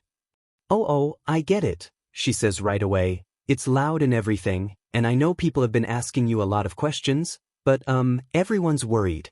Izuku just stares at her for a long moment, unsure of what to say. He's saved from having to think of a response when a loud, wailing alarm pierces the grounds. What's that? Uraraka asks, sounding anxious. Izuku jumps to his feet, looking around. It's the emergency alarm. Something must have happened. Intruder alert. All students are to evacuate the building and make way to the grounds. Remain calm. Intruder alert. The announcement echoes from the loudspeakers and they both stand there, noticing UA students begin to walk out on the grass, all looking concerned and a little scared. They wait for a while with a group of students who had come out of the library until the all-clear is eventually given. It's time for homeroom, Uraraka says. Let's go, maybe they'll be able to tell us what happened. Once back inside Class 1A, everyone is talking in hushed whispers about what had just happened. Do you really think someone broke in? Siro asks. Man, it's only our second day. This place is nuts. Thank goodness for Ida. If you hadn't calmed everyone down in the lunchroom like that, there would have been a stampede, Kirishima says, slinging an arm over Ida's shoulder. Hey, everyone, I think Ida here should be our class prez. What do you say? There's a chorus of assent, but Izuku honestly has no idea what they're talking about. A class president? Had that been something that had been discussed today? He wonders if he's been daydreaming more than usual. Resolving absolutely to not bring any more attention to himself today, Izuku sits down at his desk and says nothing. He takes out a book, but he doesn't read it, holding it open solely so others won't bother him or ask questions about why he was gone. Soon enough though, the words start swimming on the open pages and Izuku is drawn to them, hardly able to hold himself back from diving in headfirst. He finds it hard to describe to others what the sensation is like, almost as if he's swimming in the sentences while they wash over him. It's an immersive experience, like the words are dancing through his head, twisting and tangling their way through his senses until they're the only thing he can experience. Field trip to the USJ later this week. Izuku snaps his eyes up, seeing Aizawa at the front of the room and the rest of the class paying attention. Ashamed of ignoring his dad, Izuku closes his book and listens as his dad continues to explain their class trip. The USJ, or Unforeseen Simulation Joint, is a facility constructed for the purpose of training heroes in rescue exercises. Aizawa continues, showing pictures of the facility up on the board. The rescue hero, 13, will be there to lead the lesson. It sounds interesting, and Izuku is glad at the very least there's something to look forward to this week. When class finally ends, he stands up to gather his things, relieved that it's time to go home. Izuku! Ida calls, getting his attention. Izuku looks over to see Shuto, Shinso, and Uraraka all gathered together around Ida. Izuku's stomach clenches with nerves, but he remembered how Shinso stood up for him this morning and how Shuto and Uraraka were looking for him earlier. He figures he should try and be polite. Do you want to walk home with us? Ida asks him, making Izuku's eyes widen. We're all going the same direction. Izuku nods. Sure. I have to ask my parents, though. They're expecting me after school. Meet us outside when you're done. Ida exclaims, We'll be by the gate. When the classroom is empty, Izuku turns to Aizawa, who smiles at him from behind his desk, no judgment in his eyes. Another wild day? Aizawa guesses. Ecto said you were a little out of it in math. Izuku blushes. Sorry. I am. Can I walk home with them? Of course. Invite them over too. Izuku stares. Invite them? Over to our place, Aizawa says. It's nice to see you making friends. We'll order in for dinner. They can stay as long as they want. But, Dad, Izuku stammers, they'll know about you too then. Aizawa shrugs, smiling softly. So? Nothing bad's going to happen. Just have them come over. Izuku isn't sure what to think as he heads outside, but he knows he has no choice but to invite them all over now. Heading outside with his things, he sees the little group of them standing by the stairs, turning to smile at him when he exits. My parents said you can all come over if you want, Izuku says as he walks up to them. Ida's eyes widen in surprise, but Izuku continues. They said they'll have you all for dinner, if you want to stay. Yes, sure, why not? Shinso shrugs. Sounds nice. I will have to ask my father, but I'm sure it's fine, Shuto adds. He's probably busy patrolling tonight anyways. Uraraka beams. My parents won't mind at all. Thanks, Midoriya. Izuku's fine, Izuku mumbles. It's not too far of a walk from here. They head out and it occurs to Izuku he's never had anyone over besides Ida before. On top of that, he's going to have to explain to his classmates that his parents are two of their teachers. He tries not to worry too much as he walks, listening to the conversation the others are having. So, Izuku, what are your parents like? Shinso asks, making Izuku blush. They're nice, he replies quietly. They really care a lot. But they're pro-heroes, so I can't talk about them too much at school. Wow, they're pros. Uraraka gasps, eyes sparkling. That's so cool. And surprising, Shuto adds quietly, making Izuku look at him in surprise. I've seen Ida at a lot of hero banquets and galas, but never you. Izuku blushes. My dad goes to them, but my other dad and I aren't big fans of crowds and things like that. Plus, he's an underground hero, so he doesn't really need to be there anyway. Does that mean your other dad is a daylight hero? Uraraka asks. That's so exciting. Who knew we'd have so many people in our class related to pros? Izuku doesn't say anything further, just leads them to their apartment building.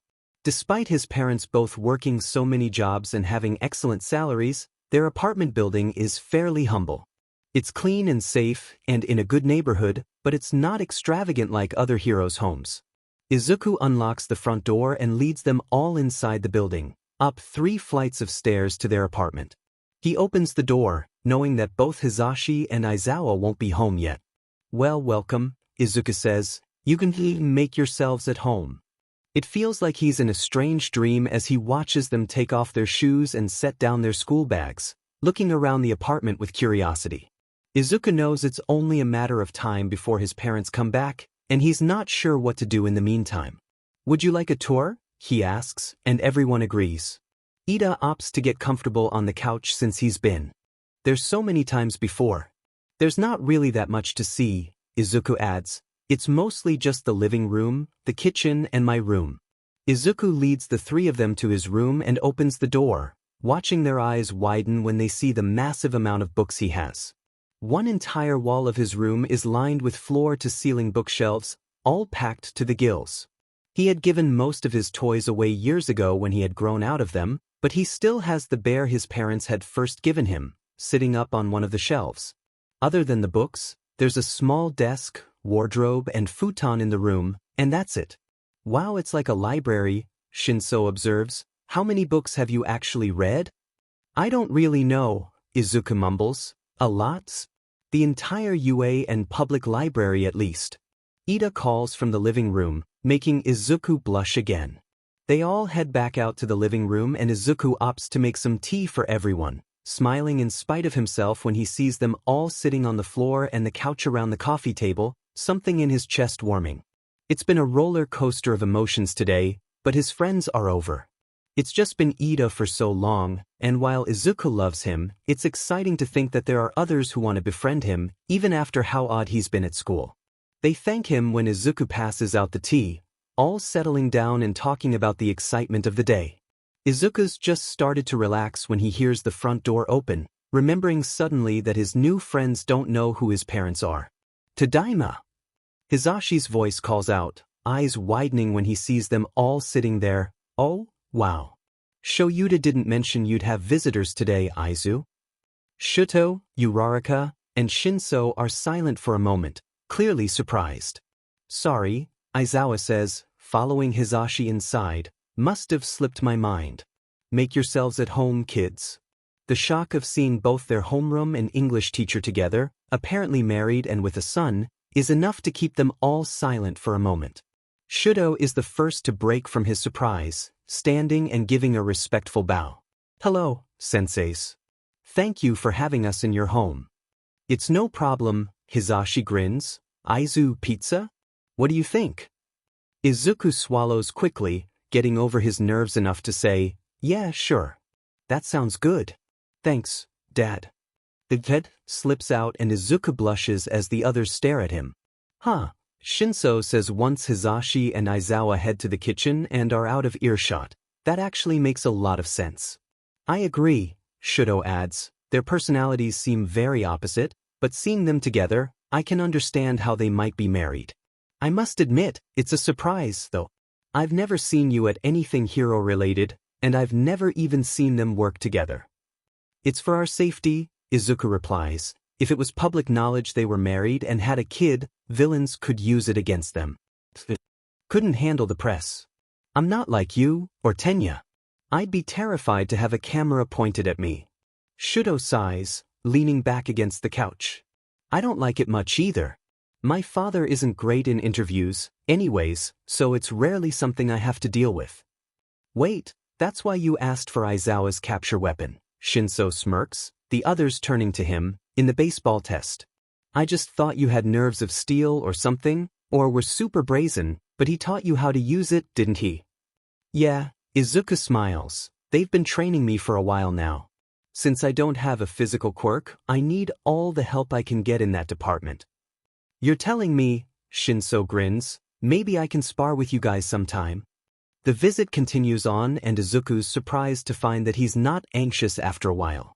He learns that while Uraraka's family has very little money, she's determined to help them as much as possible.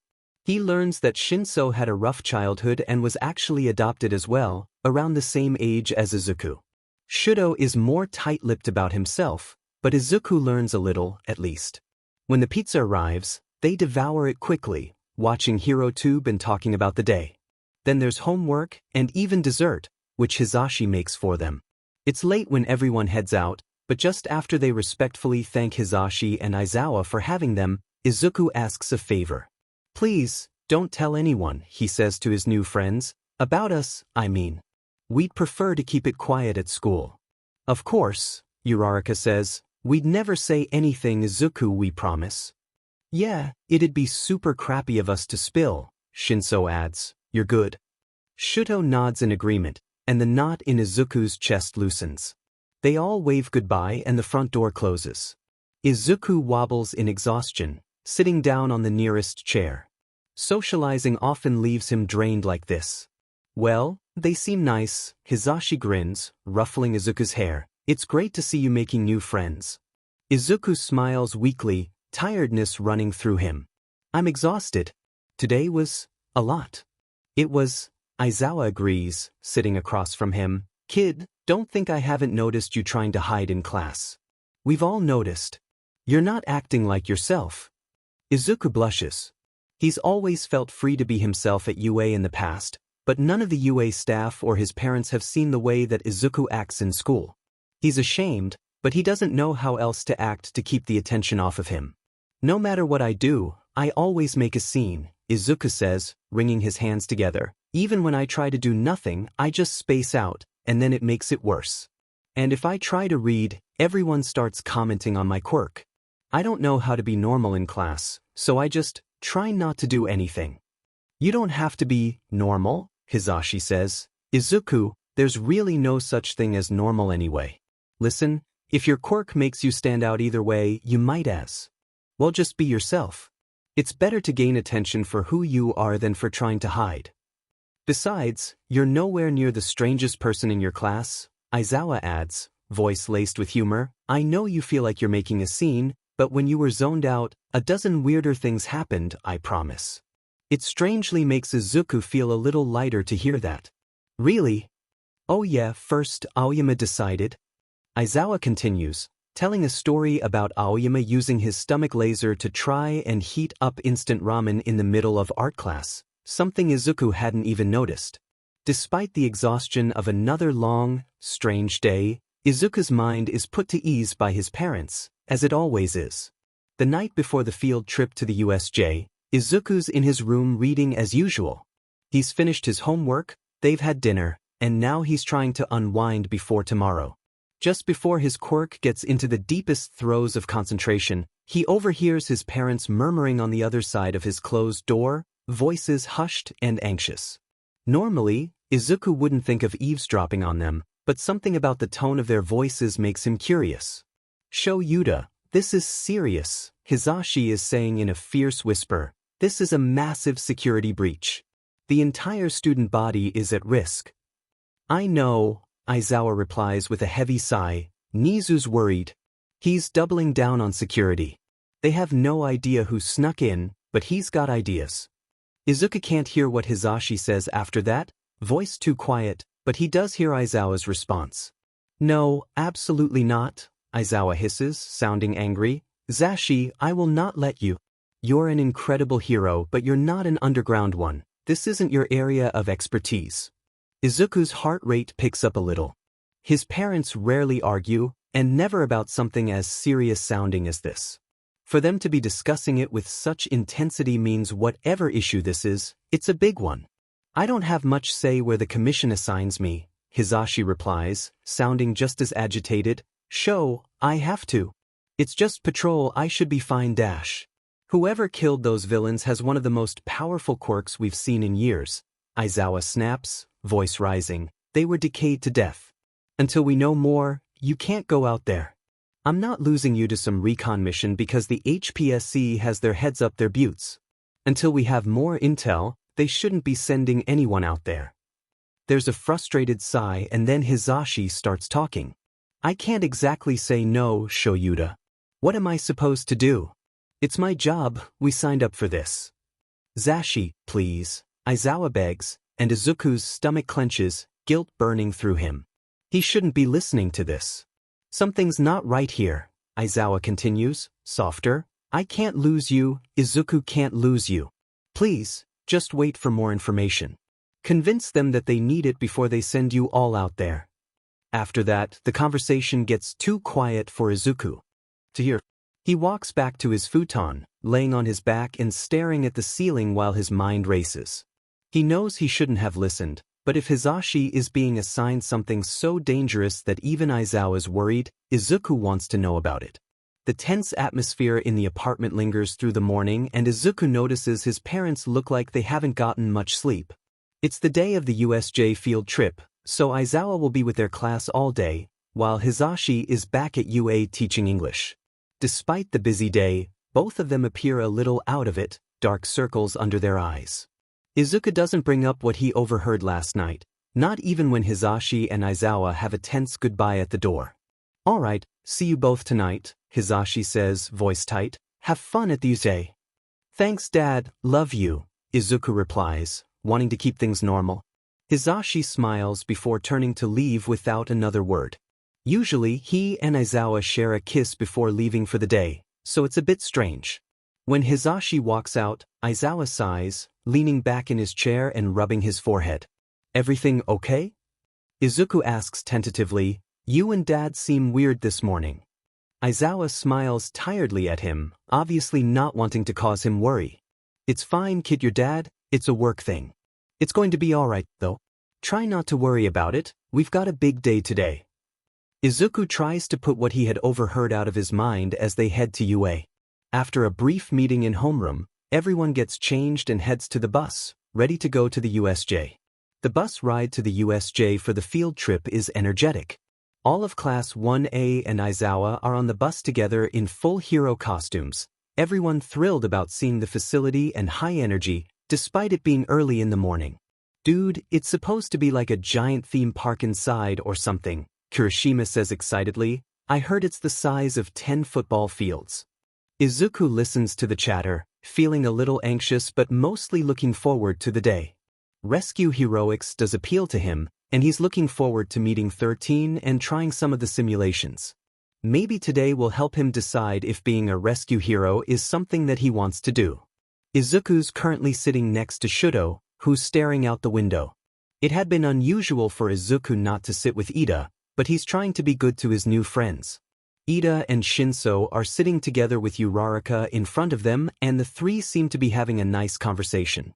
What do you think about the USJ? Shudo asks quietly, pulling Izuku from his musings. Ever seen it before? Izuku shakes his head. No, I haven't. My parents told me all about it, though, and I looked at the blueprints so I have the layout memorized. Kirishima's right, it's huge for sure. Shudo leans his head on the window and gives Izuku a small smile. Bet you'll be the best in class today. Knowing the blueprint is a huge advantage. I wouldn't say that, Izuku blushes, looking down at his hands. It might just put me on the same level as everyone else, at least. Shudo looks like he wants to say something, but they're interrupted when the bus turns the corner and there's some excited squealing and shouts. Hey look, there it is. Hagakure squeals and everyone turns to look out of the windows. The outside of the USJ reflects how massive the interior is, looking like some giant indoor stadium. They file off the bus, all standing in front of Aizawa, who directs them towards someone standing by the doors.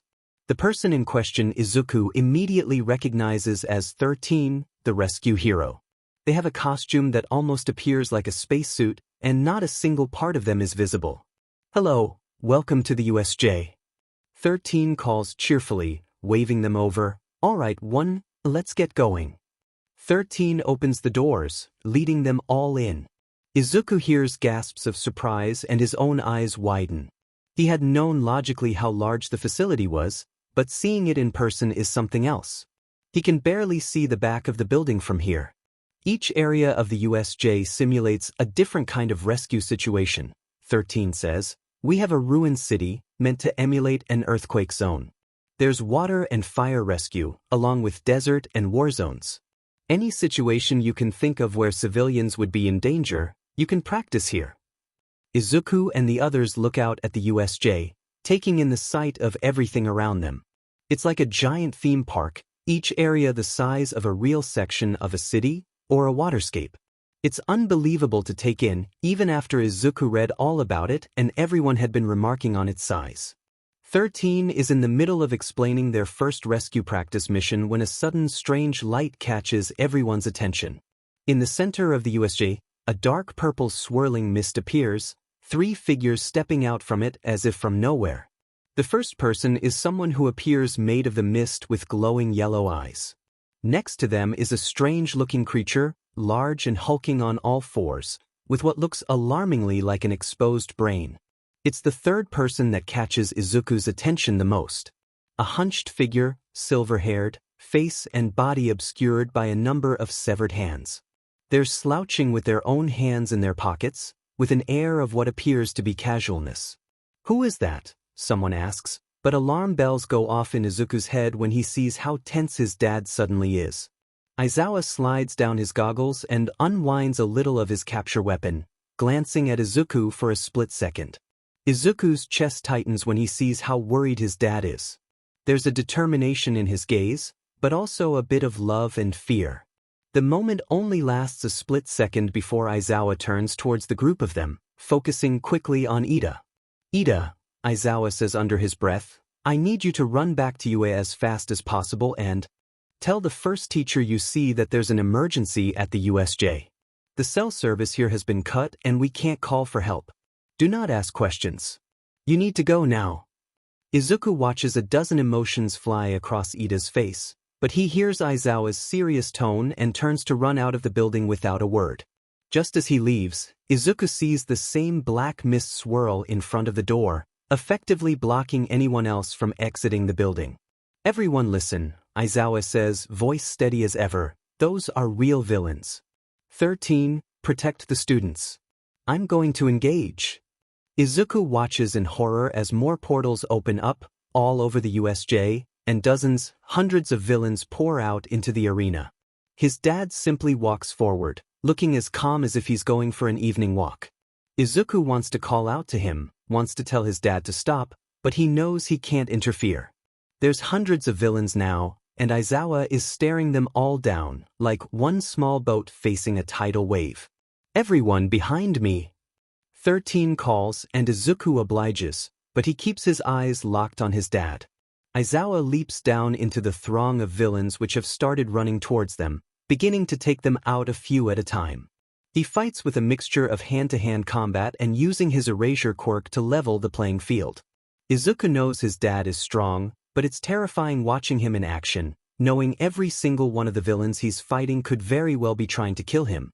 Aizawa is such a badass, Kaminari remarks as Aizawa takes out 3 of the villains at once with his capture weapon.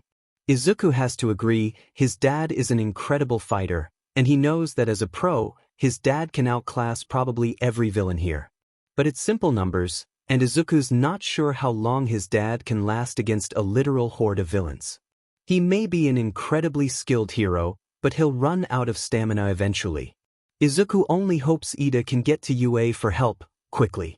In the meantime, Izuku's brain whirls a mile a minute, trying to think of what he can do to help.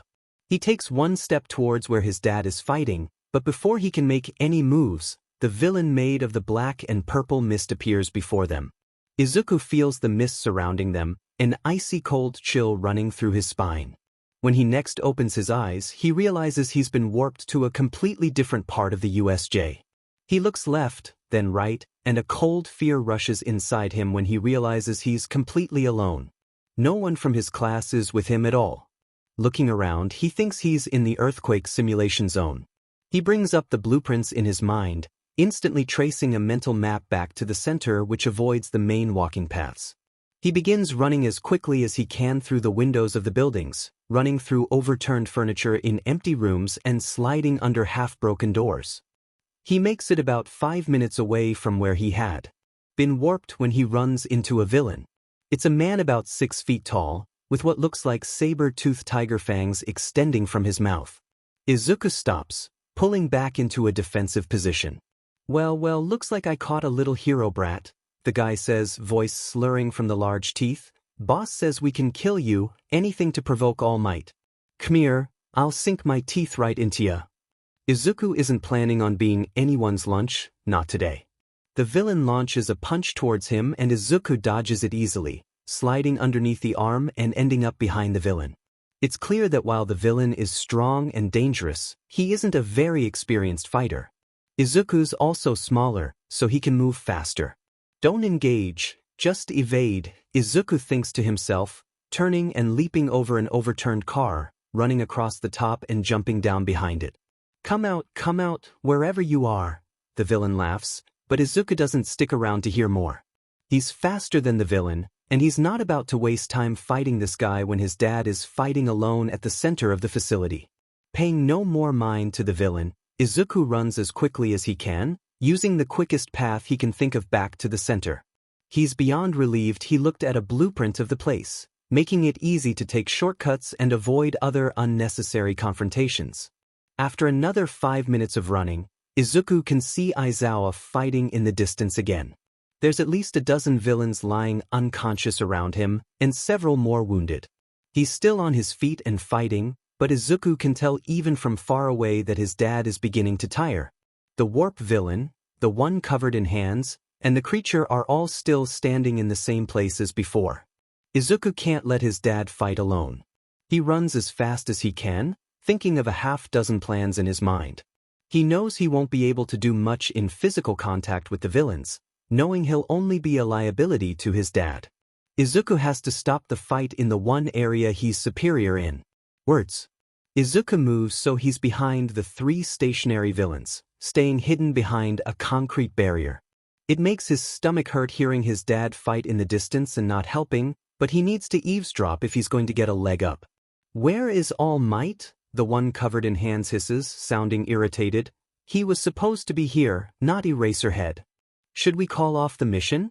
The misty villain responds in an oddly formal, cold voice that makes Izuku's skin crawl. No. These useless NPCs will draw All Might here. Eraserhead, those hero students. Once they're dead, All Might will have no choice but to show up. Nomu, get ready. When Eraserhead takes out the last one, I want you to kill him. Izuku's blood runs cold, but he doesn't move yet. He needs something, anything personal about the villains, especially the one with the hands, who seems like the leader, in order to make his plan work. Tamura Shigaraki, my job is to protect you, the mist villain says, and Izuku's mind lights up. If All Might does not appear soon, I will warp you back to the base. Shut up, idiot, the hand villain, Shigaraki responds. You will not. I want to see my final endgame play out. Izuku's heard enough. He can work with this. Standing up, he brushes off some dirt from his pants and puts the most casual, neutral expression on his face that he can, trying not to flinch when he hears his dad cry out in pain. I'm coming, just hang in there. Shigaraki, what's up? Izuku calls out in a false casual voice, heart hammering with fear when Shigaraki and the warp villain turn around. He can't tell the expression on the warp villain's undulating face, and Shigaraki's face is covered with a severed hand, so he has no idea what they're thinking. Who the hell are you? Shigaraki asks, sounding confused. You're not with us. Izuku shakes his head, walking closer, eyeing Aizawa still fighting out of the corner of his eye. Distract. He needs to keep Shigaraki's attention on him. No, I'm a UA student, Izuku says conversationally. I was just wondering, what exactly are you all doing here?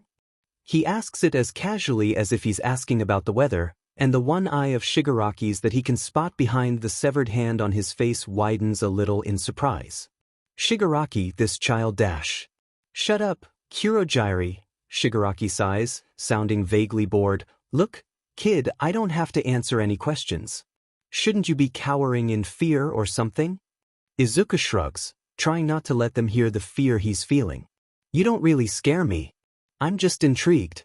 All Might's not here, So you're kind of wasting your time, aren't you? I mean, that information you stole from UA the other day, didn't it say that Eraserhead was on this field trip? Not All Might. Izuku's heart hammers, hoping his wild guess is right and Shigaraki was the one responsible for the security alert at UA. He can only assume the villains found out about this field trip from the intruder who snuck into the school, and he crosses his fingers, hoping he didn't just make a huge mistake. How the hell do you know about that? Shigaraki asks, sounding furious. Izuku's both terrified and relieved, as the villain's full attention seems to be on him now. The creature with the exposed brain is just sitting there, and Kurogiri is staring at him, too. He sees behind them that Aizawa's facing off with the last villain, and is still standing. I know a lot of things about you, Tamura Shigaraki, Izuku lies, leaning casually against the barrier behind him. I know about your quirk, about your plans. I know you're trying to kill All Might. I know you broke into UA. I know these villains you brought here are just pawns, useless to you. Lowlifes. You have much bigger plans. Izuku's completely guessing, but he's shocked to see Shigaraki look a little thrown. Even more surprising, the villain reaches up and pulls the severed hand off of his face, revealing wild red eyes and an insane smile. Fear creeps into Izuku's stomach, feeling out of his depth. Stall a little bit longer. Help is coming. Ida's coming. Aren't you something? Shigaraki laughs before going serious again. What, are you some little seer? Do you have some quirk that's helping you? That's cheating. Aizawa's knocked down the last villain and Izuku chances a glance at him. Izuku sees the exact moment when Aizawa realizes his son is there out of the corner of his eye, his dad's eyes widening in a total panic. Izuku wants to tell his dad that he's fine, but with Shigaraki's attention on him, he doesn't want to mess anything up. I wouldn't call being smarter than a bunch of dumb criminals cheating, Izuku smirks, using false bravado to hide how terrified he is. Come on, isn't it a little embarrassing that a bunch of hero students can take on fully grown adults? I'm only 15, and I figured out your whole lame plan. Kill All Might, seriously? That's the best you can do. Shut up. Shigaraki snarls, looking totally enraged. How dare you, you little sheet? Fine, you want to show off so badly? No muh. Izuku's falsely confident persona drops as the creature turns around, staring at him with dead-looking eyes before it starts charging at almost impossible speed. Izuku dodges, panicking as he thinks evade. Just as the creature nearly reaches him, Izuku feels something latch onto his waist and yank him backwards, sending him flying over Shigaraki and onto the other side. When he lands, he realizes Aizawa's just pulled him with his capture weapon and Izuku's landed right next to him. His dad looks much worse up close, half dead and covered in blood, barely standing up straight. Izuku knows no matter how good his dad is at fighting, he won't last in combat with whatever this thing is. He has to protect him. Shigaraki, this is pointless, Izuku says calmly, only a small waver in his voice. Aizawa's eyes widen, but he doesn't interrupt Izuku, just stands there on shaky legs. Shigaraki bares his teeth at him in a rage, directing the creature to run towards them. Aizawa flares his quirk, but the creature doesn't stop. I know what it is you really want, Shigaraki. Izuku shouts, bluffing, and I can help you get it. Shigaraki holds out a hand and the creature stops in its tracks. The villain begins walking slowly towards them both, keeping his red eyes locked on Izuku. Izuku, what are you doing? Aizawa hisses in a whisper, but Izuku doesn't dare look at his dad. Oh? Shigaraki asks, now only a few meters away, and what is it you think I want so badly, little hero? Izuku swallows hard, praying that the UA teachers will show up soon and that he's not about to get him and his dad killed. You want what everyone wants, Izuku says, voice trembling a little now, to right the wrongs that have been done to you. To avenge and have revenge. And above everything else, to be free. It's the best he can come up with, trite things from fairy tales, but he hopes his words are general enough to be on the right track. Shigaraki walks another step closer and Aizawa's quirk flares, staring the villain down so he can't use whatever quirk he may have. You forgot one thing, Shigaraki grins, now right in front of both of them. He reaches out and runs one long nail down Izuku's cheek, drawing a little blood and making Izuku wince. Aizawa hisses when he sees it. "I want All Might's corpse." As if on cue, the outer wall to the USJ explodes and they all turn to see not only All Might, but the entire UA staff standing there, next to an out-of-breath Ida. Snipe raises his gun and shoots towards them, the bullet landing in the Noma's brain, making it squeal in agony. "Damn it!" Shigaraki howls. "Kurogyari, we've been tricked. Get us out of here." Izuku moves to stand next to his dad, his legs feeling a little weak from shock and adrenaline. Shigaraki steps back into the portal with the monster, but his eyes stay locked on Izuku the entire time until he vanishes. Izuku swears he sees the villain smile.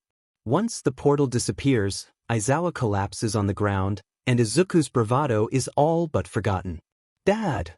he cries, leaning over Aizawa's unconscious form, fear in his voice. "Dad, are you okay?" Aizawa doesn't answer and fear floods Izuku.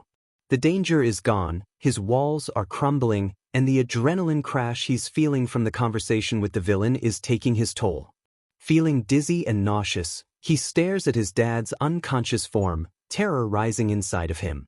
He catalogs Aizawa's wounds knowing what he knows about anatomy.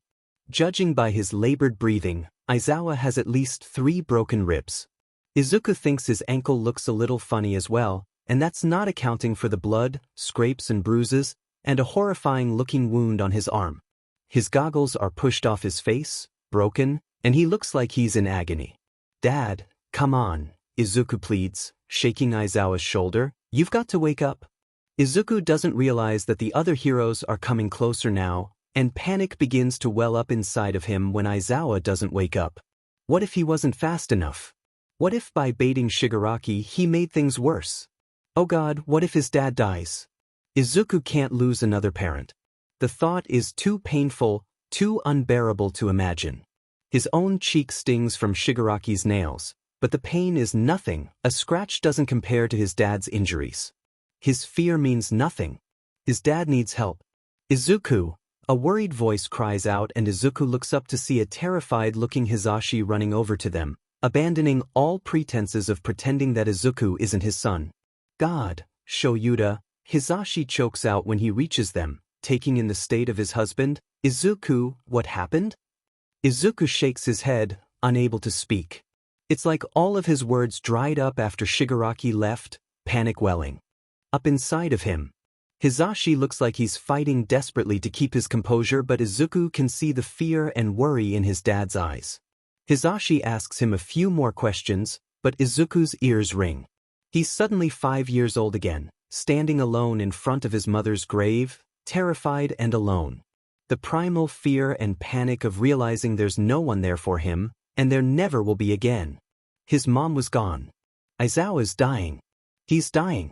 "Aizu, breathe," Hisashi says in his ear, and Izuku feels someone rubbing his back. "Dad's not dying. It's going to be okay. They're taking him to the hospital. I need you to take some deep breaths with me." Hisashi sounds terrified, but his voice calms Izuku to the point where he can open his eyes, feeling weak and shaky. Hisashi pulls him to his feet, and Izuku sees Aizawa being shifted gently onto a stretcher. His classmates are there, watching the scene in horror. His friends. It's all a panicked blur after that, Aizawa being loaded into the back of an ambulance and the doors closing, being driven away. The rest of Class 1A, looking at Izuku's pale, bloody face in horror. Ida explaining something to the class. Hisashi pulling Izuku into the back of a police car, the driver taking them to the hospital. "He's going to be okay," Hisashi says firmly, Izuku looking up at his dad with wild, scared eyes. "Come here."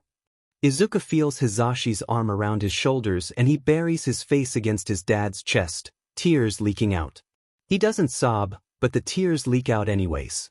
He was scared, so terrified, that he was going to make the wrong decision, that he was going to get his dad killed. "It's going to be okay, Izuku. I promise." "Eraserhead's going to be alright," the doctor says. They've been at the hospital for hours now, and Aizawa had been taken into surgery upon arrival. Hisashi and Izuku are sitting in his room now, watching as Aizawa sleeps, nearly covered head to toe in bandages. He sustained superficial damage, including some more serious injuries, the doctor continues, We were able to redraft the skin on his left arm and fix his ribs and ankle. He's also suffering from a severe case of Quirk exhaustion. He needs rest, no work for at least a week. I understand, Hisashi replies, sounding more exhausted than Izuku's ever heard him. Izuku doesn't interrupt, just sits silent vigil at Aizawa's side, unsure of what he should do now. Should he take Aizawa's hand? Would that help or hurt? Should he even be here? His parents need rest. Hisashi shouldn't have to worry about him either. Present Mic, sir, it's past visiting hours, the doctor says gently. Since he's in critical condition, you can stay, but your son Dash. Izuku stays here, Hisashi says instantly, and Izuku looks up, eyes wide. His dad sounds threatening. The doctor puts up his hands, anxious as he stammers. Well, you see, hospital policy. He stays. They both went through a villain attack today. My husband and my son. Don't want either of them out of my sight right now. I understand, sir. Izuku doesn't interrupt this entire exchange, taking in Hisashi's anxious figure. They haven't been alone since they got here, first in the waiting room during surgery first, Izuku curled against Hisashi's chest. Then, Izuku's police interview where he had told them about the conversation with Shigaraki and everything he had done. Hisashi had held him a lot closer after that. When the doctor leaves, Hisashi's eyes stay downcast, walking over to sit in a chair next to Izuku. Commend you for being so brave, Hisashi whispers, reaching over to squeeze his husband's hand. You better wake up soon. Izuku feels tears coming out of his eyes again, rolling down his cheeks. He doesn't want to upset Hisashi anymore, especially since he's been dealing with both Izuku's state and Aizawa's injuries all on his own. I'm sorry, Dad, Izuku whispers, wiping at his eyes. This is my fault. If I'd been faster, if I hadn't talked to Shigaraki, I could have stepped in and helped Dad sooner. Then maybe he wouldn't have been hurt so badly. Hey, none of that, Hisashi murmurs, rubbing Izuku's back and squeezing one of his hands. Your dad is also your teacher. It's his job to protect you and your class. He knew what he was doing, stupid or not. There's nothing you could have done beyond what you already did. Izuku knows that's all true, but the guilt still makes his stomach churn. His dad might have died because of him, because his quirk was useless when it counted. But I couldn't do anything, Izuku chokes out, ugly, hitching cries beginning to come out of him, out of his control. I couldn't, I was so useless. Just like when Mom Dash. Izuku claps a hand over his mouth, feeling sick to his stomach. Hisashi says nothing, but he moves to kneel down next to Izuku's chair, squeezing both of his hands. Honey, is that what this is about? Hisashi asks gently, your mom? Izuku bursts into sudden, loud, wailing tears, leaning forward from the force of the sobs. He cries like he did when his mom died, cries like he did when he realized she was never coming back. He cries for his dad, so injured and weak, for Hisashi, and for himself, and the terror he felt over Aizawa's unconscious body. Hisashi very gently picks Izuku up, moving him over to a couch against one wall of the room. Izuku wails into his dad's chest, crying so hard he can barely breathe. He had been so scared, so terrified that Aizawa would die. You weren't useless, Hisashi says softly as Izuku cries. You were brilliant. You distracted Shigaraki and kept his attention on you, gave your dad time to fight. You made it so no one else got hurt, kept your classmates safe until we were able to get there. Your dad's injuries aren't any more your fault than your mom's illness was. Izuku just cries into Hisashi, cries and cries until it feels like he doesn't have enough water in his body left. Eventually, the wailing turns to little hiccuping. Sobs, until Izuku's all but collapsed on Hisashi's chest. The room is dark, moonlight shining through the window, and Aizawa is still unconscious. Hisashi is leaning back against the couch, Izuku tucked against him, and clinging to his dad like he's his only tether to the earth. It's going to be fine, Hisashi murmurs, running his fingers through Izuku's hair. I love you, you're safe, and it's going to be all right. Dad's going to wake up, Aizu, I promise. Izuku falls into an uneasy sleep while Hisashi cards his fingers through Izuku's hair. It's been a long night for them both, and soon they're both asleep, staying together on the couch. When Izuku wakes up, he feels like he's been run over. His head pounds, his throat is dry and scratchy, and his entire body aches. He keeps his eyes closed, not wanting to face the morning yet, not wanting to face that he wailed and screamed like a child for hours. "How's Izu?" a rough voice asks, and Izuku's heart skips a beat, realizing it's Aizawa's voice. "Bad," Hisashi replies, sounding as exhausted as Izuku feels. "He had a total breakdown last night. He thought you were going to die, and he lost it." Izuku's hurt aches, feeling terrible. He should sit up. He should say something. He's glad his dad is awake. He shouldn't eavesdrop, he's been doing that too much lately. "Sheet," Aizawa sighs. "DMN, I'm sorry. I tried to get to him. I saw him talking to Shigaraki, but there were too many villains in the way." "It isn't your fault either," Hisashi groans. "Seriously, what's with the pair of you?" Izuku thinks this is all his fault too. "Neither of you have anything to apologize for. You both came back alive, and that's dash." Hisashi's breath hitches, pausing for a moment before saying, "That's all I can ask for." Zashi Simir. Izuku hears the sound of his parents kissing gently before separating. He should sit up. It's time for him to say something. "I should wake him," Hisashi sighs after a long moment. "He needs to eat." Izuku feels someone shake his shoulder and he pretends to blink awake, Hisashi's worried face coming into focus. He sits up, shame and embarrassment flooding through him as he recalls everything he said and did both at the USJ and last night in the hospital room. "Dad's awake," is Hisashi's greeting, and Izuku nods, heading over to his dad's bedside. He had seen Aizawa's injuries yesterday, of course, and after surgery, but seeing it in the morning light is something else entirely. Aizawa looks fragile, covered in bandages. Izuku's always seen his parents as unshakable pillars of strength, but Aizawa seems smaller now, more vulnerable. It's terrifying. "Dad, I'm sorry," Izuku chokes out, clutching the handrail of the hospital bed. "I know I shouldn't have gotten in the way, I just dash." "You saved my life," Aizawa says firmly, and Izuku stops his tirade, shocked. "You did. You kept Shigaraki's attention on you and risked yourself to save me. I'm not happy you did it, and it scares the shit out of me that your first instinct was to put yourself at risk, but it was brilliant. You were brilliant." Izuku shakes his head. "No, I could have helped you, Dad. I was so dash. If you say weak, I'll ground you," Aizawa coughs. "Stop, Aizu. You did what you had to do and so did I. And we're both alive. I'd say that's pretty good, all things considered."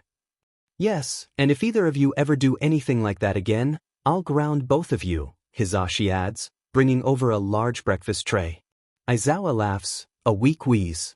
"I don't think you can ground your husband." "Watch me," Hisashi deadpants. "Here, Aizu, eat up.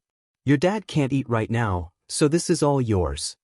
Izuku takes a bowl of miso soup that Hisashi hands to him, a little bewildered, but his stomach growls loudly. He hadn't eaten much yesterday, so he sips the soup, the warmth pooling in his stomach. With his emotions out in the open, his dad awake, and his stomach more full, Izuku's mind begins to race with the events of yesterday. Who was Shigaraki really? Everything Izuku had said to him, taunted him with, was a total guess, but it seemed to resonate with the villain on some level. Shigaraki seemed dangerous, of course, but on a different level than the saber-tooth villain, or even Kurogiri or the creature Shigaraki had called Nomu. He definitely seemed like their leader, the one in charge. Did he really just want to kill All Might, or was there some other motivation that was really driving him? If he wanted to kill All Might, wouldn't it have been easier to corner him on patrol, alone? Why the USJ, and why when students were there? It doesn't make sense. Either Shigaraki has a motivation Izuku doesn't know, or he's completely insane. Both are likely possibilities. "Aizu, what's going on up there?" Hisashi asks gently, tapping Izuku's forehead. "Your eyes are all glazed over." Izuku sets the soup bowl back on the tray, tucking his knees up to his chest. "It's just Shigaraki. What he did makes no sense." Hisashi and Aizawa share a look before Aizawa says, "Villains rarely make sense. That's usually what makes it so difficult to stop them.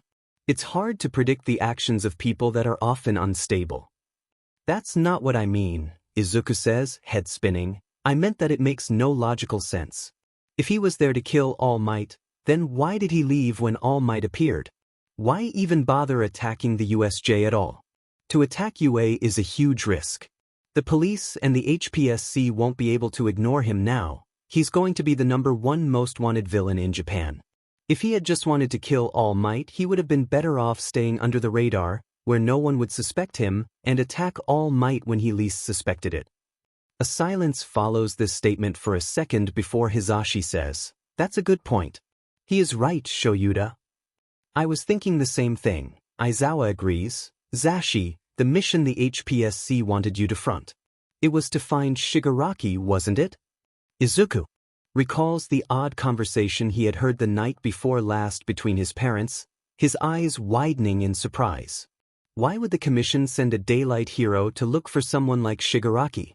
"That's what they said, but it didn't make much sense to me at the time," Hisashi murmurs. His face is exhausted, looking like he hasn't slept in days, and guilt burns through Izuku all over again. I wonder, were they trying to lure him out? Maybe they knew he was after pro heroes, but not which one. "So they were using you as bait?" Aizawa snaps. "God damn it." Izuku freezes. His parents are looking at one another as if they've forgotten Izuku's here. He knows he's not supposed to be hearing this conversation. They never talk about their work in front of him, and he wonders if he should leave. "It seems like it," Hisashi sighs, "and now that they know it works, that Shigaraki's after pros, it'll probably make them more eager to try it." "Over my dead Fanji body," Aizawa snarls, looking enraged. "Get Nizu on the phone. I want to talk to him right now." "Dad, stop it," Izuku says, putting a gentle but firm hand on Aizawa's shoulder. "You need to rest. You can't get worked up like this." Aizawa locks eyes with Izuku, looking guilty before he lays back on the pillows. Izuku hasn't looked at himself in the mirror today, but he's guessing he looks rough for his dad to back off this quickly. "They shared the file on Shigaraki," Hisashi says quietly. "It seems he's the head of a group called the League of Villains." Aizawa snorts a laugh. "That's seriously what they're calling themselves? Is he a kid or something?" "Nearly, it looks like," Hisashi replies grimly. "Based on the intel they've collected, they think he's early 20s. There's conflicting information in the report, though it doesn't make sense. What they know for sure is that he has a decay quirk, touch activated. He showed up on the scene a few years back, but kept a low profile, even in the criminal world. He hasn't made any major moves until yesterday." Izuku listens, cataloging all of the information he hears into his brain. If he's going to help stop Shigaraki and stop his parents from getting hurt again, he'll need as much information as humanly possible. "Enough talk of villains for now," Aizawa says suddenly, sharing a pointed look with Hisashi before turning his attention to Izuku. "I want to talk about you now, kid." Izuku's stomach clenches, swallowing hard. "What about me? What possessed you to talk to Shigaraki?" Aizawa asks softly. "I'm not taking back what I said before. You saved my life, and it was brilliant, but why the hell did you do it by yourself?" "Kurojiiri, the warp villain," Izuku replies, twisting his hands together. "He sent us all to different parts of the USJ. I was by myself. There was another villain, a guy with giant fangs, that I got around before I headed back to the center. I didn't run into anyone else on the way." Did anyone else get hurt?" Hisashi shakes his head. "No, just you and your dad. Those cuts on your face are pretty nasty." Izuku reaches up, just now realizing he has a bandage across his cheek from where Shigaraki had scratched him. "There was no time to get help. You were going to die. Shigaraki was telling Kurojiiri he was about to kill you when I walked up to them, so I had to improvise." "And you did amazingly well," Hisashi says, putting a gentle hand on Izuku's back. "For someone with no training in negotiations, your instincts were incredible." You kept his attention riveted. "But your dad and I are just worried, Aizu, you know that." Izuku bites his lip, nodding. "I know. But, Dad, you scared me so much. I thought you were dead. I can't lose you, not either of you. I can't lose my parents again." Aizawa blanches. "I'm sorry. Come here, honey." Izuku leans forward, gently hugging Aizawa as he cries into his dad's shoulder. He's not sure where all the waterworks are coming from, not usually as emotional as he is right now. He feels raw, scraped from the inside, like he's empty and spinning. Zashi, please take him home, Izawa murmurs while he tries clumsily to pat Izuku's back with his bandaged hand. He needs rest. You both do. I'll be fine here, I promise. Laying on his futon at home after a long, hot shower, Izuku can't sleep despite his exhaustion. His mind is churning too quickly from the events of the USJ. He hears Hizashi on the phone tell someone Izawa will be coming home later tonight, which is a relief, but Izuku is still focused on the strange villain Shigaraki and the League of Villains. He thinks about the twisted smile Shigaraki had made at him right before vanishing through the portal, and he wonders if the villain will remember him. Giving up on sleep, Izuku pulls out his phone and searches League of Villains in his browser. Not much comes up, but he does see a few online message boards mention the name a few times. Whatever the League is, it seems a bit ambiguous right now, either very new or very under the radar. Izuku drops his phone on his chest, not having the energy to text any of his friends back.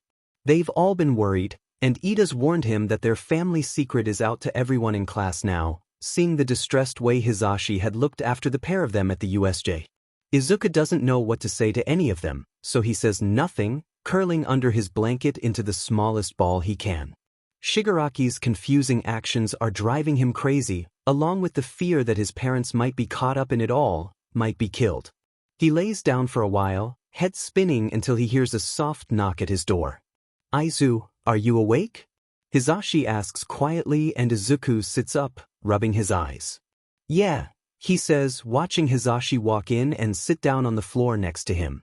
I'm going to get your dad in a few hours, Hizashi tells him, reaching out to squeeze Izuku's shoulder. Have you been able to get any sleep?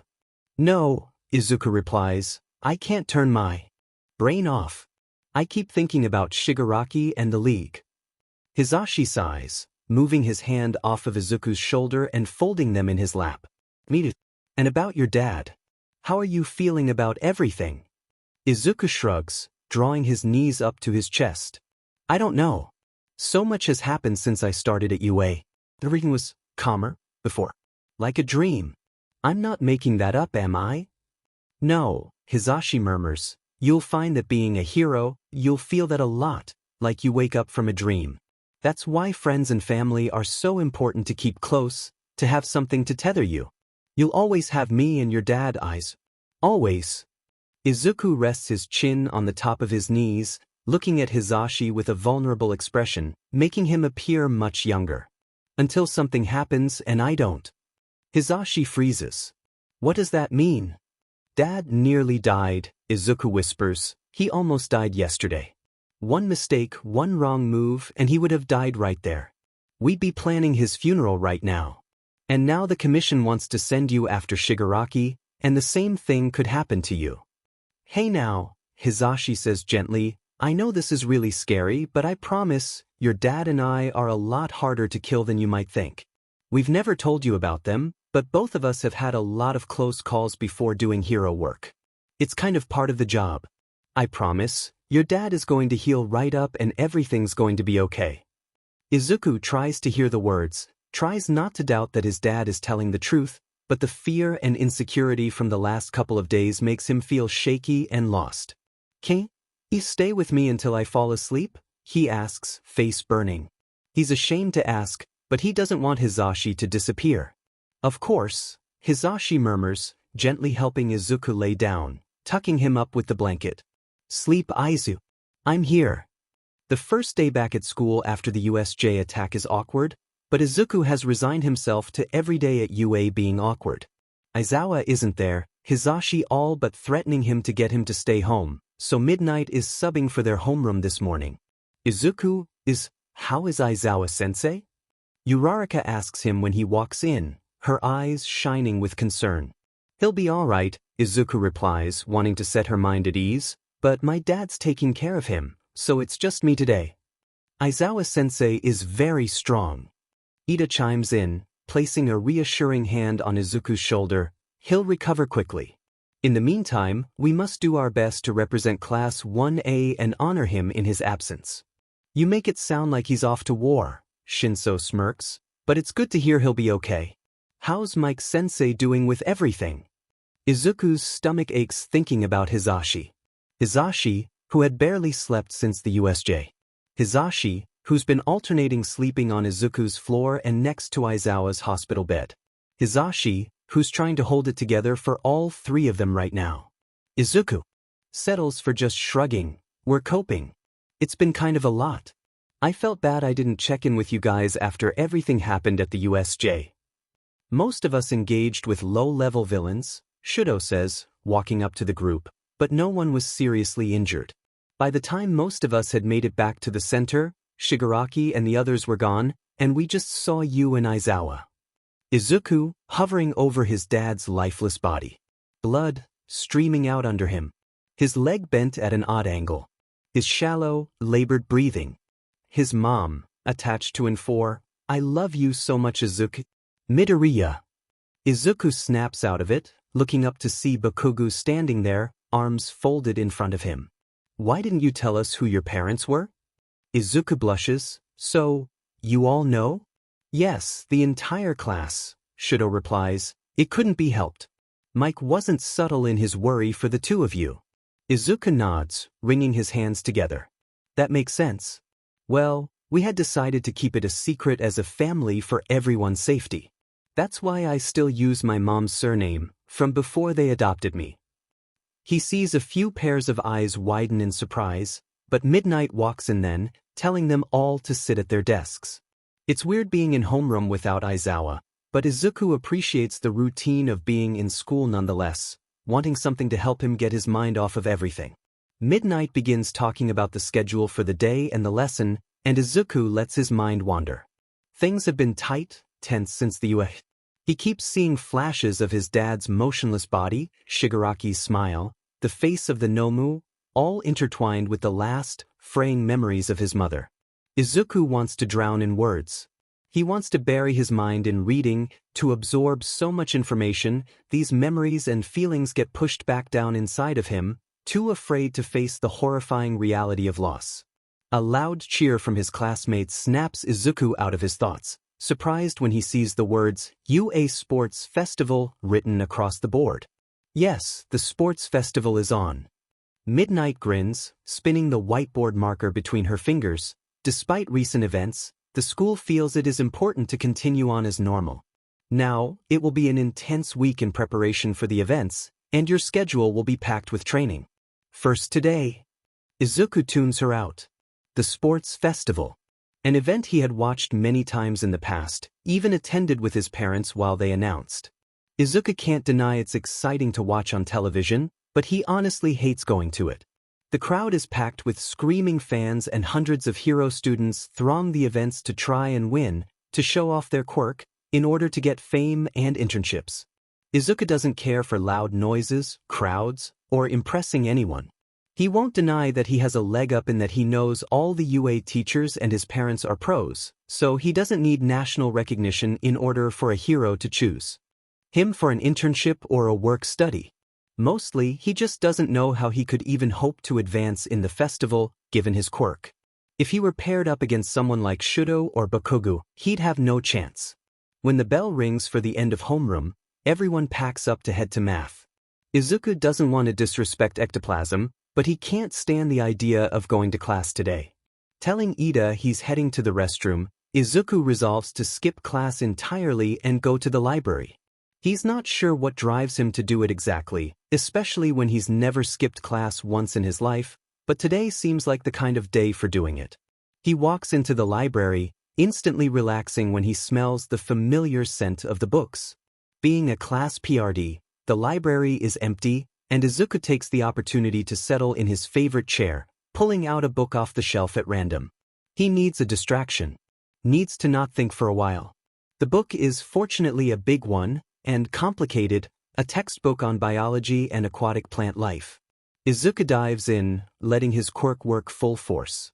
He finishes hundreds of pages in minutes, grabbing another book and diving into it. His focus is so zoned in on his books, he has no idea how much time is passing. He keeps going through book after book, until a large stack starts forming next to him. Just one more, if he reads more, learns more, the more useful he'll be. Izuku. Izuku looks up, surprised to see Ida standing and staring at him with worry. It's after lunch, Ida explains, eyeing the stack of books. "I've been looking all over for you. You missed math." Izuku nods, a little ashamed. "I know, I just needed a break." Ida smiles understandingly. "I get it. I'll help you put these away and then you should eat. We'll be late to art, but I think Midnight Sensei will understand." Izuku stays silent as they shelve the books, heading out to the cafeteria. It's empty, but Lunch Rush takes pity on them, making them both some ramen. They eat it in relative silence, Izuku grateful he has a friend like Ida, who helps and supports him, but doesn't badger him with questions. "Thank you," Izuku says when they return their lunch trays. "I really appreciate you looking out for me." Ida smiles, slinging his arm over Izuku's shoulders. "Of course, you're my best friend. We should get to class now though." When Izuku gets home after school, Aizawa is laid out on the couch. He's not totally covered in bandages now, but he still has a cast on his arm and ankle and is still sleeping off Quirk exhaustion. Hizashi is at the table, dark circles under his eyes and with two laptops in front of him, typing almost frantically. "I'm home," Izuku says quietly, not wanting to wake up Aizawa. He puts down his school bag and takes his shoes off before walking to the table to give Hizashi a hug. "Hey, Aizu," Hizashi sighs tiredly. "How was school today?" "All right," Izuku replies. "How's Dad?" Hizashi looks over at the couch, worry lining his forehead. "He's okay, just tired. I didn't want to move him when he fell asleep earlier. Do you have a lot of homework tonight?" Izuku shakes his head. "Just math, but I didn't go to math today." "I'm sorry." Hizashi's eyes widen in surprise. "You skipped class?" Izuku's stomach churns as he twists his hands anxiously. He hadn't meant to confess to this so quickly, but he doesn't want to lie to his parents. "I'm sorry," Izuku mumbles. "I went to the library instead. Everyone was asking questions about how Dad was doing and I just didn't want to answer them anymore." Hizashi reaches over, putting a gentle hand on Izuku's arm. "I understand. You can't skip class though. Next time, just get a pass from your teacher to go to the counseling or nurse's office for a break, okay?" Izuku nods, feeling a little better after telling the truth. He looks at Hizashi's face more closely, worried when he sees how tired his dad looks. "You need to get some sleep," Izuku says. "Please. You're no good to Dad half dead yourself. I can make dinner and take care of him tonight. Please go to sleep." Hizashi sighs, rubbing his face before nodding, closing both of the computers. "Okay, you're right. If you need me, please wake me up." Izuku says he will, but watching his dad's exhausted frame walk away, he resolves not to wake his dad up for anything less than a full-fledged emergency. With both of his parents asleep, Izuku heads into the kitchen, getting out ingredients to make ramen. While the water boils, he changes out of his uniform into sweatpants and a t-shirt, planning on relaxing tonight himself. He heads back to the kitchen, cooking the noodles and assembling the soup. He makes a bowl for himself and keeps the rest simmering on low heat on the stove, so it'll still be hot if his parents wake up soon. When an hour passes and both of them are still asleep, Izuku decides to put the soup in the fridge and clean up. He does the dishes, takes out the garbage, and plugs in the two laptops Hizashi was using to charge. Aizawa is still asleep on the couch and Izuku is worried that he'll hurt himself if he sleeps there. Walking over to the couch, Izuku gently shakes Aizawa's uninjured shoulder, watching in relief when his dad blinks awake. "Hey, you shouldn't sleep out here," Izuku says, helping Aizawa sit up slowly. "I already sent Dad to bed, you should go too." "How long have you been home?" Aizawa yawns, sounding truly out of it. Izuku figures he's still on a lot of painkillers. "A few hours," Izuku says, helping Aizawa stand and walk to the bedroom. Hizashi is collapsed on their bed still in his clothes, and both Izuku and Aizawa smile at the sight. Izuku helps Aizawa lay down next to Hizashi, pulling up a blanket over them both.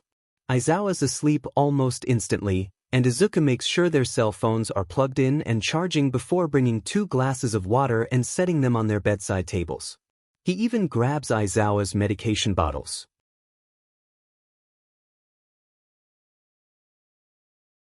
Saying it. Both his parents looked shocked, and then saddened at the words. "Oh, Aizu," Hizashi murmurs, "how long have you felt that way?" Izuku shrugs, I don't know. But I don't want to do the festival. It just feels like too much right now. Izuku, Aizawa sighs, sounding truly conflicted. Kid, your dad and I aren't going to make you do anything you don't want to do, but let's talk about it a little more. The sports festival is an important part of UA life and the culture of your class. You'd be the only person not participating. Izuku shrugs. I know, but all those people. The crowds.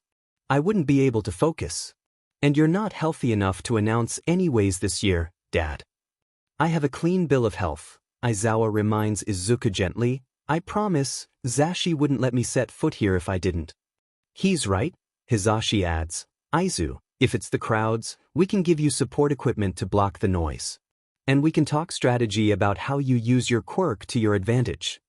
Izuku shakes his head, anxiety twisting inside of him. I don't think I really want to. A silence follows this statement and Hizashi and Aizawa both look at him with no judgment, although the quiet makes Izuku squirm. He still doesn't feel like he really fits here, at UA, in his parents' world. As a student, Izuku doesn't seem to have the same desires and motivations as his classmates. He's not sure if he'd even make a decent hero. All right, Aizawa says gently, it's been a stressful few weeks for our family. Everyone would understand if you took a break. But think about it a little more, all right? We don't want you missing out on opportunities and regretting it later on. Izuku, what are you saying? You have to do the festival, Kaminari says later in class. Izuku was telling Ida and Shinso he was thinking of skipping it, and the others have a lot to say on the matter. It wouldn't feel right without you. Uraraka chimes in anxiously. Tisi, it's pathetic, but Kogu snorts, folding his arms. You're in class 1A Midoriya? You'd better show up and show out. We're the top students, and your parents teach here. You can't not participate. To CK it up. It's not a kind speech at all, but in a strange way it does snap Izuku out of his anxious thoughts regarding the festival a little. His parents have requested the support department make him some earplugs that will function as communication devices and also noise canceling, to block out the crowd. They've been training in class in earnest for the festival anyways, so it's not like Izuku isn't prepared. He's fully not expecting to even make it through the first round, but he figures Bakugo does have a point, and so do the rest of his classmates. He may not want to do it, but if it will make his friends and his parents happy, Izuku supposes he can give it a try. It's not like he'll last long, anyways. When the day of the sports festival arrives, Izuku's heart is in his throat as Class 1A walks out into the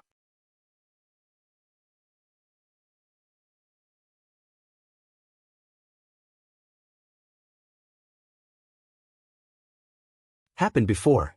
It was like time slowed down. Everything looked and sounded weird. Like when you read? Aizawa asks curiously, and Izuku nods. Interesting. Okay kid, we might need another quirk counseling appointment for you. In the meantime, let's get you checked out. After the sports festival, Izuku is shocked to learn from his parents that he's actually had internship offers from a few higher-ranked agencies. Apparently, his speed in the match against Shudo and quick thinking in the obstacle course earned him some credit with the agencies, even though he didn't place that highly overall. His parents say they'll still take him as their intern, if he wants, but after his success at the festival, Izuku figures he should push himself to try something new. He's looking over the offer from Night Eye Agency at the kitchen table when his parents walk in, sitting down in the chairs next to him. Anything good?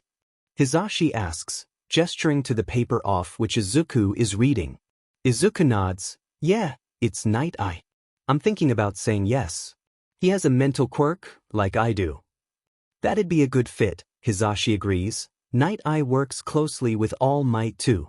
Izuku privately thinks that All Might and Night Eye are a strange combination of heroes to have working together, but before he can voice his thoughts, Aizawa interrupts by holding out his phone for Izuku to see. Speaking of your quirk, you should see this. Izuku puts down the papers and looks at the phone. His dad has a video cued, footage of Izuku's match with Shudo.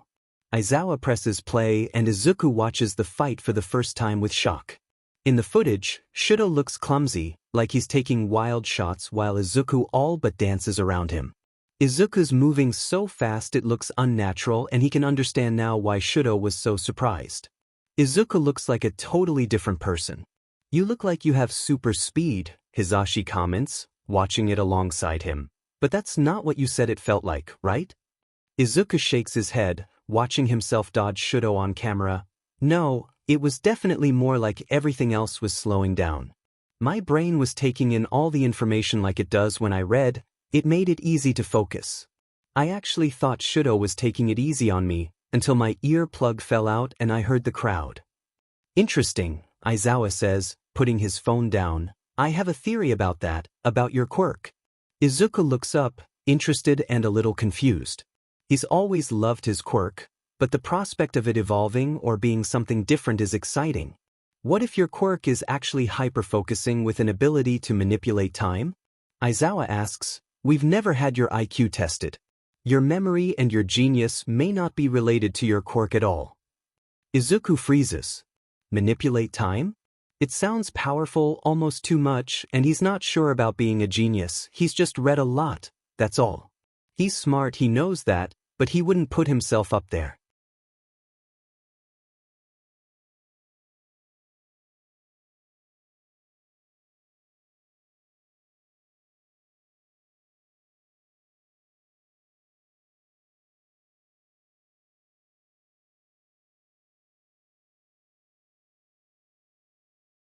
Joined by Shuto, Shinso, and Uraraka, all crowded in a group.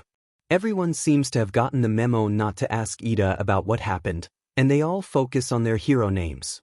I was thinking of Uravity. Uraraka blushes, like my name and gravity together. What do you think? It suits you, Shuto adds. I'm just going with my first name. Easy to remember, simple. Shinso, how about you? Shinso sighs, running his fingers through his hair. I've been toying with a few. Since I got my voice changer and I've been working on more mind control stuff, my mom suggested Mockingbird. That's cool, Izuku smiles. I don't know about mine. Since all that weird stuff happened with my quirk, I don't really know what to call myself now. You don't have to choose yet, Ida says quietly. I'm not ready to choose mine either. Shinso smirks. Well, whatever it is, it'll be better than Bakugus. What the hell did you just say, extra? Bakugus snarls. Got a problem, mindfucker? Language. Midnight calls and Shinso rolls his eyes. King Explosion Murder God Dynamite, are you for real? Shinso smirks. Dude, just go with Dynamite. You're not a villain, so don't name yourself like one. Bakugus scoffs, but there's some good-natured laughing at that, and even Ida smirks a little. Izuku goes back to pondering his hero name. He had always imagined if he ended up being a hero, his name would be something to do in relation to his reading skills. But now with a quirk that appears to change the perception of time, Izuku isn't sure what to call himself. Izuku, what is your quirk exactly? Shudo asks, you said you think your quirk actually manipulates time, or your perception of it, right? Izuku nods. I did say that, but I don't know for sure if that's what my quirk actually does. I still need to get it assessed. That's why I'm unsure about a hero name. In the meantime, we'll just call you Izuku. Shinso shrugs with a yawn. You and Shudo can both use your first names. Easier to remember that way. With a lot on his mind, Izuku starts his work study with Nightai's agency the next day. He heads to the office, a bit uneasy. Ida has still been off, not responding to texts and choosing a strange agency for his work study all the way out in Hosu. It's playing on Izuku's mind, unsure of what to do or say in order to help his friend. He tries to put his concerns aside as he walks into Nightai's agency, standing up a little taller and attempting to look as grown up as he can in his hero costume. He checks in at the desk and walks up the stairs, knocking on Nightai's door. Come, a voice says, and Izuku enters. The office is dark, fairly empty, with a desk in the center. Nightai is sitting behind it, elbows propped up on the desk with his hands folded. He looks incredibly serious, and Izuku isn't sure exactly what he should do next. Sit down, Nightai says, gesturing at a chair in front of the desk. Izuku does, trying not to squirm or show his anxiety on his face or body language.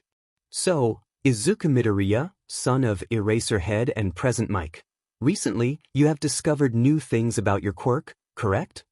Yes, sir, Izuku responds politely. Night Eye nods. I see. Well, I am glad you have chosen to work with us this week, Midoriya. People like us, we understand a terrible burden, do we not? A burden of the mind. Izuku's a little confused. His quirk is a lot of things, but he's never considered it a burden before. He likes losing himself in books, in that focused feeling. And he doesn't mind remembering everything, in fact he likes it. Sir, I don't feel like my quirk is a burden, Izuku says, watching Night Eye raise an eyebrow, especially now that I might be discovering it's something different from what I originally thought. Yes, I can imagine, Night Eye says. Well, firstly, you are going to take an IQ test. Then, I want to assess your quirk. I am qualified to do both of these things, and I have your parents' permission. Do I have your consent? Izuku's startled, but he tries not to let it show. Yes, sir. Night Eye slides over a stapled packet of paper and tells him, you have 10 minutes. Start. Izuku looks at the paper, back and front, narrowing his focus so he processes each question, knowing the answers almost immediately. He writes them down, finishing in about 3 minutes before sliding the papers back to Night Eye. Night Eye says nothing, simply reads through Izuku's responses and writes something down on a sheet of paper. After a long, silent moment, he looks up, folding his hands together. Your parents tell me your memory is eidetic, Night Eye says, and that you remember everything you have ever read. Would you say this statement is accurate? Yes, sir. Night Eye nods, continuing to write, before looking back up at Izuku. I estimate your IQ is at least 180, Night Eye says. Based on this test and the speed at which you finished it, that puts you in the category of exceptional. Combined with your memory, it is no surprise that your quirk was initially misdiagnosed. You are a genius, and that is not refutable. The question is, how does your quirk play into it? Izuku's head is whirling, but he says nothing, getting the impression that Night Eye is a more serious person and probably would not appreciate interruptions. That is what we will find out this week, together. Night Eye says, let's begin. Patrol with Night Eye is interesting. Izuku's taken all over the city, following the hero and learning about Night Eye's quirk, his foresight, allowing him to see the future of anyone he touches. It does seem a heavy burden to bear, and Izuku notices the hero always keeps at least a meter's distance between them, so as to not touch Izuku. The fourth day of working with Night Eye, he takes Izuku to Hosu. The area is mainly patrolled by Endeavor, but there are smaller agencies there, like the one Ida is interning for. Night Eye has been called into the search for Stain as well, so Izuku is there to watch and learn, but given strict orders not to engage. It's halfway through the fourth evening of his internship when Izuku receives a strange text from Ida. There's no words, just a location, and Izuku immediately has a terrible feeling. He shares the location with his parents, before heading over to where it's located on the map. Night Eye is busy talking with the police who are out looking for Stain, and no one notices Izuku slipping away. Izuku runs towards the location that Ida sent, hoping it was an accident and nothing is actually wrong. As he gets closer, he can feel his phone vibrating incessantly in his pocket, knowing his parents must be calling him. He reaches in to answer, but he turns the corner to the area where Ida sent the text from, coming to a horrifying sight. The first thing he sees is the pro-hero known as Native, leaning against a wall and looking like he might be dead. Ida is laying in the alley, alive, but unmoving. Across the alley, brandishing a katana, is the hero killer Stain.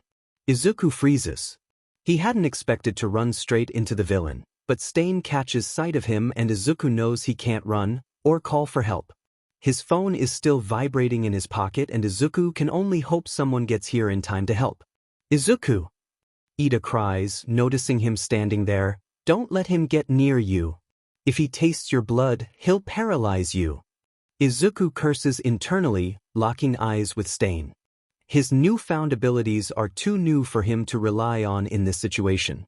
Night Eye has been helping him train his focus ability and his time perception, but it's still too unpredictable for him to use. Instead, his mind flashes back to the USJ. Stain seems completely different from Shigaraki, but Izuku thinks fast. What would someone like the hero killer want to talk about? What would hold his attention? Not another brat, Stain sighs, sounding annoyed. I didn't come here to kill children, but this one got in my way. You're a little hero student, aren't you? Izuku thinks fast, deciding to be honest, but keeps his voice level. Yes, I am. My name is Izuku. Izuku, Stain says slowly, as if tasting the name on his tongue. And why are you here, Izuku? Izuku has a flash of inspiration. He needs Stain to talk about his ideals and needs him to monologue. I'm on patrol with my parents, Izuku lies, keeping one eye on Ida. He's not close enough to defend his friend yet, but he can see he already has Stain's attention.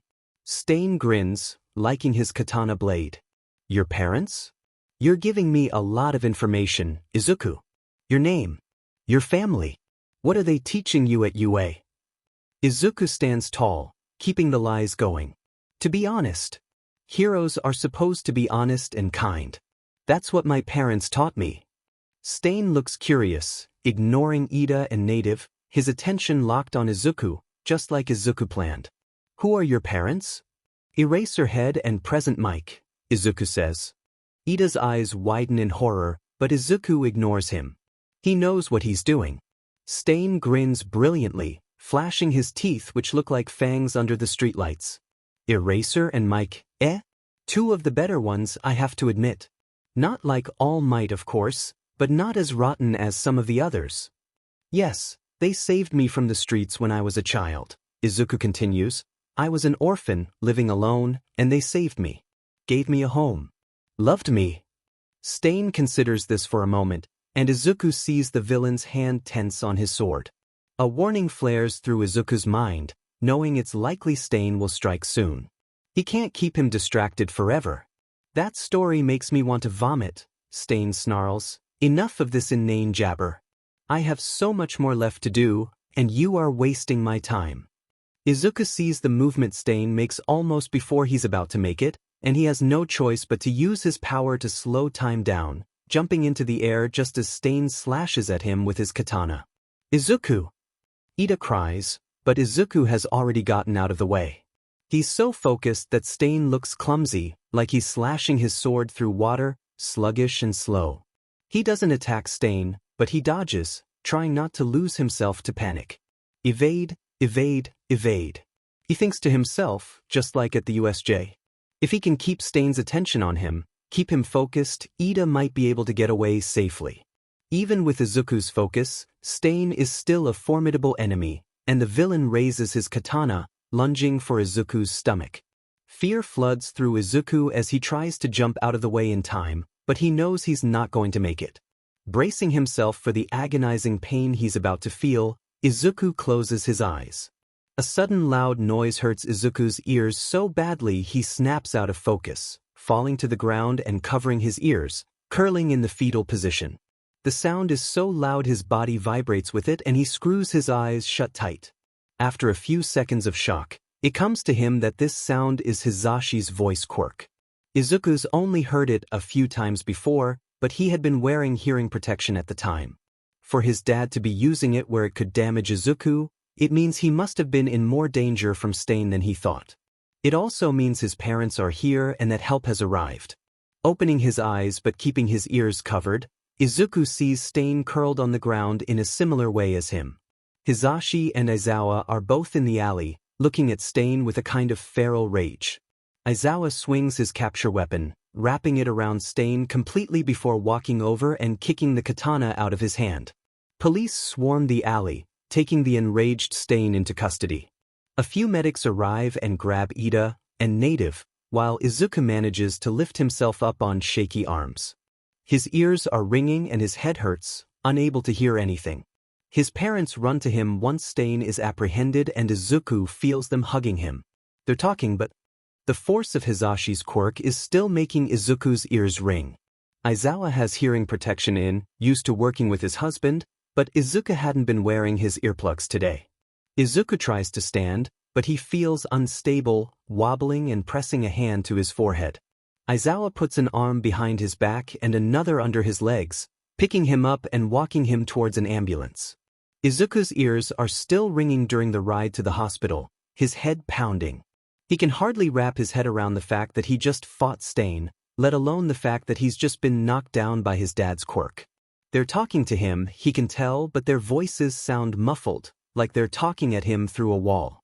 He shakes his head a little, pointing at his ears, and both of their eyes widen in understanding. Hizashi pulls out his cell phone and types something frantically, holding it up so Izuku can read it. "I'm so sorry. Stain was about to kill you, I had no choice." Izuku reaches over, squeezing Hizashi's arm and pulling him into a hug. "It's okay," he mumbles, unable to hear himself. "It'll clear up." Once checked in at the hospital, Izuku is thankfully in a private room. His parents are both there, Hizashi sitting vigil at Izuku's side and Aizawa pacing anxiously. A long few minutes pass before Recovery Girl enters. She talks to his parents for a while before walking over, bending down, and kissing Izuku's forehead. Almost instantly, the ringing in his ears dissipates and he's able to sit up, sound rushing back in. His parents are watching him nervously, so Izuku gives them a shaky smile. "I'm fine, I can hear now," he says, watching them both exhale with relief before turning to Recovery Girl. "Thank you." "Of course, Izuku," she says, patting his arm. "You're usually not careless like this. Please keep yourself safe." "I will," he says, and she heads out, leaving the three of them alone. "God, kid," Hizashi chokes out, looking like he might cry. "I am so sorry. I never wanted to hurt you like that." "If you hadn't used your quirk, I would be dead," Izuku says simply, knowing it's what his dad needs to hear, and also likely the truth, "and I'm fine, I promise." Hizashi turns around, facing away from him, and Izuku can see his shoulders shaking as he starts to cry. Standing up from the hospital bed, Izuku walks over, tugging his dad into a tight hug. Hizashi kisses his hair, rocking him like he's a small child, while Aizawa puts a hand on Hizashi's back, the three of them just standing in silence. "Night Eye called us in a panic just after you sent that text," Aizawa says softly. "He had no idea where you were. Aizu, you could have actually died tonight. You can't do things like this. You're not a hero yet, and you still have abilities you don't understand. I'm so thankful you're alive, but you can't do this again." "I'm sorry," Izuku mumbles, voice muffled from being pressed against Hizashi. "I just had to try to save Ida. Didn't mean to worry you. I didn't know Stain was there." "We know," Hizashi says, moving back a little, putting a hand on Izuku's shoulder. "You were very brave, Aizu. We're so proud of you. I just wish you didn't have to do that." There's silence for a moment before Izuku asks, "Am I in trouble for using my quirk? Don't the police want to see me?" "You didn't use your registered quirk," Aizawa says, so quickly that Izuku realizes his parents must have had that planned out. "There's no evidence you used a quirk at all. You're not in trouble." "Come on," Hizashi sighs, looking at the two of them. "We're all calling off UA tomorrow and we're taking a break as a family. Let's go home." Izuku is sprawled out across his futon surrounded by a few different books his parents had bought him, all about the theory of time. The books are fascinating and give him something to focus on instead of Stain. Hizashi and Aizawa have both called off work and kept Izuku home the day after the incident with Stain. It feels strange to not be at school, but Izuku appreciates the break nonetheless. His life has gotten so much more intense since he started at UA, and having some time off feels nice. His parents are resting too, both on the couch watching one of their favorite shows. Aizawa is asleep on Hizashi's chest and Hizashi is lazily braiding his husband's hair, looking half asleep himself. Izuku feels a fondness swell in him when he looks out through his open bedroom door at his parents. He knows he's maybe a little more attached to his parents than most teenagers are, likely due to his childhood, but he truly loves spending time with them and he still feels very dependent on them. He looks over to his little bedside table, eyeing a small round device his parents had given to him this morning.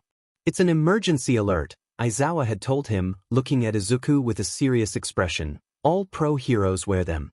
We want you to have one too. Keep it within easy reach whenever you go out. When you push it, Dad and I will get the signal, and it will signal emergency responders as well. We're not giving this to scare you," Hizashi had added, "but it would make both your dad and I feel better if you carried it." Izuku eyes the small device now, wondering if he really wants to go the rest of his life needing things like emergency alerts. It's what being a hero is like. Now that he's developing his quirk more and has discovered its true actuality, he's becoming more at peace with the fact that his life is just going to be more eventful from now on, every moment he's in the hero world. Yawning, Izuku stretches on his bed before standing up, walking sleepily into the living room. Aizawa's awake now, both he and Hisashi watching their favorite nature program. Izuku heads into the kitchen, putting on water for tea. When it's ready, he gets everyone's favorite tea and brings the mugs carefully out into the living room, setting them on the coffee table. Thanks, Aizawa. Yawns, reaching for one of the mugs. This smells great. Hisashi picks up his mug with a happy sigh, pressing the warmth into his hands. This hits the spot. Thank you. Izuku smiles and the three of them enjoy their tea in peaceful silence, all watching the nature show together. It's about plants and insects and Izuku finds it very enjoyable. When the program finishes, Hisashi turns off the TV and stretches out on the couch like a cat, careful not to spill his tea. Aizu, do you have any homework? Aizawa asks him. We can help get you caught up if you do. Izuku shakes his head. No, I did all the homework already. For the whole semester. Of course you did, Aizawa sighs fondly. Well, we're proud, kid. Has Night Eye been in touch with you yet, by the way? Izuku shakes his head, feeling a little bad for how he had run from Night Eye to go after Ida. No, he hasn't. He probably doesn't want to work with me after last night. Night Eye had helped Izuku a lot over only a short number of days. Through experiments and Night Eye's genius, he had helped Izuku realize that his quirk was actually as he recently assumed, a focusing ability that allows him to change his perception of time. At first, Izuku had thought he was actually slowing time down, but Night Eye had refuted that. Time is not fundamentally real, Night Eye had said to him, therefore, you are simply experiencing time differently than everyone around you when you use your quirk. You aren't changing time for anyone, you're simply processing it in your own way. A few seconds, or even minutes, is nothing in the face of the endlessness of the universe in comparison to our short lives. It didn't make total philosophical sense to Izuku, not yet, but he had worked with Night Eye to update his quirk registration anyway. His old quirk name, recall, was adjusted to chronokinesis, a word for any quirk dealing with the warping or change of perception in time. Night Eye had even gone so far as to offer a suggestion of a hero named to Izuku. Janus was a Roman god, Night Eye had explained. Among other things, he was also considered the god of time. Janus had two faces, one face with which he could see into the past, and another he could use to look into the future. I think Janus would be a name befitting a hero whose power is affected by time. Janus. Izuku likes it. It's easy to remember and say, and will stand out enough that he won't be confused with other heroes. He supposes it's a little arrogant to be named after a god, but if Night Eye picked it, he'd be proud to use it. I'm sure Night Eye will want to work with you again, Hisashi says, pulling Izuku's mind back to the present moment. He was very impressed with you and your quirk. He said it's not normal for him to work with someone who was a match for him intellectually. Izuku blushes at that, unsure of what to say. He knows he's smart and has an exceptional IQ, but Izuku honestly doesn't get the big deal about it, not really. Lots of people in the world are smarter than him. And intelligence isn't everything. Maybe, but I won't hold my breath, Izuku sighs. Do you know how Ingenium's doing? Aizawa sighs, running a hand through his hair. He's home now. Paralyzed from the waist down, permanently. Recovery girl couldn't save him. Ida's grounded, lucky he isn't arrested for the stunt he pulled. When the kid's feeling better, I'm going to ream him for that. Izuku's stomach twists. Please don't, Dad, he was just worried about Tensei. He made a bad decision to go after Stain, but dash. Izuku, you almost got killed because of that decision. Aizawa interrupts, effectively stopping Izuku from continuing. I know he feels bad, but he needs to understand the weight of his actions. If he's going to be a hero, he needs to make sure he's thinking about others and not allowing revenge to consume him. Izuku nods, not wanting to fight his dad on that when they're all so tired. He finishes his tea and moves up on the couch. Since he's getting taller, there isn't as much room for the three of them as there used to be, But he wedges himself in between his parents, resting his head on Hisashi's shoulder and curling up so his feet are pressed against Aizawa's legs. They drift off to sleep, all of them needing the rest. Izuku hasn't had time to properly catch up with Ida. His parents told him that in order for Ida not to get expelled, everyone involved has to keep what happened with Stain a secret, including Izuku's participation. He can't talk about it with Ida at school, and given that Ida's still grounded, it's been hard finding time to talk about it at all. It's been a week since the incident with Stain. Izuku had aced all his exams, scoring the highest in all the written exams, seconded closely by Ida. The practical was more balanced, he had passed, but in the middle of the pack. He was still getting used to thinking of his quirk in a new way. Even though nothing had really changed, the way that he perceives both time and his quirk in general are something he's working on. Currently, Aizawa is explaining the next big event for both Class 1A and Class 1B, a week-long training camp in the woods. Izuku had been surprised when his parents had told him it was still happening, given all the events with villains this year. Although, Izuku supposes no one's supposed to know about Ida's run-in with Stain and Izuku's involvement, so at least to the public, there's been no actual attacks on UA students since the USJ. We will be going with Class 1B, Aizawa says, pointing at a map of the camp area on the board, which Izuku memorizes instantly. On your desks you will find a suggested list of items to bring with you. If you are unable to provide any of these items for any reason, please see me after class. UA will supply them for you. Questions? Izuku looks over the list in a blink, looking through all the items. While they have some of this, there's a few things he needs to buy, like a sleeping bag and a latrine. Hisashi had told Izuku he would handle getting all of the larger items, since both his parents are going on the trip, but he asked Izuku to handle things like the bug spray and sunscreen. I will be attending along with Present Mic, Vlad King, 1BS homeroom teacher, and a guest hero team, the Wild Pussycats, Aizawa continues. Izuku's eyes widen in surprise. He doesn't know much about the Pussycats beyond their quirks and hero stats. They specialized in mountain rescues and have very interesting quirks. The leader, Mandalay, is a telepath. The other members include Pixie Bob, who can manipulate Earth in a variety of ways, Ragdoll, whose search quirk allows her to monitor the stats of 100 people at a time, and finally Tiger, who can flex and bend his body into impossible positions. If all the wild pussycats are coming, plus his parents and Vlad King, Izuku feels that the trip will be very secure, and it's unlikely that they'll run into any trouble. He turns his attention back to the class discussion about the trip, which has turned into his classmates having excited conversations about preparing for it. This is going to be great. Uraraka gushes, everyone, we should meet up at the mall on Saturday and go shopping. Ooh, that's a great idea. Hagakure squeals, come on, who's in? The mall is crowded and Izuku already hates it. He might be doing better now socializing with more people, but he still hates crowds and strangers. He wishes that he had brought his earplugs with him, but he supposes he'll have to do the best he can. Izuku's parents tasked him with getting bug spray, sunscreen, and a few other small things. The class meets up in the mall center. Izuku is standing with Ida, Uraraka, Shinso, and Shudo, all of them looking over the packing list and talking about the different things they need and which stores they need to go to. I need a sleeping bag and some hiking gear, Ida says, looking down the list seriously. Anyone else? Oh, I need a sleeping bag too. Uraraka chimes in, there's a store that sells outdoor gear on the other side of the mall. Let's go, Ida. Izuku watches with amusement as Uraraka grabs Ida's arm and practically pulls him towards the store, Ida spluttering and stammering as they go. A few other members of their class have broken off too, and Izuku, Shinso, and Shudo are soon the only ones left. Well, that was fast, Shinso smirks. Looks like this isn't really a class trip after all, everyone's got their own things to get. You guys need anything?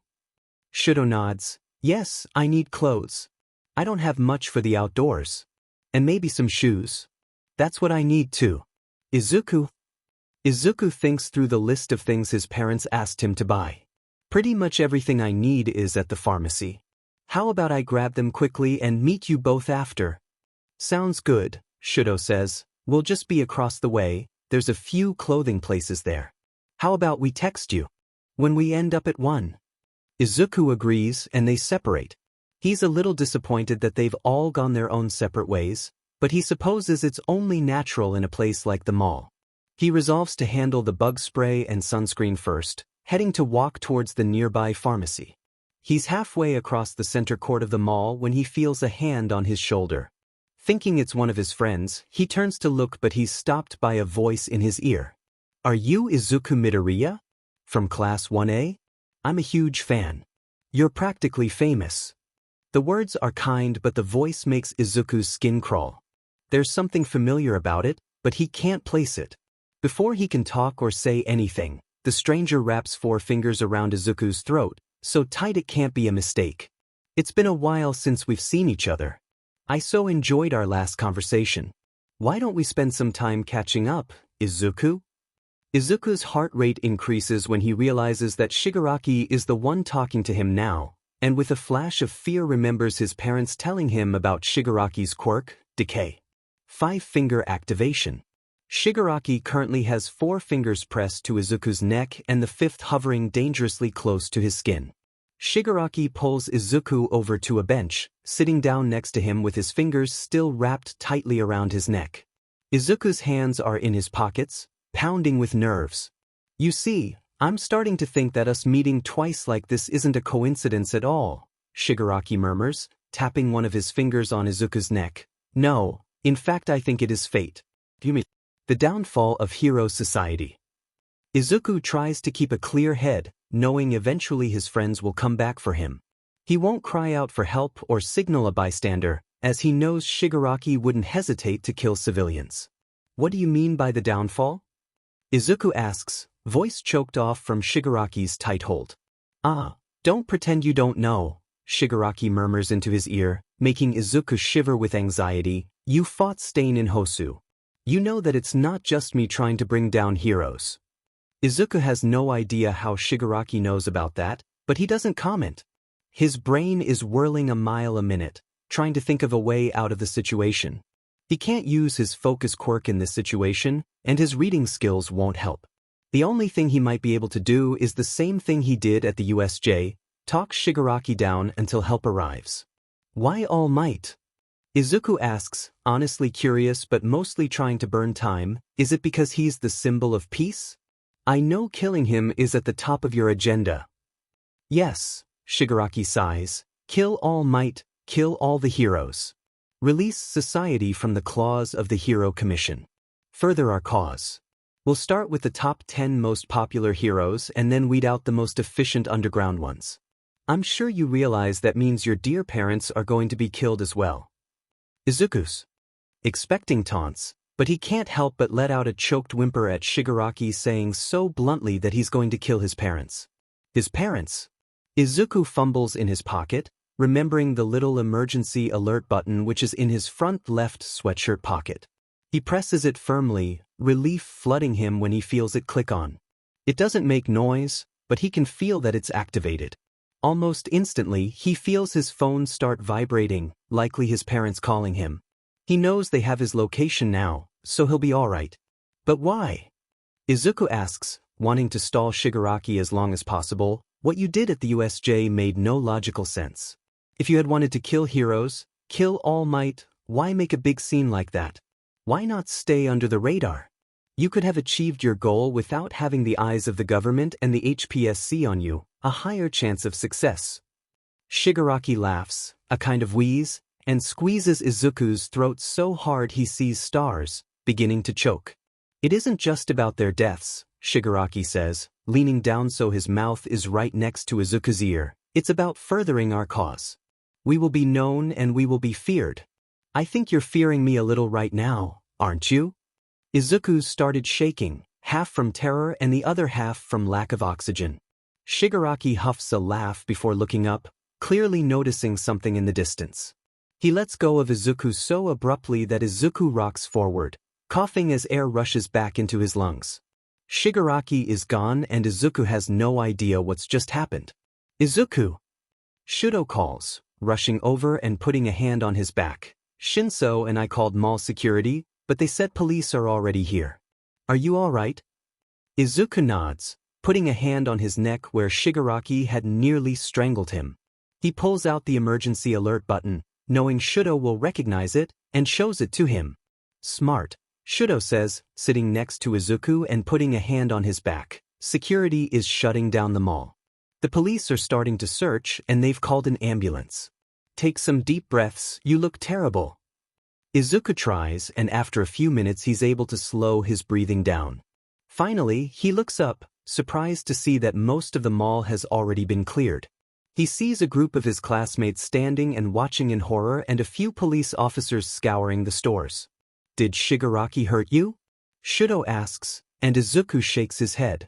No, just held onto my neck, Izuku replies raspily. I think he just wanted to talk. Izuku's pulled to his feet by a police officer who leads him outside to an ambulance where they begin checking him out, checking his throat. Izuku feels a little lightheaded, but other than that his breathing has returned to normal. Izuku! He looks up, stomach twisting with guilt when he sees his parents rushing towards him, both in civilian garb. It was their day off, and both of them had been looking forward to it so much. He stands up, not wanting them to think he was injured. I'm okay, he reassures them as Hisashi reaches him first, pulling him into a tight hug. Shigaraki just talked my ear off, that's all. He didn't hurt you? Aizawa asks, scanning Izuku up and down for injuries. Izuku shakes his head. No, he kept his fingers on my neck to threaten me, but that's it. Hisashi curses, putting a gentle hand on Izuku's neck, eyes narrowing in fury when he sees the red marks that Shigaraki had left there.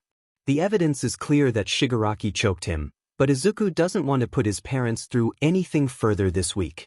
You were smart to use your emergency alert, Aizawa says, voice tense. Shigaraki cleared out quickly, it looks like. Listen, Aizu, the police want to give a statement at the station. Are you up for it? Izuku nods. It's a long afternoon of explaining everything Shigaraki said and answering questions at the police station, but they still manage to get home by dinner time. Heading into the apartment, Izuku heads straight for his room, grabbing his stuffed bear and curling on his futon.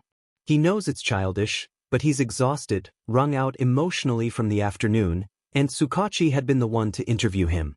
Tsukachi is nice and Izuku doesn't dislike him, but he also reminds Izuku of when he met him as a child, so alone and afraid, when his mom's death was still fresh in his mind. He always feels vulnerable whenever he sees him.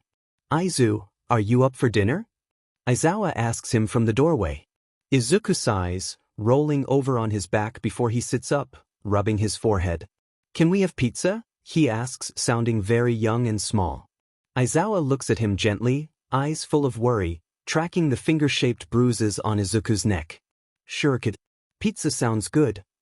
The fallout from the event at the mall is a serious discussion with the UA staff if the training camp will be safe enough for students to attend. Multiple security plans are drawn up and the camp was planned in absolute secrecy, so there really should be no way for villains to infiltrate it. Niza gives the green light for camp to continue, but Izuku can tell his parents are worried. Despite his parents' anxieties, Izuku is excited for training camp. He's never been on a trip with friends before, and he hopes that camp will be fun.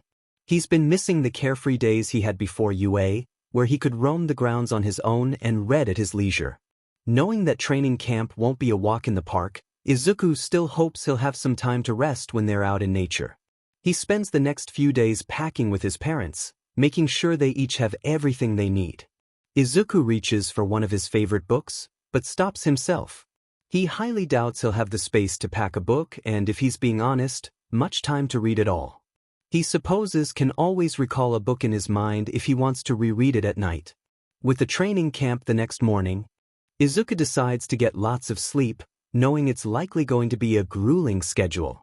Fortunately, he's exhausted after the incidents with Stain and Shigaraki, so he's out like a light, getting enough sleep that he wakes up easily at 5 the next morning. It's dark and chilly outside, Izuku carrying a backpack, sleeping bag, and pillow. Aizawa looks half asleep still with dark circles under his eyes. Hisashi looks more awake, but moving a little more sluggish than usual. Izuku can't deny he's relieved both of his parents will be on this trip, just in case something happens. Despite being a teenager, he still doesn't like spending time away from his family. While they drive to UA to meet the bus, Izuku sticks his hand in his pocket to fill the small emergency alert signal. He started touching it every so often, to reassure himself it's there. With Shigaraki taking an interest in him, Izuku's even started wearing it in the house and at school. He knows it might be a little paranoid, but he doesn't want to take any chances. When they arrive at UA, there's 2 buses pulled up outside of the gates, a small group of students congregating around with luggage. Vlad King is already there, and while Hizashi goes to park the car, Aizawa and Izuku take the luggage over to the bus. Aizawa starts checking in with Vlad King while Izuku looks around. Most of the students are from 1B and he doesn't know them, but he's relieved when he sees Ida's there as well. "Morning, Izuku."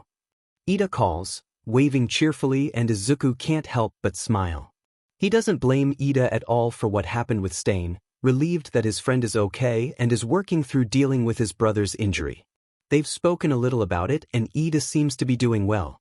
"Good morning." Izuku yawns in spite of himself. "Did you bring any books for the bus?" "Yes," Ida exclaims, pulling out a textbook on metaphysics. "When you told me about your quirk, I thought of this. We can read it together." Izuku is touched, taking the book from Ida and opening the front cover. He only means to skim the first page, but he quickly gets absorbed, feeling his focus narrow down to the book and time begins to slow around him. He makes it through the first few chapters before he feels someone shake his shoulder gently. Earth to Izuku, Shinso smirks. "Dude, it's not even 7 in the morning. How can you read something like that at this hour?" Izuku smiles sheepishly, handing the book back to Ida. "It was interesting." "Oh, you're all here already." Class 1A has all seemed to arrive in the span of a few minutes. Some look half asleep, others nervous, a few excited. Izuku is looking forward to a change of pace and is relieved when Aizawa calls for them all to start loading the buses. Hizashi and Aizawa board 1A's bus, while Vlad King takes 1B's. Izuku and Ida sit together while Izuku opens the textbook, resolving to keep his quirk at bay so he can go at Ida's pace. "I just thought this subject was fascinating," Ida says, pushing up his glasses. "Metaphysics, the study of reality and existence, and by extension, time. It makes you think a lot, doesn't it? About what really matters in the grand scheme of things." Izuku nods, remembering what he had just read and other information he has catalogued in his brain about this. Yes, Aristotle talked a lot about it. He was asking questions about the nature of reality and what was the first cause of things, of matter and life. I read a really interesting study where a group of scientists tried to prove whether or not time was actually real after Night Eye talked to me about it. I actually heard that dash. Will you nerds please shut up? Bakugu groans from behind them, pressing his face against the back of the bus seat. I can't handle this philosophy crap so early in the morning. Izuku is used to Bakugu by now and the comment doesn't bother him.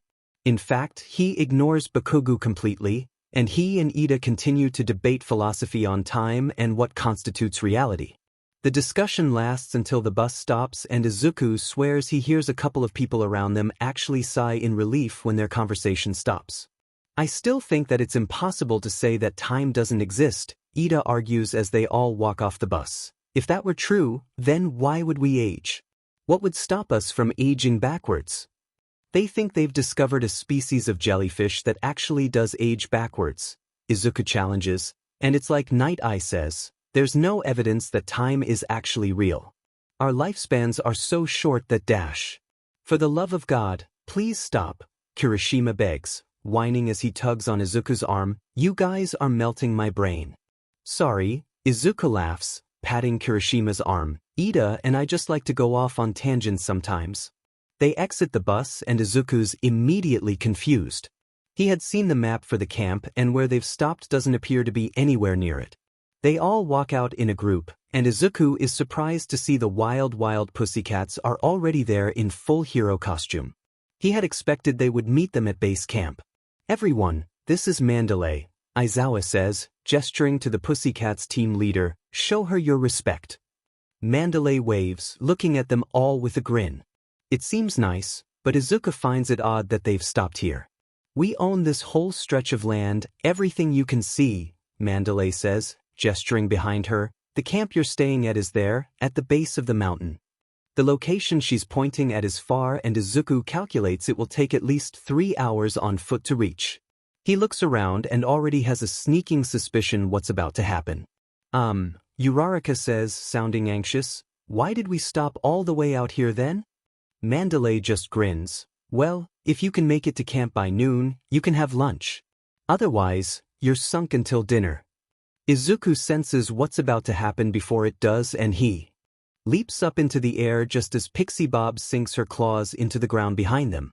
The entire cliff instantly turns into a landslide, and the students start to fall. Izuku narrows his focus down on avoiding the sliding earth, and everything starts moving around him in slow motion. He's able to run on the loose, shifting rock with ease, managing to double back towards the road where the ground is still stable. He surveys his classmates, who are all falling comically slow to his eyes. He has enough time to catch all of them and bring them back, but he can see Aizawa blink, turning to Izuku as if moving through syrup. While he's currently moving much faster than his dad, he gets the sense Aizawa wants to talk to him. Izuku lands next to his dad, easing up on his focus as time rushes back to normal. The cliff has completely given way below them, and he can see his classmates and 1B are fighting monsters made of earth that he assumes Pixie Bob created. Aizawa sighs, rubbing his forehead and looking at his son with a fond smile. "Kid, can you at least pretend we caught you off guard and go down there?" "I kind of think since he managed to avoid it, we should give him a ride." Mandalay grins. "That's a pretty impressive quirk you have there. What's your name?" Izuku blushes, feeling a little put on the spot as Hizashi and Vlad King walk over, and the other 2 members of the Pussycats join them. I'm Izuku," he says quietly, and dash. "Oh my gosh, is this your son?" Tiger gasps, putting his hands on his face and looking at Aizawa. "Yours and Mike's." "Little Izuku, I haven't seen you since you were tiny. Real smart if I remember right." Izuku blushes, feeling kind of bad that his classmates are struggling so much while he's having a conversation up here, but he doesn't want to be rude to his parents or to Tiger. "That's our kid," Hizashi grins, slinging an arm over Izuku's shoulders. "All right, Aizu, time to go help your friends. Try and save some of the monsters for everyone else, okay?" Izuku nods, looking down the landslide and out into the forest. He can instantly see the quickest path to camp, which the others are nowhere near. Making a mental map of the forest in front of him, he slides down the sloped earth to the forest floor and runs to catch up with the others. When he finally finds his class, everyone already looks exhausted and dirty from fighting the mud monsters. Izuku manages to catch up to Ida, showing him the quicker route to camp. Some of the others catch on and follow, and Izuku is able to lead everyone to the camp, making it there just a little before noon. When they arrive, there's a delicious smell wafting towards them, and they practically trip over themselves to run up and get some lunch. Izuku isn't as tired as some of the others seem to be, but it was exhausting to get here. Aizawa tells them not to get used to the food, that they're making their own food for the rest of camp, to groans and protests from the others.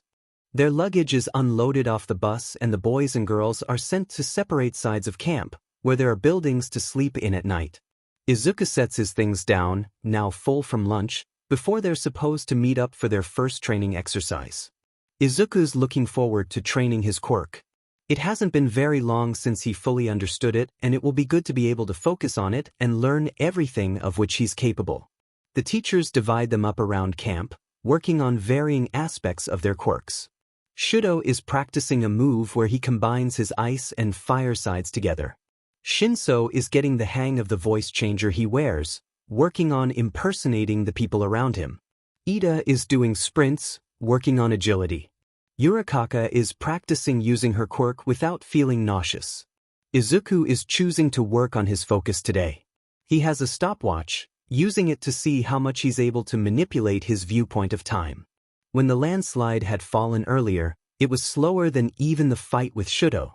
Izuku wonders if he'll eventually be able to stop his prescription of time moving nearly completely. When night falls, everyone is exhausted. Dinner is sad, burnt rice and fish made by a couple 1B students, but at least they have enough to eat. Some of the students had proposed staying up late to play games, but everyone is asleep the second they lay down, exhausted from the day. The next few days of training are fun. Izuku discovers he can get to a point if he truly focuses where 1 second for everyone else gives him nearly a full minute. The implications of that are astounding to him, and he resolves to practice as hard as he can. Janice, that's good, Mandalay says as if in slow motion, watching him work on his speed. Keep working with it. Her words sound broken up and slurred, distorted from Izuku's perception. He continues trying to slow down his perception as much as he can, trying to squeeze even more time into a single second. The third night of camp, someone breaks out marshmallows, and there's good-natured laughing and conversation as they roast them over a campfire. Izuku is sitting pressed close to the fire and Shudo's left side, enjoying the heat from both. I've never had a marshmallow, Shudo says, making Kaminari gape at him. What? This is an emergency, Kaminari exclaims. Everyone, we need to teach Shudo how to make a s'more. Fortunately, Hagakure had packed graham crackers and chocolate, and soon everyone is busy putting s'mores together. Izuku burns his marshmallow, but he manages to get it on the graham cracker with some chocolate, enjoying eating it even though his hands are sticky. There's a full moon out, the air is crisp and clear, and Izuku feels relaxed. It's been a grueling few days of training, but looking out over the forest at night is calming. He loves it out here. There's millions of stars visible due to low light pollution, and he and Ida lay out on the ground and point out constellations. The fourth night, Vlad King and Aizawa call everyone together, walking them through one of the main exercises of camp. Izuku remembers his dad talking about this in class, but he listens dutifully for the explanation. The test of courage is a way to prove to yourself that you can push through your fear, Aizawa says calmly. For 1A, you've already proven you can stand your ground against villains. But it's still good to work through it in a controlled setting like this. Tonight, it's 1A's turn to take the test, whereas 1B will take it tomorrow. Class 1B will be stationed in the woods, Vlad King continues. You will be allowed to use your quirks or other means to frighten, scare, or intimidate the other class. Physical contact is not allowed, or anything that may cause injury. 1B, please take your positions in the forest. 1B leaves, and Aizawa turns to the rest of them to finish explaining. Pixie Bob and Ragdoll are in the woods holding a note card with your name on it. Your job is to make it to the center of the forest, retrieve your note card, and bring it back to camp. We'll call you in teams of 2. Shinso, Izuku, you're up first. Izuku and Shinso step up, heading out into the forest. Izuku can hear all sorts of things, his senses on high alert. Shinso seems the same, scanning the forest warily. It's dumb to be scared, Shinso says simply. We've been through way worse this year, especially you. Izuku nods, not refuting it. I know. I'm not scared, not of 1B at least. But these woods are a little unsettling at night. The moon is still shining bright, but the dark expansive woods are rustling in the breeze, the sounds of insects and animals everywhere. Each breaking twig or croak of a frog makes Izuku's ears twitch, hypersensitive to every sound. They make it a decent way into the forest when a girl from 1B leaps out at them. What the hell are you doing? Shinso asks, and Izuku realizes what his friend is planning. The question makes it sound like Shinso is upset that she surprised them, but he's only waiting for a response so he can activate his quirk. I got you, the girl laughs, but her eyes quickly glaze over as Shinso activates his brainwashing quirk. Tell us who is up ahead in the woods and what their quirks are, Shinso compels her. She tells them, and they learn there's about 10 people in this part of the woods between them and the note cards. If they stick in the more wooded areas, they won't run into as many people. That was quick thinking, Izuku says as they leave the 1B girl on the path, fuming at them both. Shinso shrugs. People fall for it every time. They walk a ways in silence, avoiding most of the people the girl had pointed out. Things seem relatively easy so far, until a strange, purple mist begins to drift through the forest. The miasma is odd, and Izuku immediately has a bad feeling. Shinso, stop, Izuku says, something's not right. Izuku doesn't want to overreact and do something drastic like push his emergency alert, but the hair is standing up on the back of his neck. Something feels wrong, like the USJ, stain, the mall incident with Shigaraki. Izuku's had enough close calls lately to trust his instincts. He hears someone scream, a real scream of terror, and it's enough for Izuku to reach into his pocket and push the emergency alert. Almost as if on cue, an explosion of blue flames shoots up all around the trees, effectively encasing Shinso and Izuku in a circle of fire. What the hell is going on? Shinso asks and Izuku shakes his head. I don't know, but I don't think this is 1B, he replies, looking all around him. I called for help, something's not right. Sure enough, moments after the fire surrounds them, Izuku's stomach clenches when he sees the same portals as the USJ and villains appearing out of them, a few at a time. He doesn't recognize any of them in the dark, but he has enough sense to pull Shinso down low to the ground, covered by some bushes and logs. I pushed my emergency alert. Izuku whispers to Shinso, my parents will know something is wrong. Shinso nods and they wait in the grass, keeping their eye on the ring of blue fire around them. It's not getting any closer at least, so someone is controlling it with their quirk. Izuku thinks he can hear the sound of fighting, but they stay down. Izuku gets the shock of his life a moment later when Aizawa's voice echoes through his head. This is Eraserhead. I am using Mandalay's telepathy quirk to reach the students of 1A and 1B. There are currently villains attacking our camp. You are ordered to return to base camp as soon as possible. All students have full permission to use their quirks in self-defense. Do not engage the villains unless you have no other choice. Use hero names to avoid detection. We have reason to believe the villains are here to abduct Hitoshi Shinso. If you are near Shinso, your objective is to get him back to base camp safely. The speech ends and Izuku shares a shocked look with Shinso, whose eyes have widened a fraction. What the hell do they want with me? He asks, looking a little scared. Izuku's eyes narrow. Your quirk? They want to use your quirk, Mockingbird. You're powerful, they probably think they can sway you. Over my dead body, Shinso growls, looking like he's ready to stand up and fight. Izuku puts a hand on Shinso's arm, remembering his dad's directive. Get Shinso back to base camp safely. Follow me, Izuku whispers, and he begins crawling through the brush. They reach the edge of the ring of blue flames and Izuku can see the silhouette of a villain standing in the dark. He can't make out anything about the villain, but it looks like the guy is controlling the fire. I'll distract him, Izuku whispers right in Shinso's ear. He won't be able to catch me.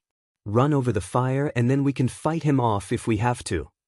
Shinso nods and Izuku launches himself forward, narrowing his focus down to the blue flames and on the villain wielding them.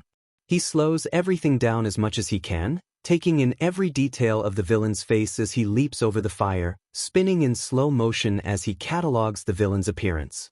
Bright blue eyes and scars littering every inch of his body. What little isn't scarred is covered in painful-looking medical staples. Izuku winces when he realizes this person's body is literally falling apart. He's moving so fast that the villain doesn't notice him, and Izuku is able to leap and run past with ease. F-. The villain snarls when Izuku lets his focus go, a wild shot of blue fire launching over his head. Shinso uses the moment to leap over the fire behind the villain, ducking down in the bushes. Where'd you go, brat? The villain snarls, but Izuku says nothing. He reaches Shinso, and the two stay hidden, nearly crawling through the underbrush until they hit the main path. He almost sags with relief when he can see Hisashi's silhouette up on top of the hill, tending to what looks like an injured student. Izuku grabs Shinso's arm and they run as fast as they can up the hill, all but collapsing at the top. Thank God, Hisashi sighs when he sees Izuku. Are you both all right? Yes, sensei. Shinso pants. Janice saved me. Izuku is too out of breath to say anything, but he looks around, relieved that he spots most of his classmates. 3 of the pussycats are there, but Vlad King and Aizawa are missing. Izuku's stomach lurches, but he decides to keep it together. Pixie Bob ushers them all inside the building where they sit on the floor, everyone looking tired and anxious. After an agonizing 10 minutes, Aizawa enters, covered in dirt and a little blood with Ragdoll leaning on his side, looking injured but all right. Mandalay and Tiger rush forward, helping Ragdoll and treating her injuries while Hisashi and Izuku walk calmly up to Aizawa. Izuku wants to launch himself into his dad's arms and one look at Hisashi's face, Izuku can tell he feels the same. They hold themselves back, though, remembering they're still in a school environment. Everyone's alright, Aizawa says tiredly. The villains retreated when they saw all the police cars driving up. All students and staff are accounted for, minor injuries only. We're leaving as soon as the police get your statements. After the police arrive and everyone is checked out by medics and interviewed, they begin the exhausting drive back home. Once they arrive back at UA, parents and families have already been notified and are all waiting to pick up their students. To avoid the teachers getting mobbed with questions or accusations, police and Principal Nizu are there to calm the frantic families. Izuku says goodbye to his friends, taking his things and walking to their car at UA with his parents.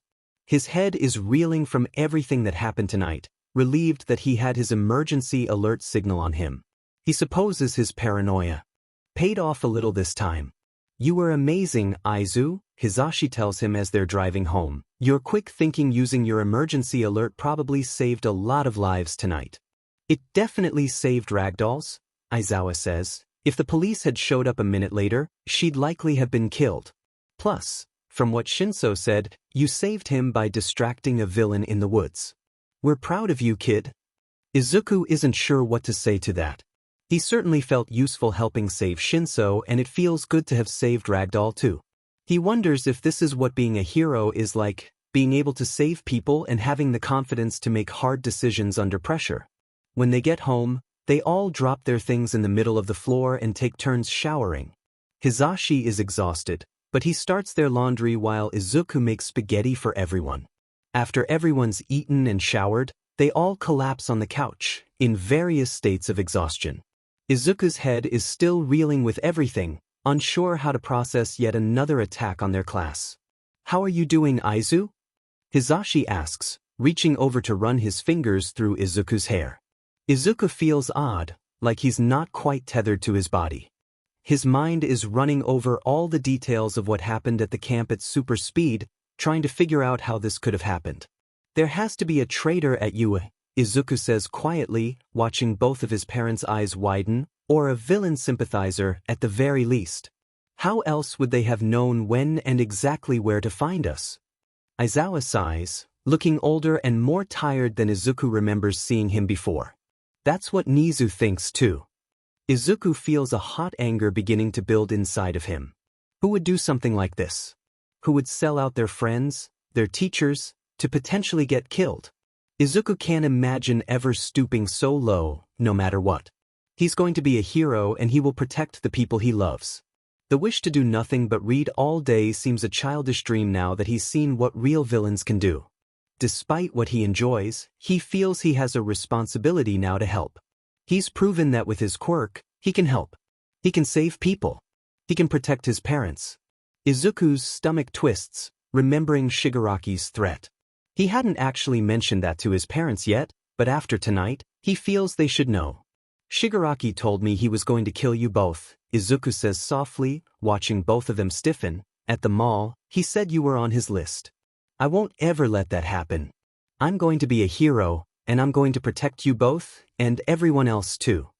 Honey, come here, Hisashi murmurs, pulling Izuku into a tight hug, rubbing his back as if he's a small child. I'm sorry you've been carrying that burden. Remember, your dad and I are very hard to kill.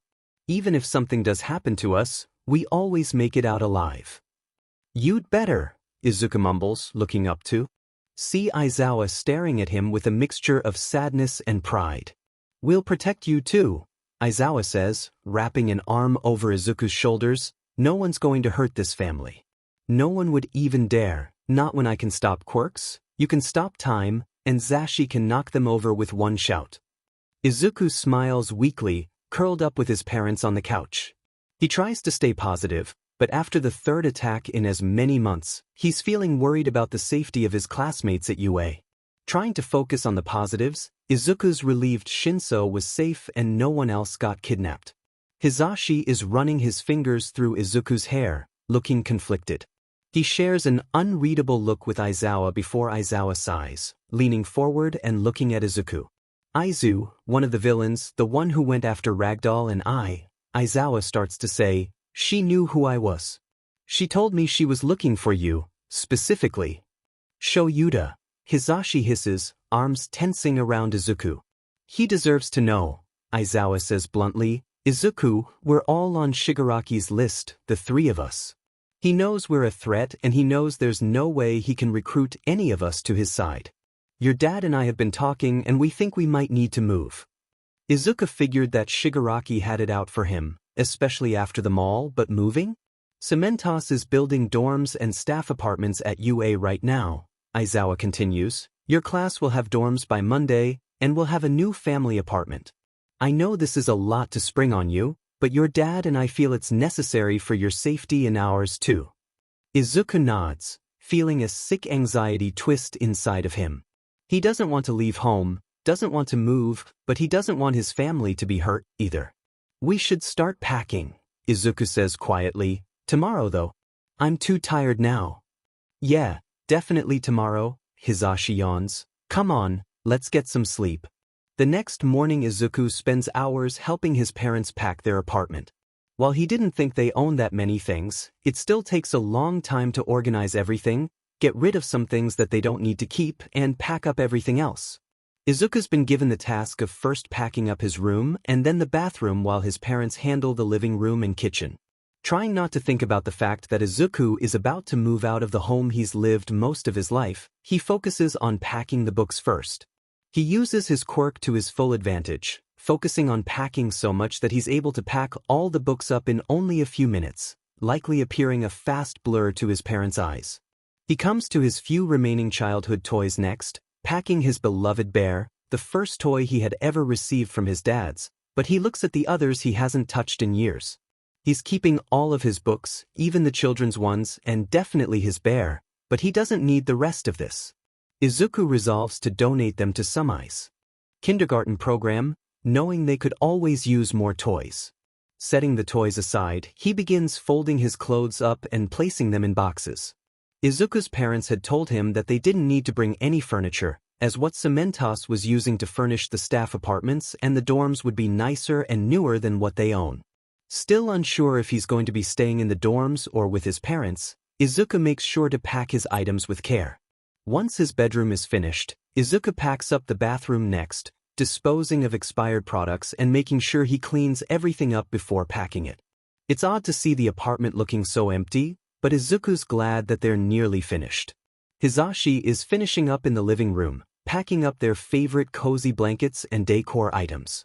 Izuku sees the little ceramic turtle from his mom's apartment next to a small wooden bowl they have on their coffee table, glad that no matter what the new place looks like, it will still have small touches of home.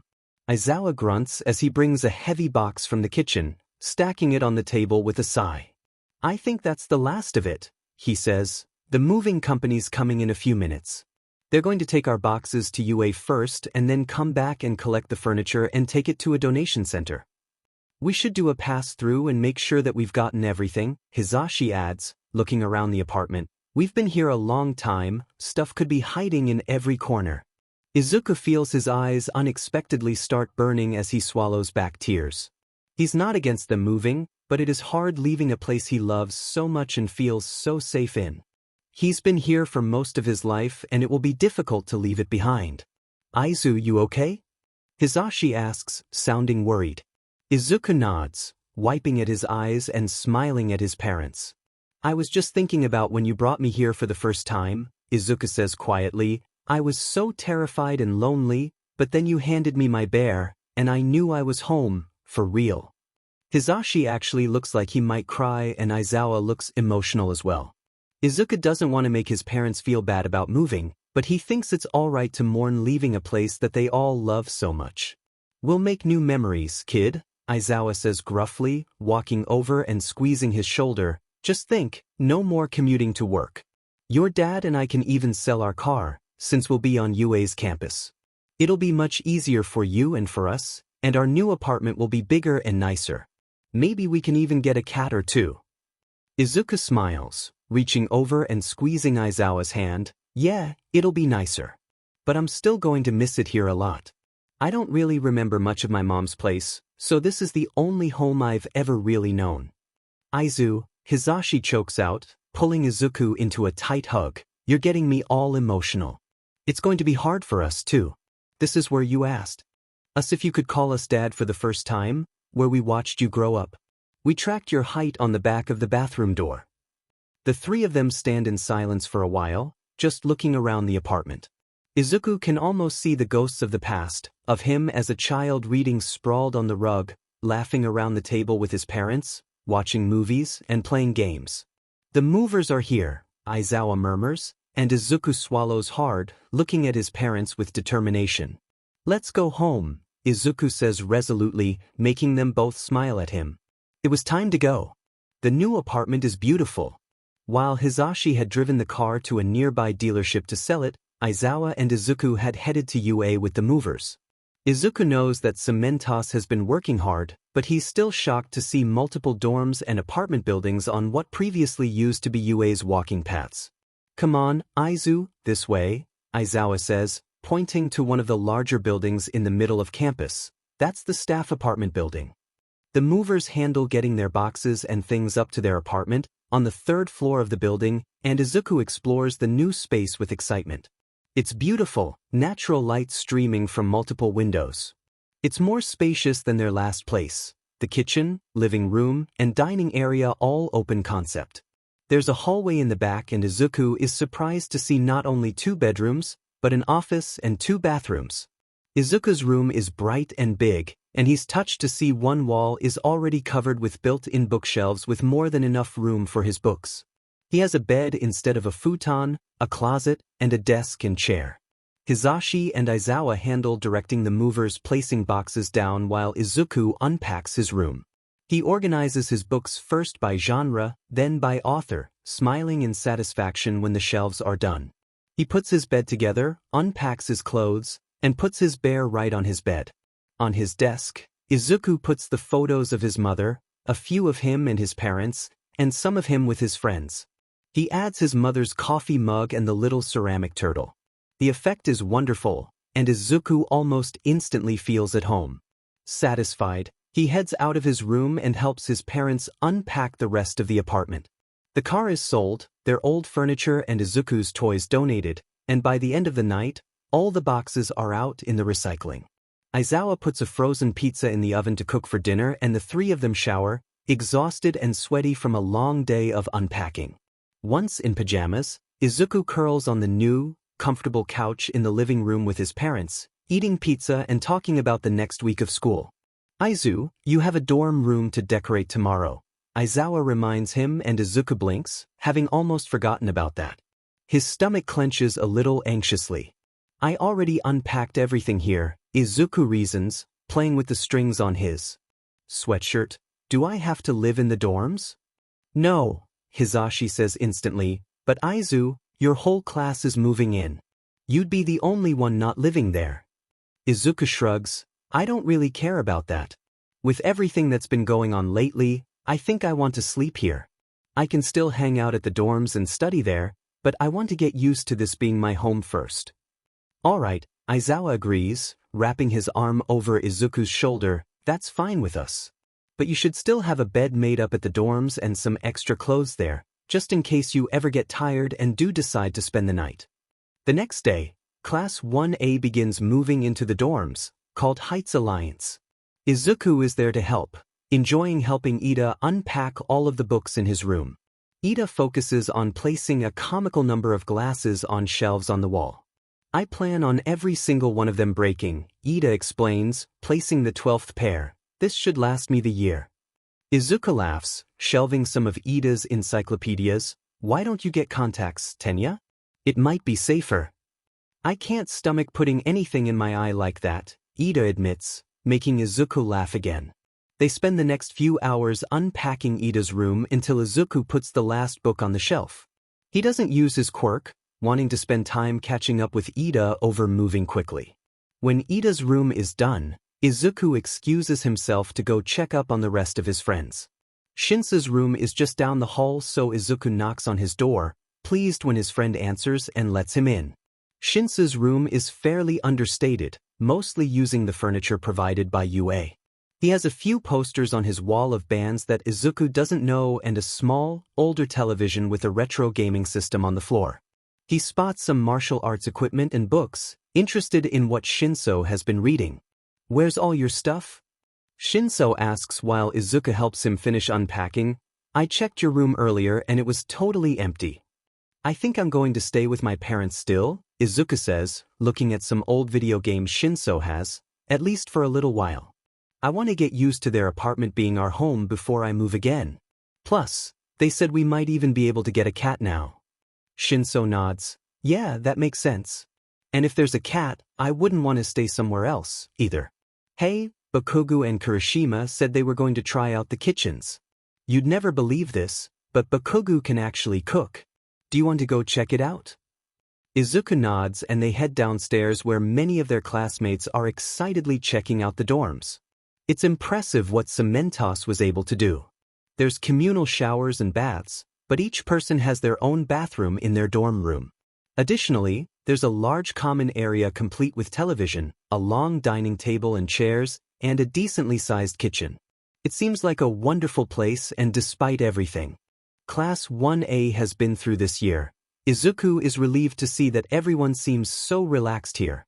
Shudo is on the couch talking with Shoji and Uraraka, the tension usually present in his shoulders lessened.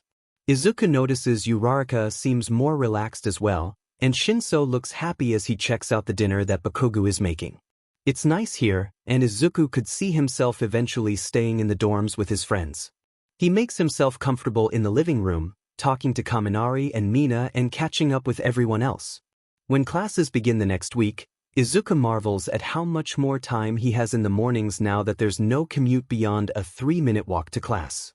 He and his parents decide there's no point in pretending they aren't related anymore, and Izuku walks with them to class from their apartment. The extra half-hour of sleep they're able to get by not driving to UA each morning does wonders for all three of them, Aizawa especially. His dark circles don't seem as pronounced and he looks a little happier than usual as they head into class. "Have a good day, Dad." Izuku waves to Hisashi as they split ways, Aizawa and Izuku to 1A and Hisashi to his English class. "See you at home." Hisashi calls back, blowing a kiss to Aizawa who rolls his eyes fondly, smiling a little despite himself. Once in class, Izuku settles at his desk and pulls out a new book he's just bought. He's been reading a lot of textbooks this year, but this book is a large fantasy series, one with a shocking number of books, so Izuku is ready to dig into the story and have a lot to look forward to.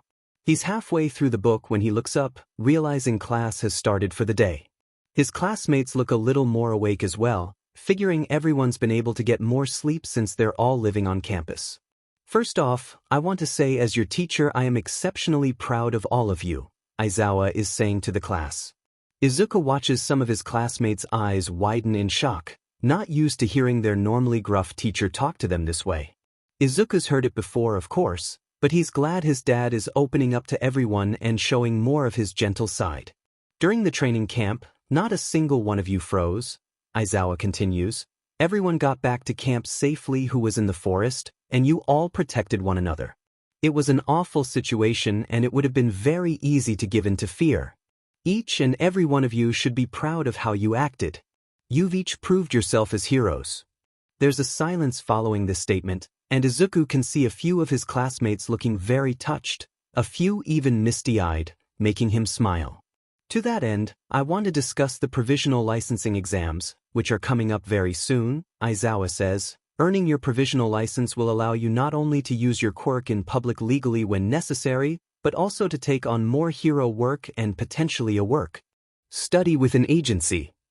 Aizawa continues to explain the exam process and Izuku resolves to train and train hard.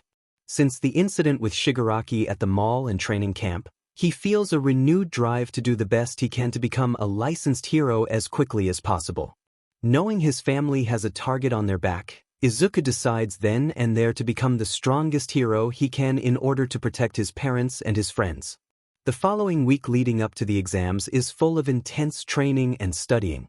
Aizawa tells them that less than 10% of the students who participate this year will pass, leaving many in Class 1A feeling anxious. Izuku's never gotten anything less than a perfect score on an exam, but this type of test is different. There's no reading or writing, it's all a practical examination, and he usually falls in the middle of his class grade-wise on those. If he wants to pass, he'll have to up his game. The exam is on a Wednesday morning and over 1,500 students attend. Izuku stands with those from his class, entering the examination hall and starting the test. It's grueling and Izuku sees many people around him making major mistakes, likely losing their opportunity to get a license this time around.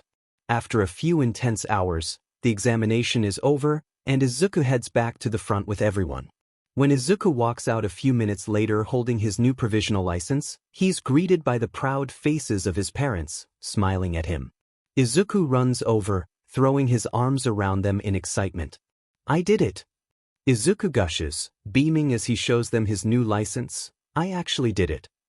"We never had a doubt," Hisashi grins, ruffling Izuku's hair. "We're so proud of you, Izu."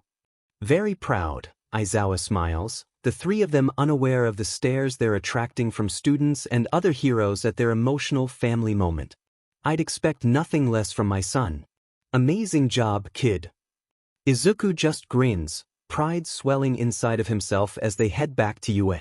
Everyone else in 1A have passed as well, all proving that they're ready for the next step of becoming heroes. Izuku already thinks about reaching out to Night Eye again for a work study, hoping that the hero will take him after the stunt he had pulled with Stain. "I do not understand this at all," Kaminari whines, dropping his head down on his math textbook. "I may have a license now, but I can't keep it if I fail out of UA." They're in the dorms after the licensing exams, most other students celebrating. Kaminari had asked for Izuku's help with some math homework since his grade was dangerously close to failing in ectoplasm's class, to which Izuku had agreed. "You're not going to fail," Izuku tells him. "I think you have a fundamental misunderstanding of a basic part of math that's causing you to be confused about the higher concepts. If we can find out what it is, I bet everything will feel much easier." Kaminari just blinks at him. "I'm not sure if I should be insulted by that or not, but you're probably right. Okay, teach me." Izuku spends the next hour reviewing basic math concepts with Kaminari, discovering that he never was taught the basic way of understanding equations. He reviews it with him for a while, rewarded when Kaminari's eyes light up.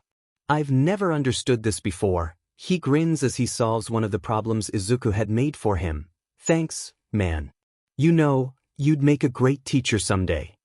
Izuku blushes. "Well, living with two of them, you kind of pick up on some things. Come on, you've been working hard for hours. Let's go celebrate with the others." That night, 1A celebrates with pizza, soda, and a movie marathon, discussing their futures with excitement. A few of them talk about creating agencies together when they're pros, working together and continuing on in the pro-hero circuit. It makes Izuku smile. Despite everything they've been through lately, his class hasn't given up. No matter what Shigaraki is planning, Izuku knows the villains will have a hard time stopping them. Izuku's work study begins with Night Eye shortly after he receives his provisional license. Night Eye had said nothing about when Izuku had run off during his internship and confronted Stain, so Izuku assumed it's water under the bridge now. There's another student working with Night Eye, a third-year student named Togata Mirio, who Izuku knows a little from UA. Mirio has an incredibly powerful quirk, super strength combined with a permeation ability that allows him to pass through any solid object while holding his breath. Izuku had expected Mirio to be around more, but Night Eye tells him that Mirio splits time between his agency and All Mights, which Izuku finds very confusing. Mirio's quirk doesn't make sense to him either, but Izuku doesn't pry. He assumes if there's anything he has to know, Night Eye will tell him. "We are currently tracking a branch of the Yakuza, the Shai Hasaikai." Night Eye tells him the third day of his work study, "We have reason to believe their leader, Chiasaki Kai, alias Overhaul, is creating a weapon that can destroy quirks." Izuku's stomach tightens. "Destroy them?" Night Eye nods, pushing up his glasses. "So far as we know. Our intel shows that there is some kind of weapon being mass-produced by the Yakuza, and victims of it appear to be unable to use their quirks, including those with mutation quirks. Even more effective than quirk suppressants. How do you think they are being manufactured?" The wheels in Izuku's head spin, thinking through the implications of what Night Eye is telling him. A weapon that could potentially totally destroy someone's quirk would need to be something genetic, something to target the genes of those that are manipulated by quirks. He thinks of how vaccines work, of how a tiny bit of the virus can be used to stop it altogether. It comes to him in a flash. They must be modified from someone who has a quirk that can nullify or stop quirks, like like Eraserhead. Using the genes of someone like that, they could create a biological weapon that could destroy quirks either partially or permanently. Knight smiles, nodding. Brilliant. Your mind is truly a treasure, Izuku. You are correct. We have an important meeting this afternoon to discuss exactly that, the person whose quirk they are exploiting. We are mounting a rescue operation for her, but it's going to be highly dangerous. You will be involved, as will your parents and their work-study students. Izuku nods, taking that in. Who is being used for this, sir? If we're rescuing them, they're not a villain. Night Eye sighs, shaking his head. No, they're not. It's a child, I'm very sorry to say. A little girl called Eri, only 6 years old. She is the child of a Yakuza leader, but her quirk destroyed her own father. She has a powerful ability to rewind anything she touches, meaning she can de-age people, or wipe them out of existence entirely. When her ability was discovered, her mother disowned her and effectively sold her to Overhaul. She's been experimented on ever since. Izuku's heart clenches, imagining the terror that Eri must be feeling, used as nothing more than a weapon for most of her young life. It doesn't compare, not even close, but Izuku thinks back to the months he lived alone after his mother's passing, and how terrifying they were. He can only imagine how horrible this little girl's existence must be, terrified for every moment of her life.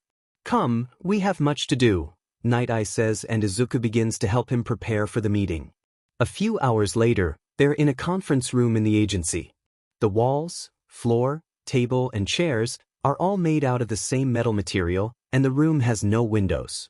It seems to have been made for the utmost security, and Izuku finds himself sitting a little straighter than usual.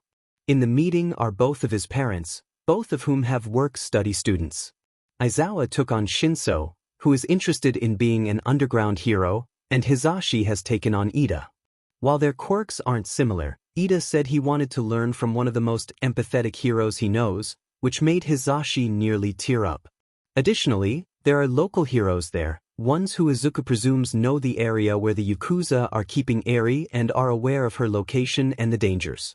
Welcome, Night Eye says to them all. I will not beat around the bush, we have much to discuss here.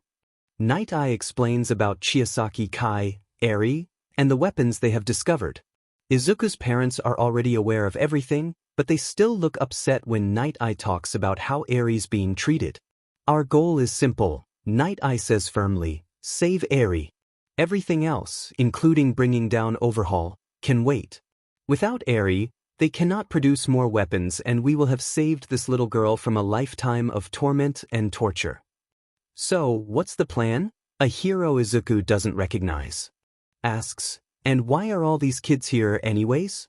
The hero gestures to him, Shinso, and Ida, who all stiffen slightly under the attention.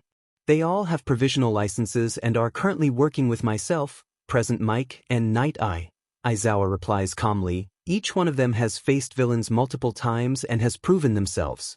Their class was attacked twice by the League and 2 of them fought Stain, and survived. We were able to capture him in the end because of them. Shinsu's eyes boggle, staring at Izuku and Ida in shock. They had kept what happened with Stain a secret as requested, so none of their friends knew how close they had both come to death that night. Stain, huh? The hero asks with a laugh, folding his arms. All right, you've got my attention, Eraser. What's the plan, Night? We will infiltrate their base of operations, Night Eye replies, pulling up a projected image of blueprints, which Izuku immediately memorizes. This is the layout of their base. Janus has committed this to memory, and will therefore be leading the first group through the base. Aizawa and Hisashi are both professional enough to keep their composure, but Izuku can see the worry in their eyes as they chance a quick glance at one another, clearly not thrilled with Night Eye's plan.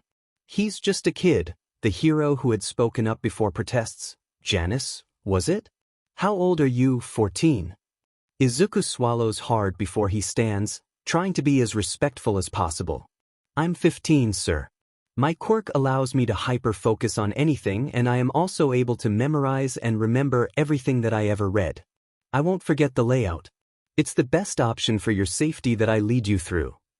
He is forgetting to add that he can also manipulate time, Night Eye adds, making Izuku blush, meaning that Janice is the ideal person to put in the front of this mission.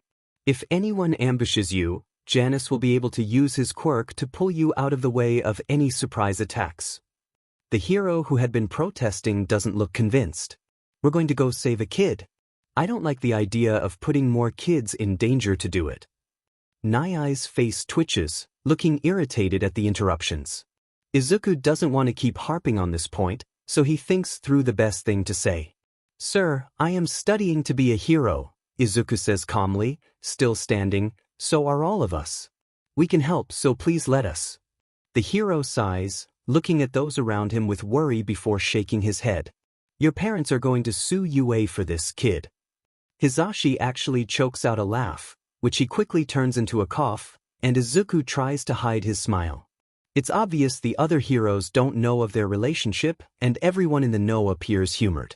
That's highly unlikely, Aizawa responds seriously, but Izuku can see the amusement in his dad's expression. Enough of this talk, though, we've got a little girl to save. Before any big moves are made on overhaul, or to rescue Eri, they're all sent on patrol in the area. Izuku and Shinso are sent out together, to the safest part of the area of the city they're searching. Night Eye and Aizawa had told them to keep an eye out for anything out of the ordinary, but to suspect a calm patrol. Hisashi and Ida are taking another part of the city while Night Eye and Aizawa coordinate the raid on the Yakuza, so Shinso and Izuku are alone. They're walking on a quiet side street together, noticing how dead it was outside. It's a gray day, a little chilly, and it seems like no one's out and about today. I know they said patrolling this area is important, but this is dead boring. Shinso sighs as they walk, both in their hero costumes. No one talks about the boring parts of being a hero, the stakeouts, and the days when nothing happens. Are you saying you want a repeat of training camp? Izuku teases, nudging his friend's shoulder playfully. Shinso shakes his head. No, can't say that I do. But this is so dull. How much more of this area do we have to cover? A few blocks, Izuku says, remembering the map Night Eye had shown him of the area. We've checked about 82% of the area they asked us to patrol. 82%, huh? Shinso smirks. A nice, random guess, I see. They both laugh, feeling calm while they scan the area, not a single person in sight. They've just rounded the corner to their last block, when Izuku sees something surprising. Mockingbird, look, he whispers, nodding towards an alley. There, standing at the cusp of the alleyway between two buildings, is a tiny little girl. She has white hair and is wearing a tan, dirty dress with no shoes.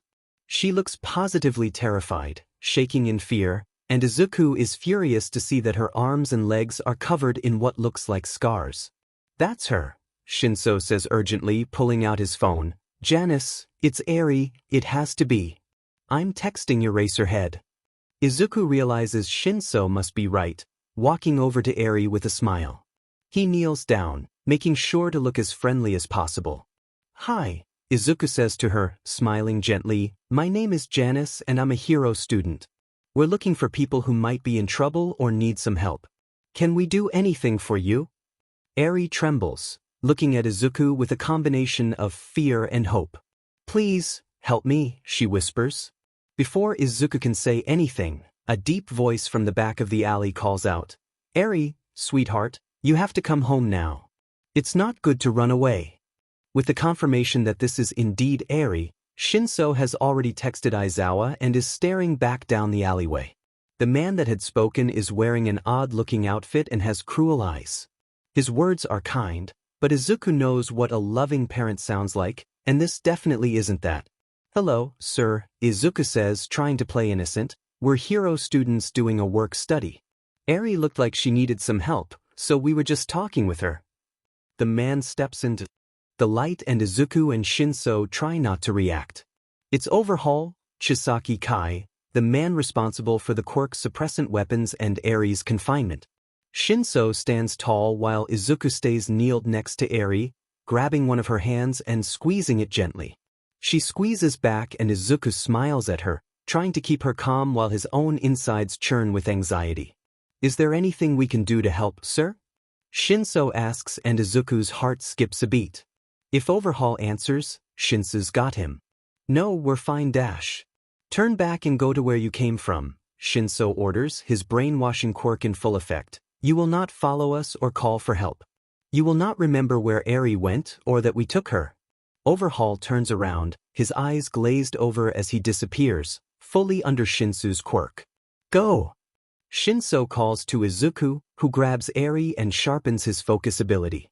With her in his arms, he can't move very fast, but by slowing down everything else around him, he'll be able to reach Night's agency faster. Izuku runs, Eri clutched in his arms for multiple blocks, the tension in his chest tightening. He manages to make it all the way to the agency without stopping, hoping that Shinso is alright. Running through the front doors, there's gasps and shouts, the people in the lobby clearly recognizing him and Eri. Eri is hugging Izuku so tightly that his chest hurts, shaking like a leaf. "You're alright," Izuku tells her calmly. "You're safe here, Eri. I brought you to a hero agency and Mockingbird, my hero friend, is going to keep Overhaul away from you. You're safe now." Eri chokes out a little sob, pressing her face against Izuku's shoulder as he rubs her back, relieved when he sees Night Eye rush down from upstairs, his eyes wide with shock. "What happened?" Night asks, "How did you find her?" A doctor employed by the agency comes over to check Eri over while Izuku explains everything. When he reaches the part about Shinso, Night Eye nods. Eraserhead went to the location to help him and reported back that Mockingbird is safe with him. Night Eye says, "Overhaul disappeared, but our main objective was completed with no injuries or casualties. An incredible accomplishment from the two of you." Izuku blushes, "Thank you, sir, but it was Shinso's quick thinking and usage of his quirk that saved her. I just ran when he told me to." "It couldn't have been done with just one person," Night Eye retorts. "You did very well, Izuku. Your parents will be proud, as am I." Izuku blushes again, saying nothing, and watches Eri sit patiently while the doctor examines her. She tells Night Eye that Eri is in no apparent physical danger, to which Izuku feels relief. Eri looks scared, but she doesn't run or try to hide, appearing as if she is simply enduring everything around her. Izuku wishes he had his bear from home so he could give her something to cuddle. Kneeling down next to her, he puts a gentle hand on her shoulder and smiles. "You were very brave. Today," he tells her calmly, "you did the right thing asking for help. We're all going to protect you now, okay?" Eri nods, leaning forward and resting her head against Izuku's chest. He feels a tug in his heart, picking her up and holding her close, relieved to know that she'll be okay now. "Your parents are coming back now," Night Eye says calmly. "We will be taking Eri and all of you back to you. Nizu already has a lovely room set up for her, with lots of toys and a bed fit for a princess." Eri pulls away from Izuku, looking a little afraid. "What is it?" he asks her gently. She shakes her head, chewing on one of her fingers. "My quirk. I'm bad, that's why Chiyosaki hurts me. I'll hurt you too. And everyone else. I should go back." "No, honey," Izuku soothes, rocking her a little like his parents used to. "You're not bad. The only bad person is Overhaul and what he did to you. We want you to come back to UA with us, alright? We want you to be safe." Eri's eyes fill with tears as she drops her head on Izuku's shoulder, shaking with little sobs. It's at this moment Aizawa and the others enter the agency, relief in their eyes when they see her in Izuku's arms. "Nice job, kid," Aizawa murmurs to him when he approaches, looking at Eri with a soft expression. "Come on, we're all going back to you. I'll take her now." Izuku doesn't protest as Aizawa gently takes Eri from him. He notices his dad keeping an unusually close eye on her, and that's when he remembers Eri's quirk. She might be young and small, but her quirk is powerful. It stands to reason Aizawa is the only one who can help her if she gets out of control. Night Eye loans them an agency car and one of his employees drives them all back. Shinso and Ida head back to the dorms after a quick debrief, while Hisashi, Aizawa, and Izuku stay with Eri. They first go to Recovery Girl, who fusses over Eri before using her quirk to heal up some of the girl's newer scars, making Eri fall asleep almost immediately from exhaustion. "I'll get her cleaned up and give her some new clothes," Recovery Girl whispers to them. "Now, shoo. All of you need to go get some rest. You can see her tomorrow." Back in their apartment, Izuku's parents praise him for Eri's rescue. "You and Shinso did incredibly," Hisashi beams with pride. They're all sitting around the new kitchen table, discussing the events of the day over some tea Izuku had made. They're all still in their hero costumes, exhausted from everything. "Thanks," Izuku blushes, but Shinso did most of it. He was the one who brainwashed Overhaul. "What's going to happen to Eri now?" Aizawa sighs, looking a little tense. Her quirk is still completely unstable. She's officially a ward of UA now, but with her quirk as it is, she can't live with any of the staff, and certainly not in the dorms. They've built a really nice room for her near Recovery Girl's office, and all of the UA teachers will be checking on her frequently. She'll get private tutoring and grow up safely with all of us to look out for her. Izuku nods, the knot in his chest loosening a little. He's glad that she's safe, that she'll have a place to stay, and that there's no chance she'll have to go back to Overhaul. "The next step is stopping Overhaul," Hisashi says tiredly. "Thanks to Shinso, they have a pretty good idea of where he's hiding.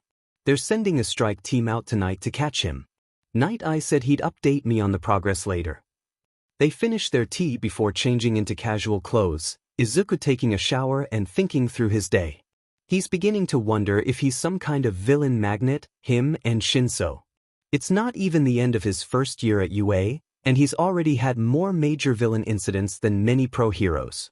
After his shower, Izuku settles on the couch, too tired to even think about picking up a book. Using his quirk to run Eri back to Nai's agency has exhausted his mind, and he thinks he might fall asleep any minute. He's nearly out like a light when a hurried knocking on their front door jolts him out of his stupor. His parents are in their room, so Izuku stands up to open the door, wondering who would be coming to see them this late. It must be another staff member, since no one else has access to the apartment building. Opening the front door, Izuku expects Nemuri or maybe Snipe, but his jaw drops when he sees someone completely unexpected. The hero's wings look wet from the rain and his goggles are pushed up over his hair. He looks disheveled, and Izuku has no idea what to say. "Hawks?" Hisashi asks from behind Izuku in shock. "What are you doing here?" The number 3 hero, Hawks, stands in their doorway. It's bizarre to Izuku, like seeing some famous celebrity in the grocery store or something.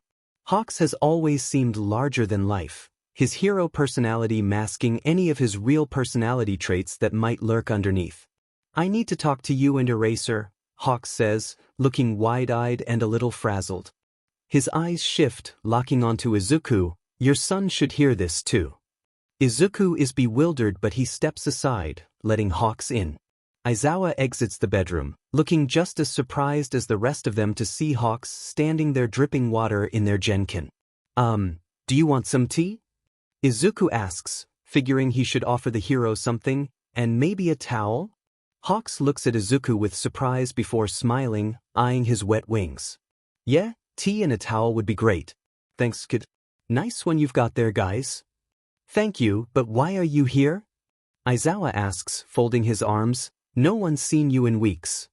Izuku heads off to the bathroom, handing Hawks a towel before going into the kitchen and making him a mug of hot tea. He listens closely to the conversation, not wanting to miss out on whatever Hawks might be saying. "You're all in danger, Izuku as well," Hawks is saying, making Izuku's heart skip a beat. "I came to you directly because I'm currently undercover. I can't visit the HPSC without causing a scene." "Then why come here?" Aizawa challenges, "Why put the students at risk?" Hawks replies quietly, "I had to. There's so much the heroes don't know." "Thanks, Izuku." Hawks directs the last part to him as Izuku sets down the tea in front of him. The towel Izuku had offered him damp around his wings. "Try us," Hisashi says very seriously. "You said we're in danger, all 3 of us. We already know Shigaraki's watching our family. Is that what this is about?" Hawks sighs, shaking his head as he begins to explain. Izuku is sitting at the kitchen table with his parents, still hardly able to believe that Hawks is sitting there in their apartment. Izuku doesn't dare interrupt, listening to Hawk's explanation to his parents about his sudden arrival and his alarming explanation that they're in danger. "I've been undercover, like I said," Hawk says, his gloved hands around the mug of tea. Izuku doesn't know Hawks at all, but he thinks the hero looks run down, like Aizawa does when he goes too long without sleep. "The HPSC originally assigned me to infiltrate the League of Villains," Hawks explains. "But after what happened at the training camp, it became apparent there was a lot more going on than just that group." Aizawa raises an eyebrow. "What do you mean?" "Shigaraki is a puppet," Hawks says, making Izuku's eyes widen in surprise. "Don't get me wrong, he's a scary motherfucker, and he's insane, but he's not the one calling the shots here. There's someone else, someone worse, causing all of this. We have reason to believe this person was connected with Overhaul as well." "Night Eye captured Overhaul tonight," Hisashi says, looking down at his phone. "He just texted about it a few minutes ago." "Who is this other person?" Hawk sighs, his gaze lingering on Izuku for a moment. "He's called All for One. The Commission has a ton of information about him, top secret files. All Might pulled Endeavor and I into a meeting a few months ago, told us all about him. He has a quirk that can steal other people's quirks. Permanently." Hisashi winces. "If this villain is so powerful, how have we not heard of him before?" "All Might," Hawk says, sounding a little bitter to Izuku. "Look, what I'm about to tell you can't leave this room. Kid, you got that?" Izuku nods, but Aizawa looks annoyed, folding his arms. "Izuku is the smartest person in this room," he says, staring daggers at Hawks. "Don't talk to him like a child. His IQ is higher than Night Eye's." Izuku's eyes widen slightly, not knowing that piece of information. It doesn't really matter to him, but he supposes it explains Night Eye's interest in him.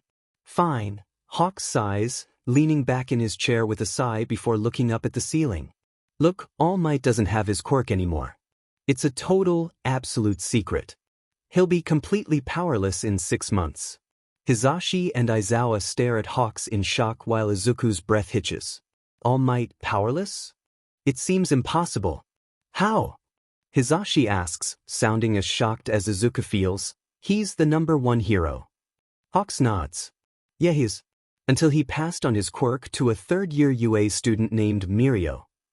Aizawa curses, slamming his hand down on the table. "I knew something was going on with that kid. Is that why he suddenly developed super strength out of nowhere?" "Yeah," Hawks replies. "All Might's quirk is called One for All, the opposite of All for One's. The holder of his quirk can access all the quirks of the previous holders, which means Mirio effectively has 10 quirks now stored in his body. All Might's been training him in secret for a year now." Izuku tries to take this all in, his brain going a mile a minute. The implications of this are astounding for quirk theory, and he thinks back to strange cases of things he's heard over the years in his research. "So what does that mean for Mirio?" Hisashi asks. "He'll take All Might's place someday," Hawks shrugs. "You can imagine how Endeavor took that information, he was livid. But All Might didn't tell us all that to PSS off Endeavor. Apparently, All for One is planning something huge. Shigaraki's his ward. He adopted him after he murdered his entire family as a child." Izuku freezes. The decay quirk. Shigaraki would have only been a child. His insanity.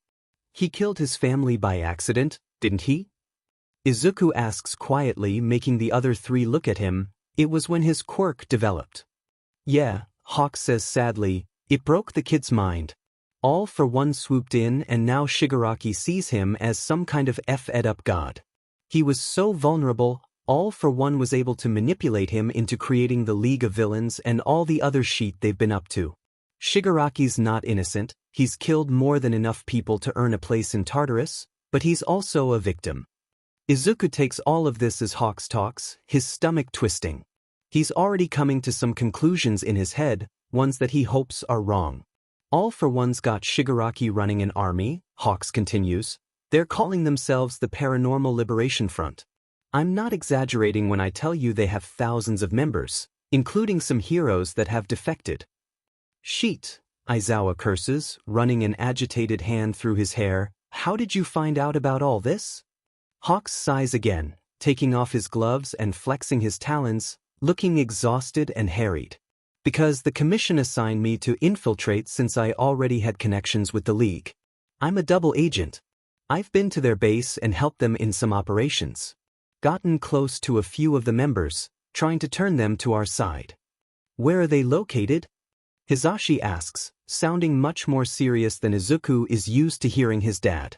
A mansion deep in the woods, Hawks replies. The commission and the higher-ups have the details. There's 100,000 villains involved at least. Izuku freezes. 100,000? Most of them are weak, untrained, Hawks continues, but by sheer strength of numbers, they're a massive threat. The generals of the army are the real powerhouses. Shigaraki's one of them. Many of the other League members are as well. Izuku thinks about the one with the blue flames he had avoided at the training camp, and the villain with the saber-tooth fangs from the USJ. His stomach tightens. They're not all bad people, Hawks says, folding his hands together, but they're easily swayed, and with all for one controlling Shigaraki's movements, it's only a matter of time before they attack Japan. A silence follows the statement and Izuku swallows hard. This is so much worse than anything he had imagined. Without All Might to lead the heroes, he worries that the faith of people in hero society might collapse, that their entire city will be overrun. His parents, his friends, Eri, everyone. They're all in danger now. But why tell us first? Izawa asks quietly, voice tight. Hawks winces, looking almost regretfully at Izuku before saying, because Shigaraki won't shut up about your son. Says they're tied by fate and he needs Izuku by his side before he can take the next step. Kid, you're in serious danger. Hisashi blanches and Izuku just nods, fear in his heart. It's not that much different than he already suspected, at least as far as his involvement is concerned, but he knows this must be devastating for his parents. I assume he also says he's going to kill us? Hisashi asks tiredly, Shoyuta and me? Hawks nods. Yes, that's his plan. Kill you, kidnap Izuku. I don't know exactly what he wants with your son, but it's hard to understand the ravings of a lunatic. All for one has no interest in any of this, it's all Shigaraki. It makes sense, Izuku says quietly, the other three looking at him as he speaks up. Shigaraki seems to think that all of this is fated to happen, that we're intertwined together. He might think he needs me in order to carry out his final plan because we keep running into each other. Hisashi and Izawa look deeply troubled while Hawks nods. I'm sorry, Izuku, Hawks says plainly. I wish there was some comfort I could give you, but all I can do is warn you all. All right, Izawa says, sounding stressed. Look, Hawks, thank you for coming here, for telling us this, but I think now we have to meet with Nizu. There's no time to waste. This is an emergency. You have to share everything you've told us with him. Hawks nods. All right, let's go. I've taken too long as it is. For the second time in as many days, Izuku finds himself in a serious meeting with pro-heroes. This time, it's the UA staff, Principal Nizu, and Hawks. Izuku's stomach clenches when All Might, Mirio, and Endeavor walk into the meeting as well, feeling the weight of the situation. He's the only student present apart from Mirio, who is standing looking very serious next to All Might. Nizu is sitting at the head of the table, his paws clasped. Together, while everyone finds seats around the long conference table.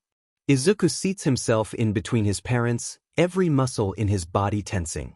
Hawks is across from him, seemingly sensing how anxious Izuku is.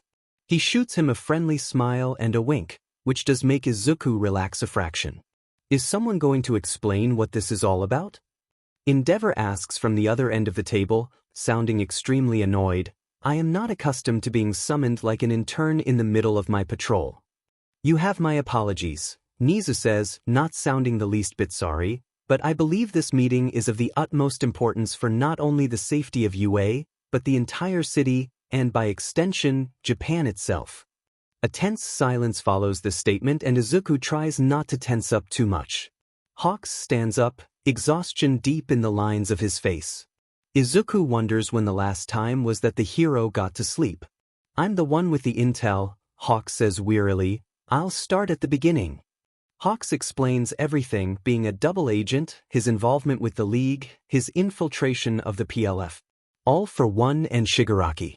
Izuku notices Hawks doesn't mention All Might's Quirk, or Mirio, at all, and he wonders why. Hawks reaches the part about Izuku, and everyone at the table stares at Izuku with a mixture of confusion and worry.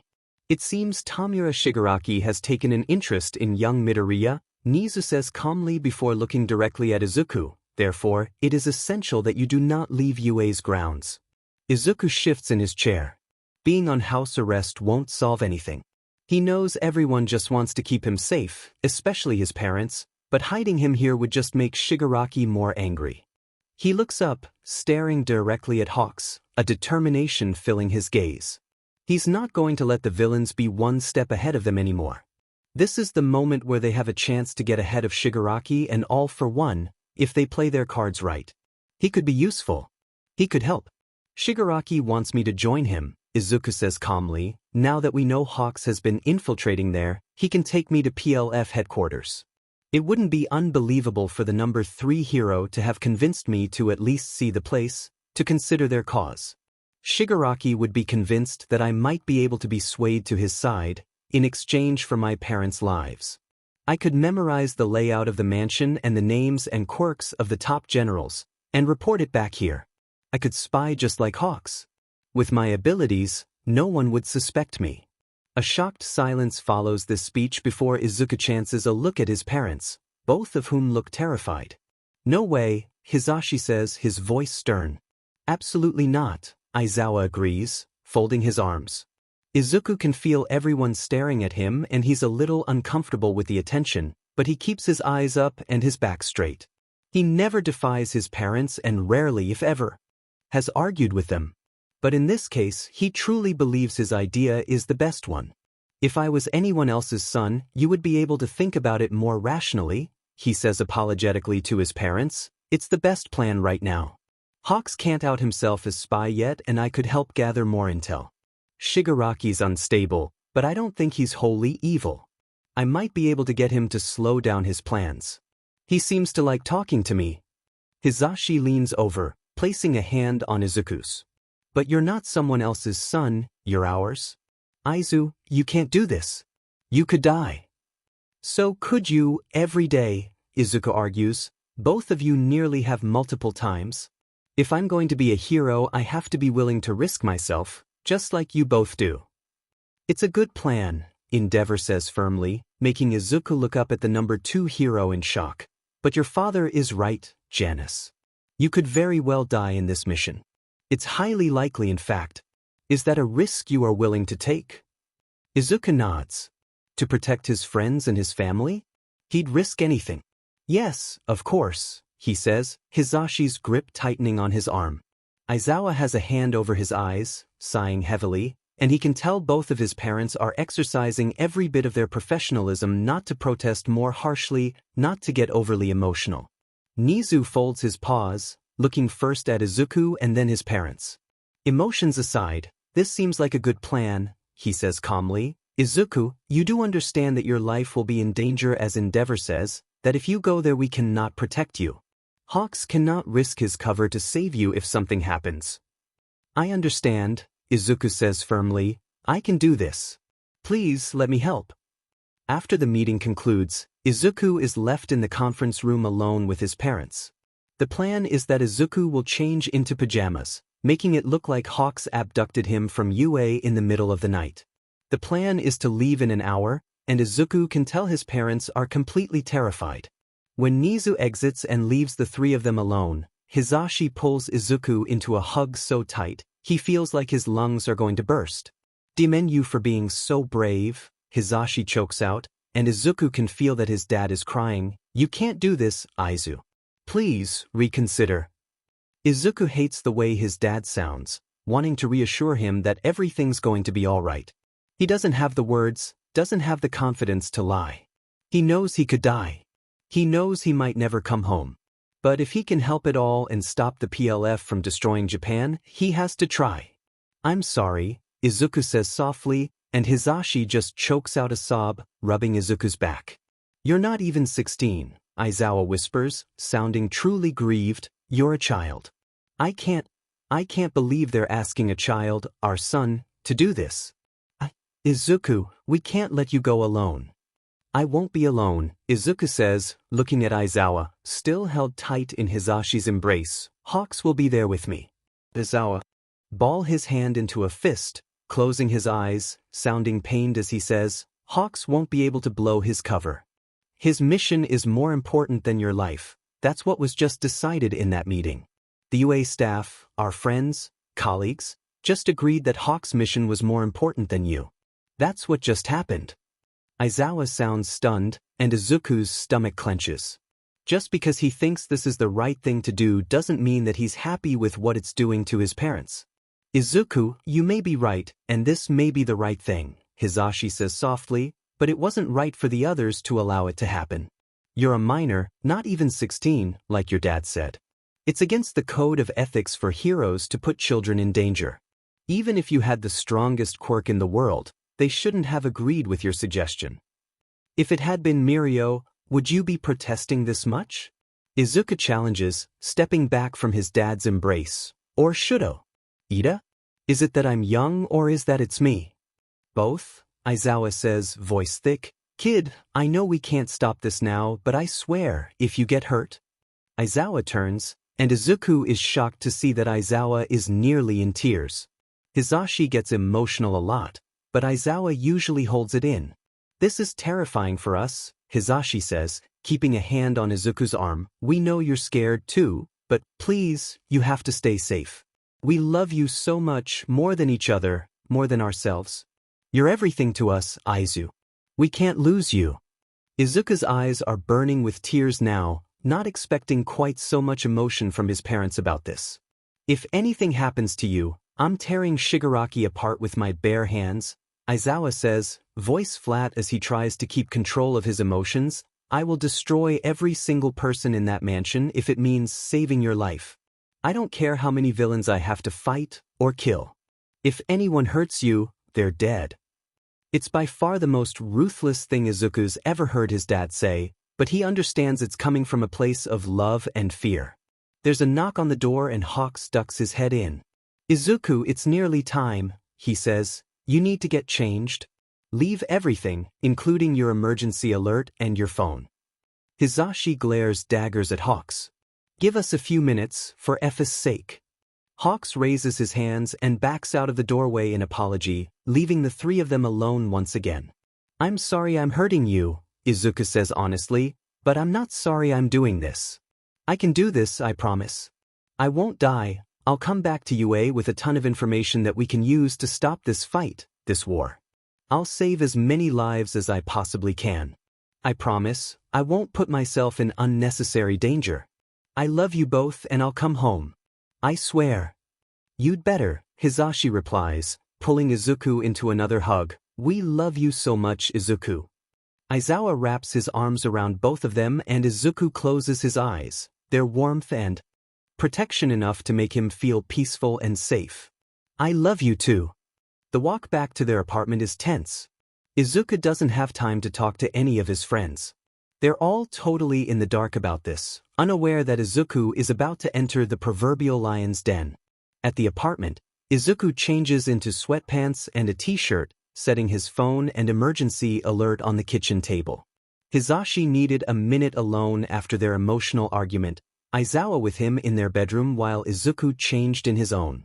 Sitting down on his bed, Izuku grabs his old, faded teddy bear and squeezes it to his chest, his eyes closing. He'd been putting on a brave face, but he's completely terrified. He is only 15, not a real hero yet, with not much experience. He is a child, barely a teenager. He wants to help and he knows he can do this, but he's still scared. He squeezes the bear in his arms, pressing his face down into the fur and inhaling deeply, the scent of home and safety wafting over him. It's in this position Aizawa finds him a few minutes later, sitting next to Izuku on the bed and squeezing his hand. You don't have to do this, Aizawa says softly. I want you to know, you can back out any time. Even when Hawks has you in the air, you can tell him you want to turn back. I know, Izuku mumbles into the bear, but I can't. I'm the only person who can do this.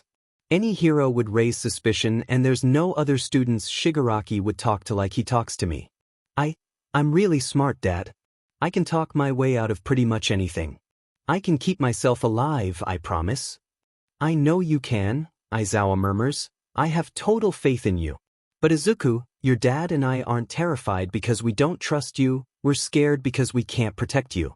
This is a total, complete unknown. You're asking us to watch you leave with a very real possibility that we won't see you again.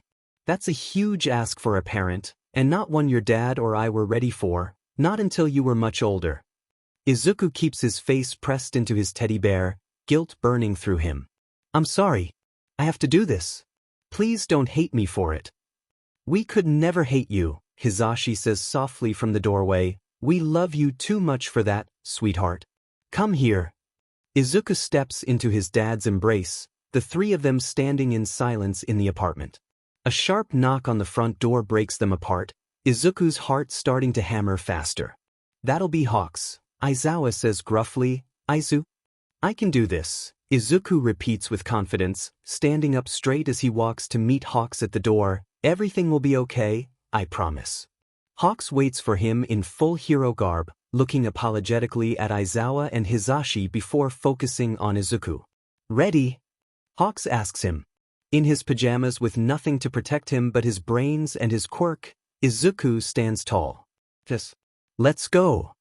Izuku imagines if he weren't currently so terrified of his impending mission, he'd be thrilled. About flying.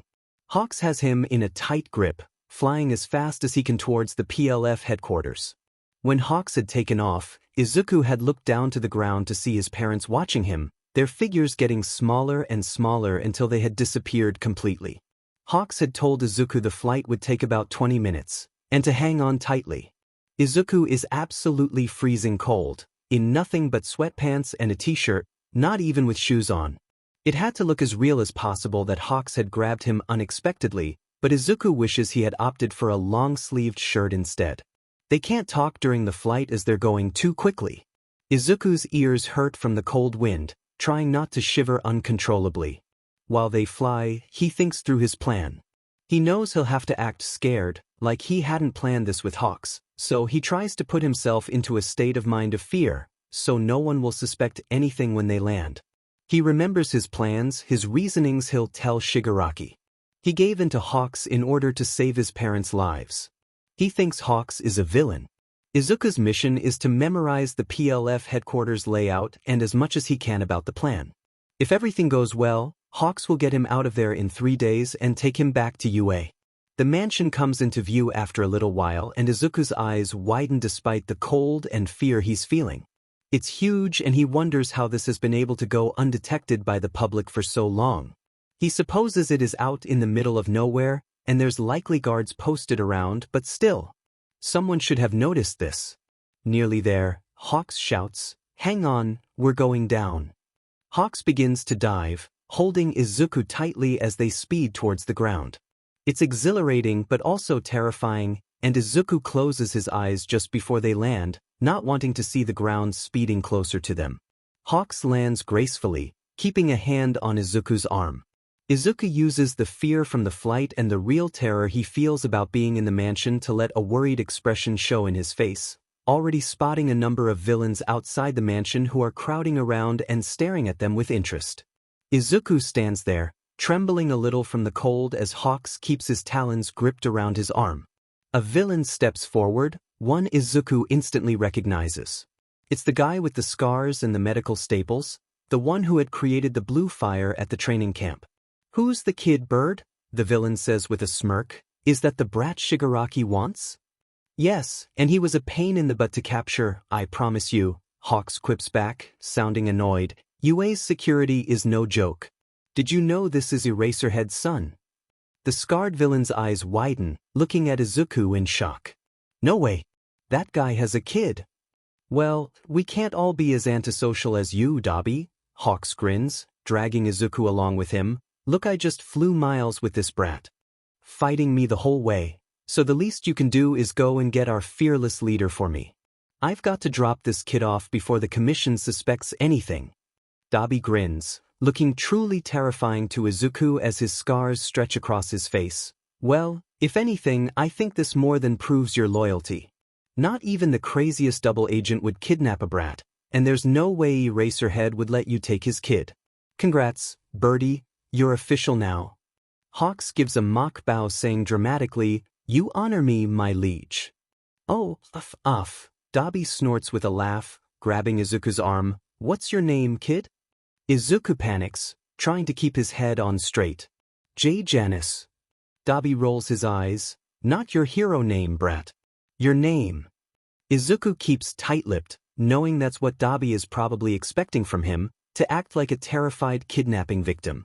Izuku is scared, he'd be stupid not to be, but he also feels he has a leg up in this situation. He knows more about the villains than they know about him, and despite what everyone said, Izuku doesn't think that Hawks would truly let anything happen to him. "Izuku Midoriya," Hawks says, "I saw it on the door of his room." Seems like Eraser gave the kid a different surname, probably to protect him. Dabi sighs, dragging Izuku along. "Well then, Izuku Midoriya, you'd better come with me." Izuku is dragged into the mansion, and despite his fear he can't help but feel impressed.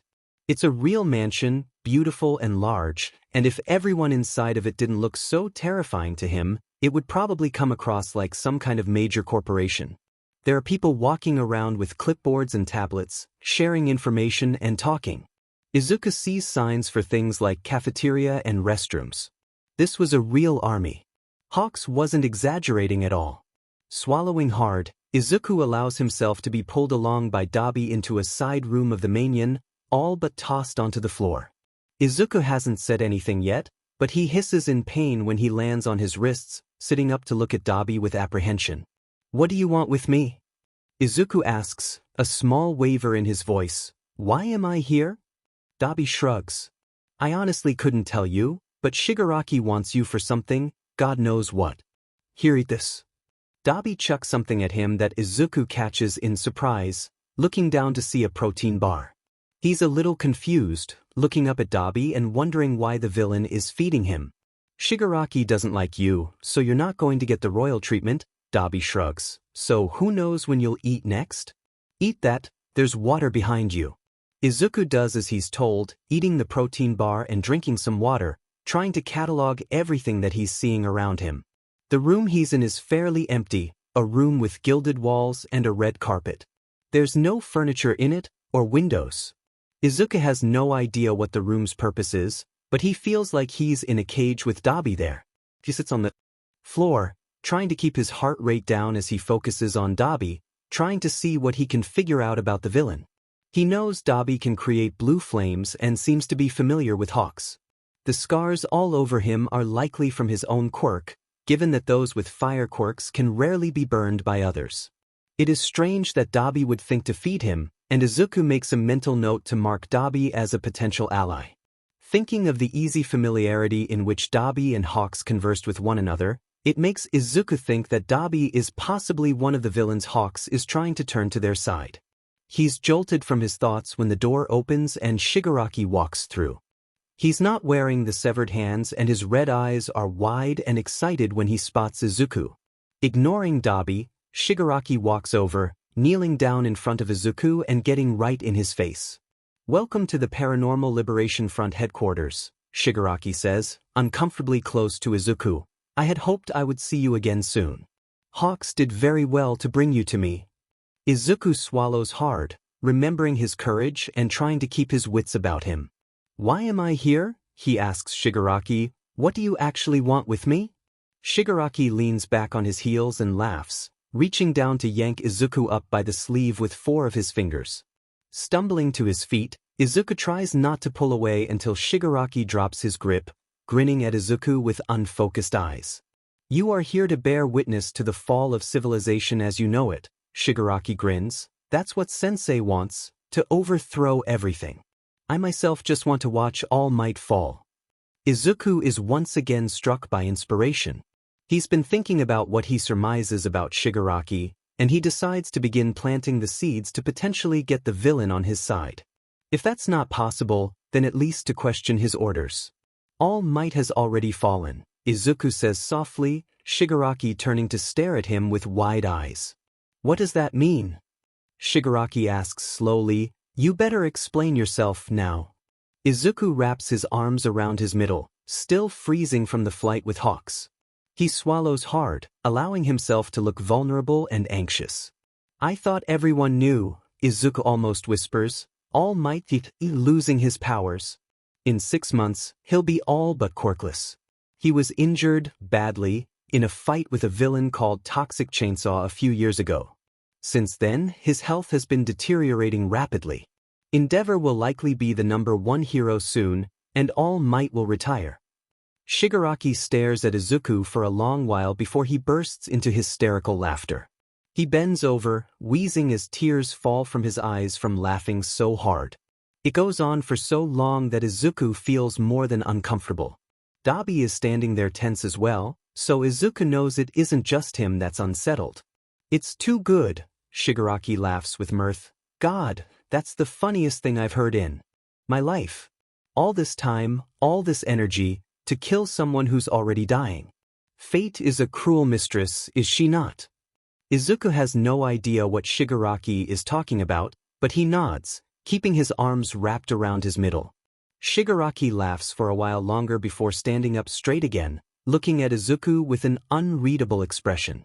So, now that I have you here, to lure All Might, what is the point of you? Shigaraki hisses, stepping closer to Izuku. Izuku wants to stand his ground, but he steps back on instinct, pressing his back against the wall of the room. A little hero brat so far from home. What will your daddies think when they find out I've decayed you into nothing? Shigaraki asks, as if talking to himself. Fate continues to bring us together. I wonder why. Izuku swallows hard. He doesn't want to die. He needs to talk Shigaraki out of this, to make him see Izuku's worth. Izuku doesn't want to play the cards he has closest to his chest yet, but he might have to in order to save his own life. Maybe because we're so similar, Izuku mumbles, trying to look as unthreatening as possible. I was an orphan too. And I was also saved by someone powerful, like you were. Shigaraki stops, staring at Izuku for entirely too long before turning to Dabi. Get out, he tells the other villain, and Dabi turns to leave, shooting them both a look before he closes the door behind him. When Dabi is gone and it's only the two of them left, Shigaraki leans against the opposite wall and stares at Izuku like he's a puzzle he's trying to solve. What did you mean by that? Shigaraki asks him, about being an orphan? Izuku swallows hard, sliding down the wall to sit on the floor. He doesn't want to appear threatening in the slightest. My mom died when I was 5, Izuku explains quietly. I lived on my own for 6 months. I didn't have friends or relatives. My dad found me reading in the library, and after a few weeks, they adopted me. I've been with them since. Shigaraki stares, before sighing. Yes, I understand. I killed my family, but I was still lonely. Sensei, he was the one who found me. Raised me. Better than a father. You'd do anything for Eraserhead and Present Mic, wouldn't you? I'm doing it right now, Izuku thinks to himself. Out loud he says, yes, I would. As I would do anything for Sensei, Shigaraki replies. We are more similar than I thought.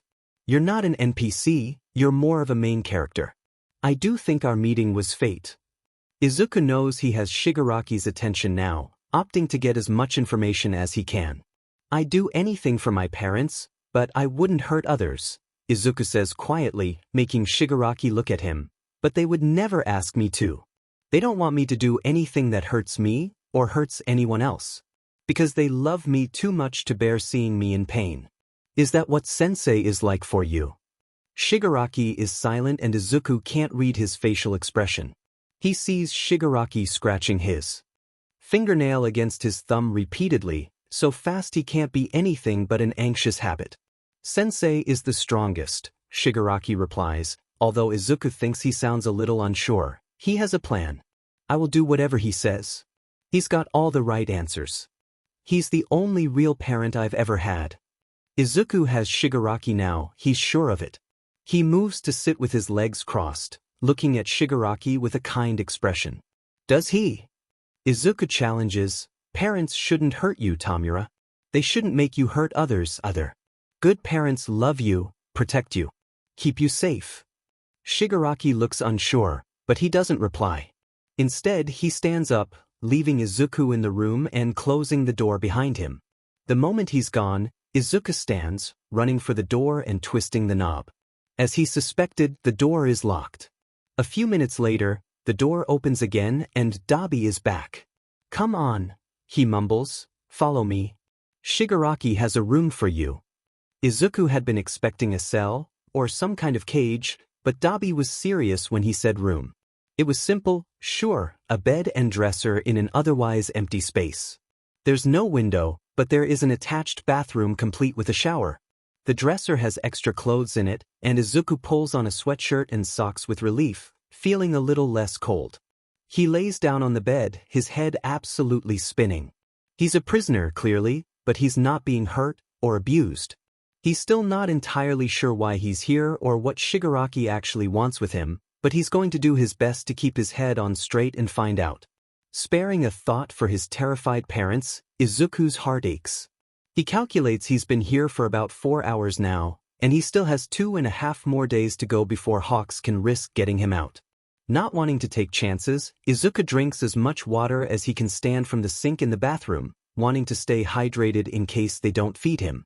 He uses the bathroom and washes his hands and face, surprised and relieved to see there's a new toothbrush and toothpaste there as well. He brushes his teeth before laying in bed, pulling the blankets over him. He's a prisoner in a villain's lair, he knows this. But the better shape he can keep his body in, the better his mind will work. He doesn't think Shigaraki knows what his quirk is, and Izuku resolves to save it for the last possible moment. He drifts off into an uneasy sleep, knowing that rest is the best thing he can get right now. Izuku's jolted awake by someone shaking his shoulder. Blinking, disoriented, he's surprised to see Hawks standing over him. "Wake up, kid," Hawks hisses quietly. Izuku sits up, looking at the hero anxiously. Hawks looks at the door before leaning to whisper in Izuku's ear, clearly trying not to be overheard. "We're moving the plan up," Hawks whispers to him. "I need you to try and get Shigaraki to take you into his office. He's got the battle plans in there. Get a glance at them. Memorize as much as you can. They're planning on attacking the city sooner than we thought. We have to report back to UA." Izuku nods before saying, "If I can't get to Shigaraki in time, you should go. Report back to UA without me if you have to. I'll be alright, they're not hurting me." Hawks looks pained, but he nods, sensing Izuku's plan is the correct call. "Alright, I'll give you 5 hours, then I have to leave." Before Izuku can say anything else, Hawks is gone and his head is spinning. He gets up, using the shower and changing into clean clothes before sitting on the bed, waiting for someone to come and talk to him. An hour or so later, his door is thrown open and a villain he doesn't know is standing there. "Shigaraki wants you," she sighs, sounding bored. "Come on." Izuku follows her through the halls, memorizing the layout as he walks through, glancing at a clock. If it's right, it's currently 3 in the afternoon. Since he hasn't been in any rooms with windows, he has no concept of what time it is. The villain leads him into a room he hasn't been in yet, and Izuku can hardly believe his luck. It looks as if she's taken him directly to Shigaraki's office, given the state of the place. It's an opulent room, but that's not what gets his attention. In the center of the room is a large circular table, covered with papers and plans. To the right is a television, a gaming system attached, where Shigaraki is currently sitting and playing some kind of racing game. Izuku walks past the table staring at all the documents, his brain overflowing with information. The battle plans, locations, times of day, even the names of the PLF's generals, their quirks, and positions. It can't be this easy. "Come sit," Shigaraki tells him, pointing to a chair next to his. Izuku sits down and Shigaraki shoves a controller in his hand. "I don't know how to play," Izuku says honestly. "We never had any gaming systems at home and I never got around to learning how they work." Shigaraki's eyes boggle. "Are you sure your parents love you?" "Jesus, Brett. Here, press A and choose a character. I want to race." Izuku does, and he fumbles his way through a race with Shigaraki for a while. Shigaraki says nothing to him, just keeps his eyes locked on the screen. After 3 races, Shigaraki finally looks over and speaks. Sensei isn't apparent. Izuku stiffens, looking at the villain with surprise. What do you mean? Shigaraki sighs, leaning back and looking at the ceiling. Sensei isn't apparent. He's a leader. The boss. In charge. He raised me, but he's not apparent. Not like Eraserhead and Present Mic are to you. That's different. Izuku swallows hard, unsure of what Shigaraki is going for with this conversation. Does that bother you? He asks, a little unsure. Shigaraki snorts. FNG, of course not. I'm not some snot-nosed brat like you. You seem to think I'm sad that I killed my family, that I needed a father. My father was an a-hole. I killed him on purpose. Dog and sister were an accident, but my father was on purpose. Izuku digests this for a while before he says, that must have been hard. Your sister and your dog. Don't get the wrong idea, it doesn't bother me now, Shigaraki says. All I care about now is carrying out Sensei's plans. We're attacking soon, you know. Tomorrow. The city will crumble under our power. Izuku freezes. Tomorrow. It's not enough time to plan an escape. Despite Izuku's brilliance, the tight timeline makes him panic. If he can't stop this, can't pass along the information about the attack to Hawks in time, everyone, including his parents and friends, are likely going to die. You can't, Tamura, Izuku pleads, hoping by using Shigaraki's first name he can appeal to him. Please don't. There's no reason to do this. All Might's already weak. There's nothing you gain by leading this attack. You're smarter than this, I know you are. It's the wrong thing to say. Shigaraki is silent for a moment before he winds his fist, punching Izuku in the cheek. Shigaraki moved so quickly Izuku didn't even have time to dodge the hit. The force of the blow knocks him back to the floor where he hits his head, hissing in pain. He sits up, bringing a hand up to his face, which can already feel swelling. Thankfully, Shigaraki hadn't used his quirk, but Izuku knows he's going to have a black eye and might even have a broken bone. Saying nothing, Shigaraki stalks out of the room, slamming the door behind him. Despite the pain in his face, Izuku still has his wits about him, standing up and walking back over to the table. He can't believe Shigaraki just left him alone with all their plans, but maybe riling him up unintentionally was a good thing. Izuku knows he doesn't have long before someone comes in, so he doesn't dare touch any of the papers. Instead, he stares at everything he may have missed before, cataloging all of the information. Clearly, they were trying to mask their moves, as each piece of the battle plan has conflicting dates and times listed. The pain in his head from where he hit the floor is making Izuku feel a little sick now, wondering vaguely if he has a concussion. He grips the back of the chair just as the door to the room opens and Dabi walks in. Izuku isn't sure why Dabi's his keeper, but the scarred villain winces when he sees Izuku's eye. Come on, Shigaraki told me to take you back, Dabi says. Izuku nods, taking a step before he brings his hand up to his head, feeling a little nauseous. Sighing, Dabi walks over and grabs Izuku's arm, dragging him out of the room and down the hall to the room he had before. Izuku is half-conscious as they walk, dizziness spreading through him. At one point he stops, putting a hand on the wall, making Dabi turn around in annoyance. What the hell is your problem? Dabi asks. Izuku blinks, trying to keep himself awake. Shigaraki hit me. I hit my head on the floor. I likely have a concussion. I'm trying to stay conscious. To stay conscious with a traumatic brain injury. Dabi just stares before walking over and dragging Izuku, keeping a firmer grip on his arm. The walk feels long and Izuku drifts more than once. He's never had a concussion before, but he knows he'll be alright if he can stay awake and if there's no bleeding in his brain. Given that he's still lucid, he feels it's not likely. Soon, Dabi has him back into the room and Izuku's sitting on the bed again. He catches a glimpse of his reflection in the mirror in the bathroom, seeing a black eye forming on his face plus a large bruise where Shigaraki had punched him.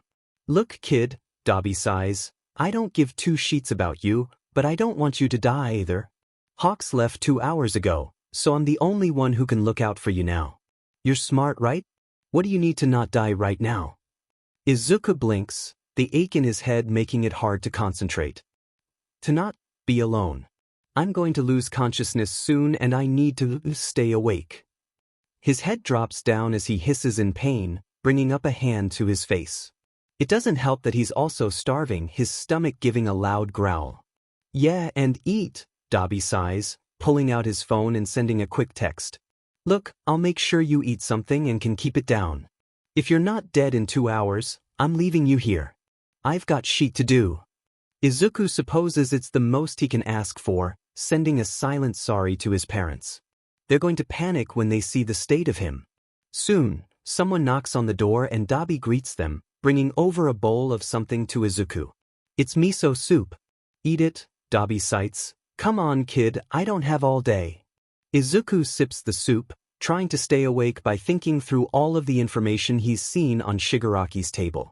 Once he's finished the bowl, he sets it down and sits on the bed, reeling a little. Dobby watches him for a while, until he seems satisfied that Izuku is going to be fine. Don't die in your sleep, Dobby says. You've got people waiting for you. Dobby is gone before Izuku can say anything, dizziness sweeping over him. He lays down in the bed, stomach clenching with anxiety when he remembers Dobby saying Hawks was gone. It must have been over 5 hours. Izuku was on his own. He rolls over in bed, trying not to panic, shoving his hands under his pillow. He stops when he feels something hard that's been hidden there, heart hammering when he pulls out what looks like a cheap cell phone and one long, red feather. Pucks. The hero must have placed this here, hoping Izuku would find it. Trying to think as clearly as possible, Izuku stands up and stumbles to the bathroom, turning on the shower so the water will mask his talking. Once it's going, he thinks of the first number he has memorized, which is Hisashi's. Typing it in, he pushes the call button and prays silently his dad will answer. Hello. Hisashi's voice comes through the line, sounding tired and anxious. Dad? Izuku chokes out. Relief flooding him. Izuku! Hisashi cries. Shoyuta, come here, now. Izuku, where are you? Izuku's head is spinning, feeling more dizzy than he did a few minutes ago. In the mansion, he says, tongue feeling too big in his mouth. Dobby gave me some soup. Izuku, are you all right? Hisashi asks, you sound strange. What's going on? I'm fine, Izuku grits out, bringing a hand up to his head. Please don't interrupt. I have a lot to tell you and I don't have long. We're listening. We're here. You're on speaker with me and your dad, and we're recording this. Izuku sighs in relief. Even if the villains catch him on the phone, his dads will still get the information. The PLF is attacking tomorrow, Izuku says. I saw all their plans. There's 10 divisions of troops. 10 lieutenants. They're launching an attack on the city. All of them. 100,000, like Hawks said. They have a warrior called Gigantomachia. He's the one they're going to use to destroy. Shigaraki. He knows All Might is losing his quirk. He doesn't care. The divisions are going to attack Hosu first. Then, Dobby is going to make some kind of announcement.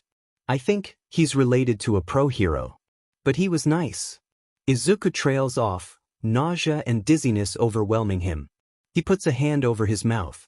Izuku, we got all of that, Aizawa says, his voice tight and anxious. You don't sound okay.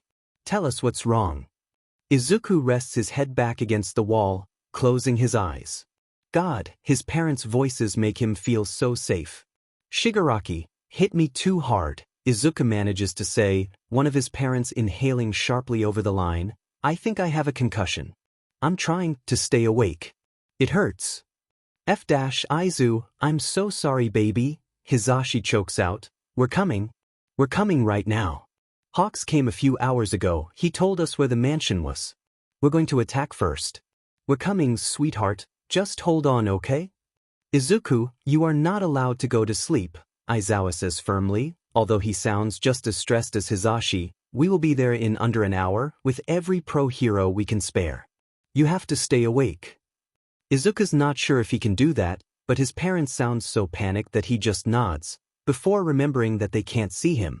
I will, he mumbles. Dad, Dobby might be good. I can't tell yet. Don't kill him. We won't, Hisashi says. We love you so much, Izuku. Can you stay on the line with us? Tell us where you are. Izuku tries to remember the layout of the mansion and which room he's in, but his brain feels blocked, like he can't access the information. I can't remember, Izuku sighs, a sentence he's never said before. My head hurts.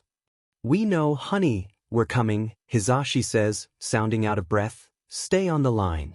We're coming right now. Hang in there. Izuku's head is swimming. He manages to pull himself together long enough to hear his parents say over the phone they're on their way, but it's hard to keep his concentration. Izuku had tried to keep talking to them, but he felt too sick to his stomach to think clearly. He's still crouched on the bathroom floor with the shower running when the door to his room bursts open. Dabi standing there looking frazzled while Izuku tosses the cell phone to the side. What the F did you do? He asks in a furious whisper, pulling Izuku to his feet. Shigaraki is livid. It's total chaos out there. Entire regiments are retreating. Izuku brings a shaky hand up to his forehead. I just called my parents. Dabi stares at him for a moment before laughing a little, tugging Izuku along. Izuku isn't sure where they're going, but he's in no state to try to fight out of Dabi's grip. When they get out into the hallways, it's absolute pandemonium. Izuku hears angry shouting from all corners of the building, sees the blurs of people running past, things dropped on the floor. Stand your ground, someone screams. What was it all for if you're going to run like cowards? Dabi drags Izuku down the hall, using the chaos to move freely through the building without detection. If Izuku had been more aware of his surroundings, he would have seen the lieutenants of the PLF gathering down on the first floor of the mansion with any remaining loyal fighters they have. Tens of thousands of troops are retreating, Dabi says to Izuku, dragging him through the chaos. Any reserves out in the forest are running. The only fighters left are here. The rest of the spineless idiots saw the police and the pro-heroes coming, turned tail, and ran. Izuku tries to think through all of that information.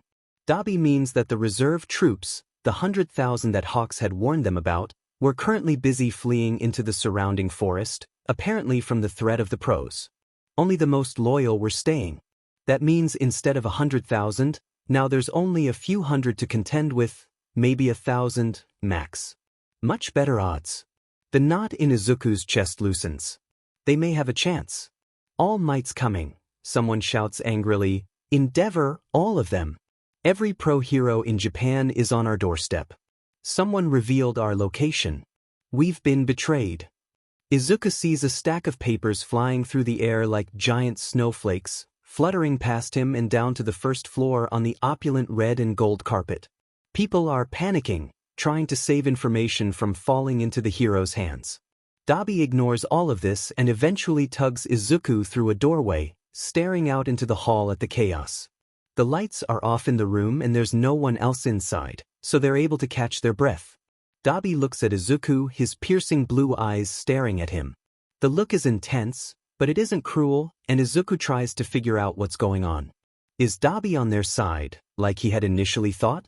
I promised Hawks I'd get you out, Dabi tells him quietly. Look, I know you're effed up right now, kid, but do you understand me? Izuku nods, letting out a shaky, yeah. Good, Dabi sighs, leaning back against the wall. Listen, I'm not a hero, I hate heroes. But Shigaraki is FNG insane and all for one's a whole other bag of crazy. I had a plan to reveal myself to the world today, to bring hero society to its knees. But even I can see that this plan is now totally FED. I'm dipping out. But I need you to do something for me. Are you listening? Izuku is, although he's having a hard time concentrating. Dabi is going to help him. Dabi is going to get him out. I'm listening, Izuku mumbles. Tell me the plan. I need you to tell Shudo I'm alive, Dabi says firmly, making Izuku's eyes widen in surprise. He thinks I died years ago. My name is Tuya. Shudo's my brother. Tell him I'm sorry. Izuku is surprised, but not as much as he should be. It makes sense, Dabi's quirk, his hatred of heroes. The burns on his body, his blue eyes, the same color as one of Shudo's. Endeavor isn't a great father to Shudo, and it stands to reason his parenting was worse for his other children, the ones who weren't as powerful as Shudo. Izuku doesn't doubt Dabi's story at all. I will, Izuku mumbles. Dabi nods. Good. And tell Hawks he's an a-hole for me, If you see him before I do. Now come on, I'll get you outside. Then you're on your own. Izuku nods, blinking as Dabi pulls him through the halls. He's still out of it, but he tries to snap his concentration back, knowing he has to be on top of things right now. Just because things are leaning in the hero's favor doesn't mean there isn't about to be a fight, and Izuku's stomach twists when he thinks about his parents and his friends being in danger. Dabi leads him through a small hallway, down a staircase to avoid the villains currently running around gathering whatever they can to fight. They have gigantomachia. Someone is shouting, they shot him with Quirk suppressants, he's been taken. F-. Alright, anyone who's left, gather up. We have to stop this now, or all of this has been for nothing. All for One is fighting All Might in the forest. There's some kid with them too. Izuku thinks he hears Shigaraki shouting orders, but it's too loud and his head hurts too much for him to focus on what the villain is saying. When they reach the bottom of the stairs, Dabi pulls Izuku outside. The outer portion of the manor is surrounded by gardens, and Dabi leads him quietly to the edge of the garden that edges up right next to the forest. The outside air is a shock to the senses, cold and crisp, and Izuku finds himself a little more aware as he looks around. There's pandemonium everywhere, he can see at least a dozen heroes engaging villains, and the grounds have been destroyed. A bright light attracts his attention and Izuku winces, the glare of something orange and hot in the sky hurting his eyes. Despite this, he can't look away as he and Dabi watch a flaming mass strike the side of the mansion, exploding part of the building. There's screaming as everyone tries to shield their head from falling debris. Izuku sees a few people get hit. Endeavor, I should have known, Dabi spits furiously. Listen Izuku, I have to get out of here now. Remember what I said. Tell Shudo I'm sorry. Izuku nods, wavering, but standing upright. I will. Thank you, Thea. Dabi flinches at the name, but he nods, turning around and disappearing into the woods, the darkness swallowing him up in seconds. Izuku takes stock of his surroundings for a moment. He hears screaming, crying, anxious shouting. He sees fire, smoke, ice, all manner of quirks. He recognizes Ectoplasm's clones, hears Snipe's guns. The UA staff is here. That means his parents are here. Relief floods through his body as he tries to move, stumbling to his knees as a wave of dizziness comes over him. Mockingbird, behind you! A familiar voice shouts and Izuku looks towards the front of the mansion in shock to see Ida launch forward, catching Shinso midair. It looks like Shinso had been thrown from somewhere, and Ida caught him just in time. Thanks, Ingenium, Shinso says to Ida once they land. F-. Endeavor smashed the entire side of the building. Janice could still be in there. Izuku's ears are ringing, feeling like he's in a very strange dream as a burst of ice shoots up into the mansion, someone sliding down it. My father tends to cause destruction, Shudo says, shooting a blast of fire towards a villain. I apologize for that. Any sign of Janice? Izuku tries to call out to his friends, but another wave of dizziness washes over him, bringing his hand up to his forehead. Just as his friends get closer, the front door of the mansion explodes open, knocked off its hinges. Like something out of a bad Western film, the 9 remaining PLF lieutenants walk forward in one line, staring at the heroes that have begun to congregate outside the building. Shigaraki comes out behind them, standing on the top of the stairs and holding his arms out like he's conducting some sort of deranged symphony. Izuku can hear the sounds of a battle in the distance, wondering if it's All for One and All Might, like he had heard someone shouting about earlier. There's still small skirmishes all around them, and he hears screaming in the forest. He sees a blur of red feathers, watching Hawks dive bomb a villain on the other side of the house. Midnight is engaging with one of the PLF leaders. Ectoplasm's clones are everywhere. All the UA staff is here, which means that Izuku's parents must be here, somewhere. He tries to stand, but he's still too dizzy. Everything hurts. There might not be many villains standing their ground fighting, but even just the PLF leaders would be enough to make Izuku nervous, even without Dabi there. There's Shigaraki, of course, but 8 others with devastatingly powerful quirks that could kill anyone of his family or friends.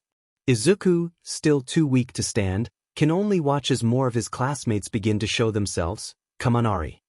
shooting off a wave of electricity towards the villain leaders. Mina rushes in, Bakugo right behind her. Izuku sees Night Eye, even some of the local heroes who had helped with the rescue of Eri. His parents really had called in the cavalry.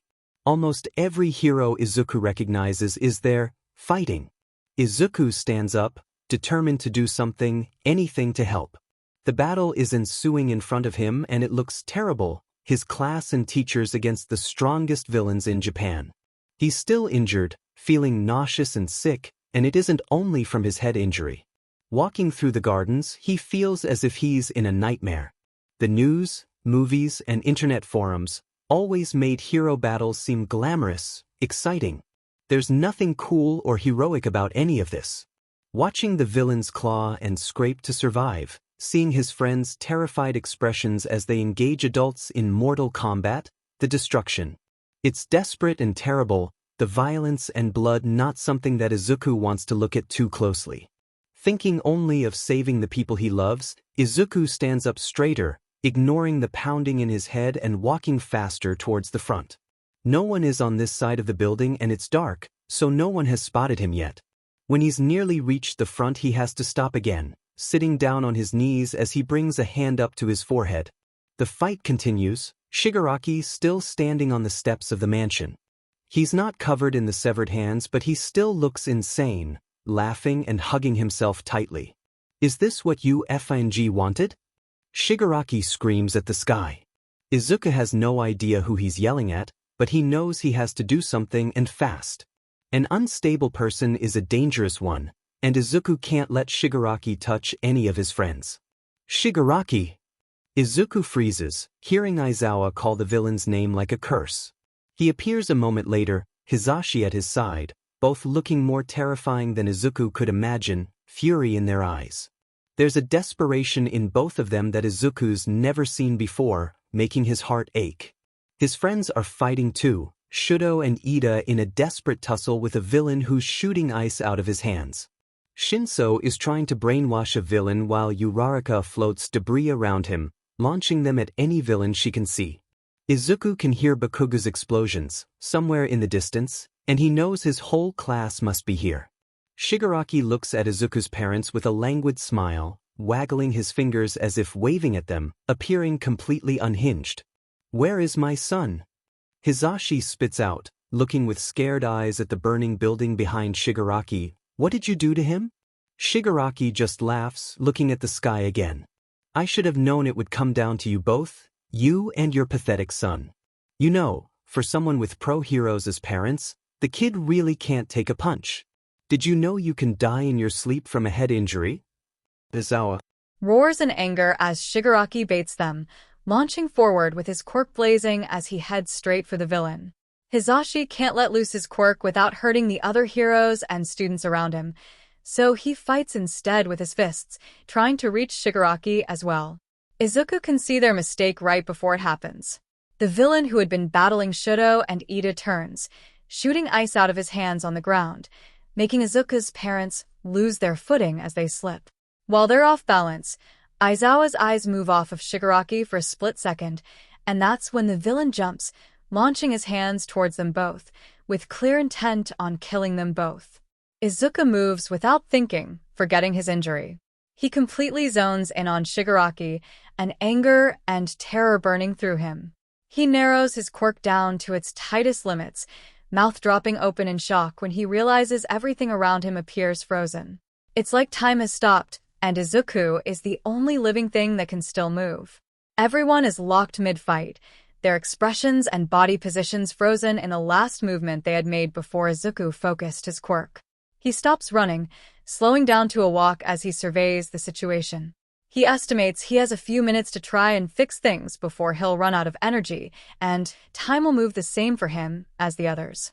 Izuku sees Shudo is standing with both of his hands out, shooting another blast of fire, and Izuku can see the flames suspended in midair.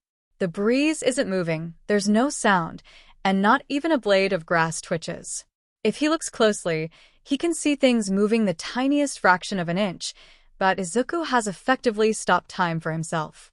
He walks in between Shigaraki and his parents, first using his body weight to push Aizawa and Hisashi out of the way, off of the ice and onto solid ground, turning them away from the blast. Izuku walks over to the ice villain, rotating the villain's hand around, the ice stream now blasting the villain instead of the others. Finally, Izuku turns to Shigaraki, still in midair, launching toward his parents with a furious yell. Izuku walks up to him and pulls both Shigaraki's hands behind his back, grabbing the villain's own belt and using it to tie his hands together behind his back. He then uses all his strength to push Shigaraki into the ground, using his sweatshirt to tie the villain's legs together. Shigaraki is effectively bound and unable to move. It should be enough time for someone to capture him. Izuku's head is swimming again, and he's close to passing out, but he does one more scan to see if anyone is in immediate danger. Seeing nothing that would hurt his family or friends in the next few seconds, Izuku blinks, speeding time back up almost instantly. There's shouts of surprise as both his parents sway on their feet, looking shocked as if they can't understand how they've been moved. Shudo stops shooting the fire when he sees the ice villain blast himself in the chest from how Izuku had moved his hand, knocking himself out. Shigaraki screams from the ground, enraged, thrashing but unable to move due to how Izuku's tied him. Everyone stares at the villain in surprise, and Izuku just feels pure relief. Janice. Ida cries, noticing Izuku's hunched form. Sensei's look. It was Janice. Aizawa and Hisashi both turn, eyes widening when they see Izuku stumbling near Shigaraki. They both launch towards him, Hisashi reaching him first. Izuku all but collapses into his dad's arms, exhaustion seeping through him. He's safe now. His parents are here. He can hear worried shouts and the sounds of battles happening in the distance. He can hear the sound of the PLF leaders being detained. With Shigaraki down, the villains begin to surrender. He hears someone say that All Might has won, too. Aizu, honey, keep your eyes open, Hisashi begs, running a desperate hand through his son's hair. You did this, didn't you? You stopped him? Izuku nods, trying to stay awake. Yeah, I'm tired, Dad. We know, kid. You did so great, Aizawa says, reaching Izuku breathlessly, scanning him for injuries, wincing when he sees Izuku's black eye. We're going to get you help. Just hang on. Is he all right? Uraraka asks, voice sounding anxious and worried. Izuku. He wants to call out to his friends, but his concussion and the energy he had expended from using his quirk finally take over and he collapses against Hisashi's chest, unable to hold himself up anymore. The next few minutes are a blur and Izuku hears voices, feels himself being carried somewhere. When he comes back to himself, he realizes he's in the back of a stationary ambulance. Hurry. Aizawa snaps, voice tight with stress. He's had this head injury for at least 8 hours, probably more. We need to go now.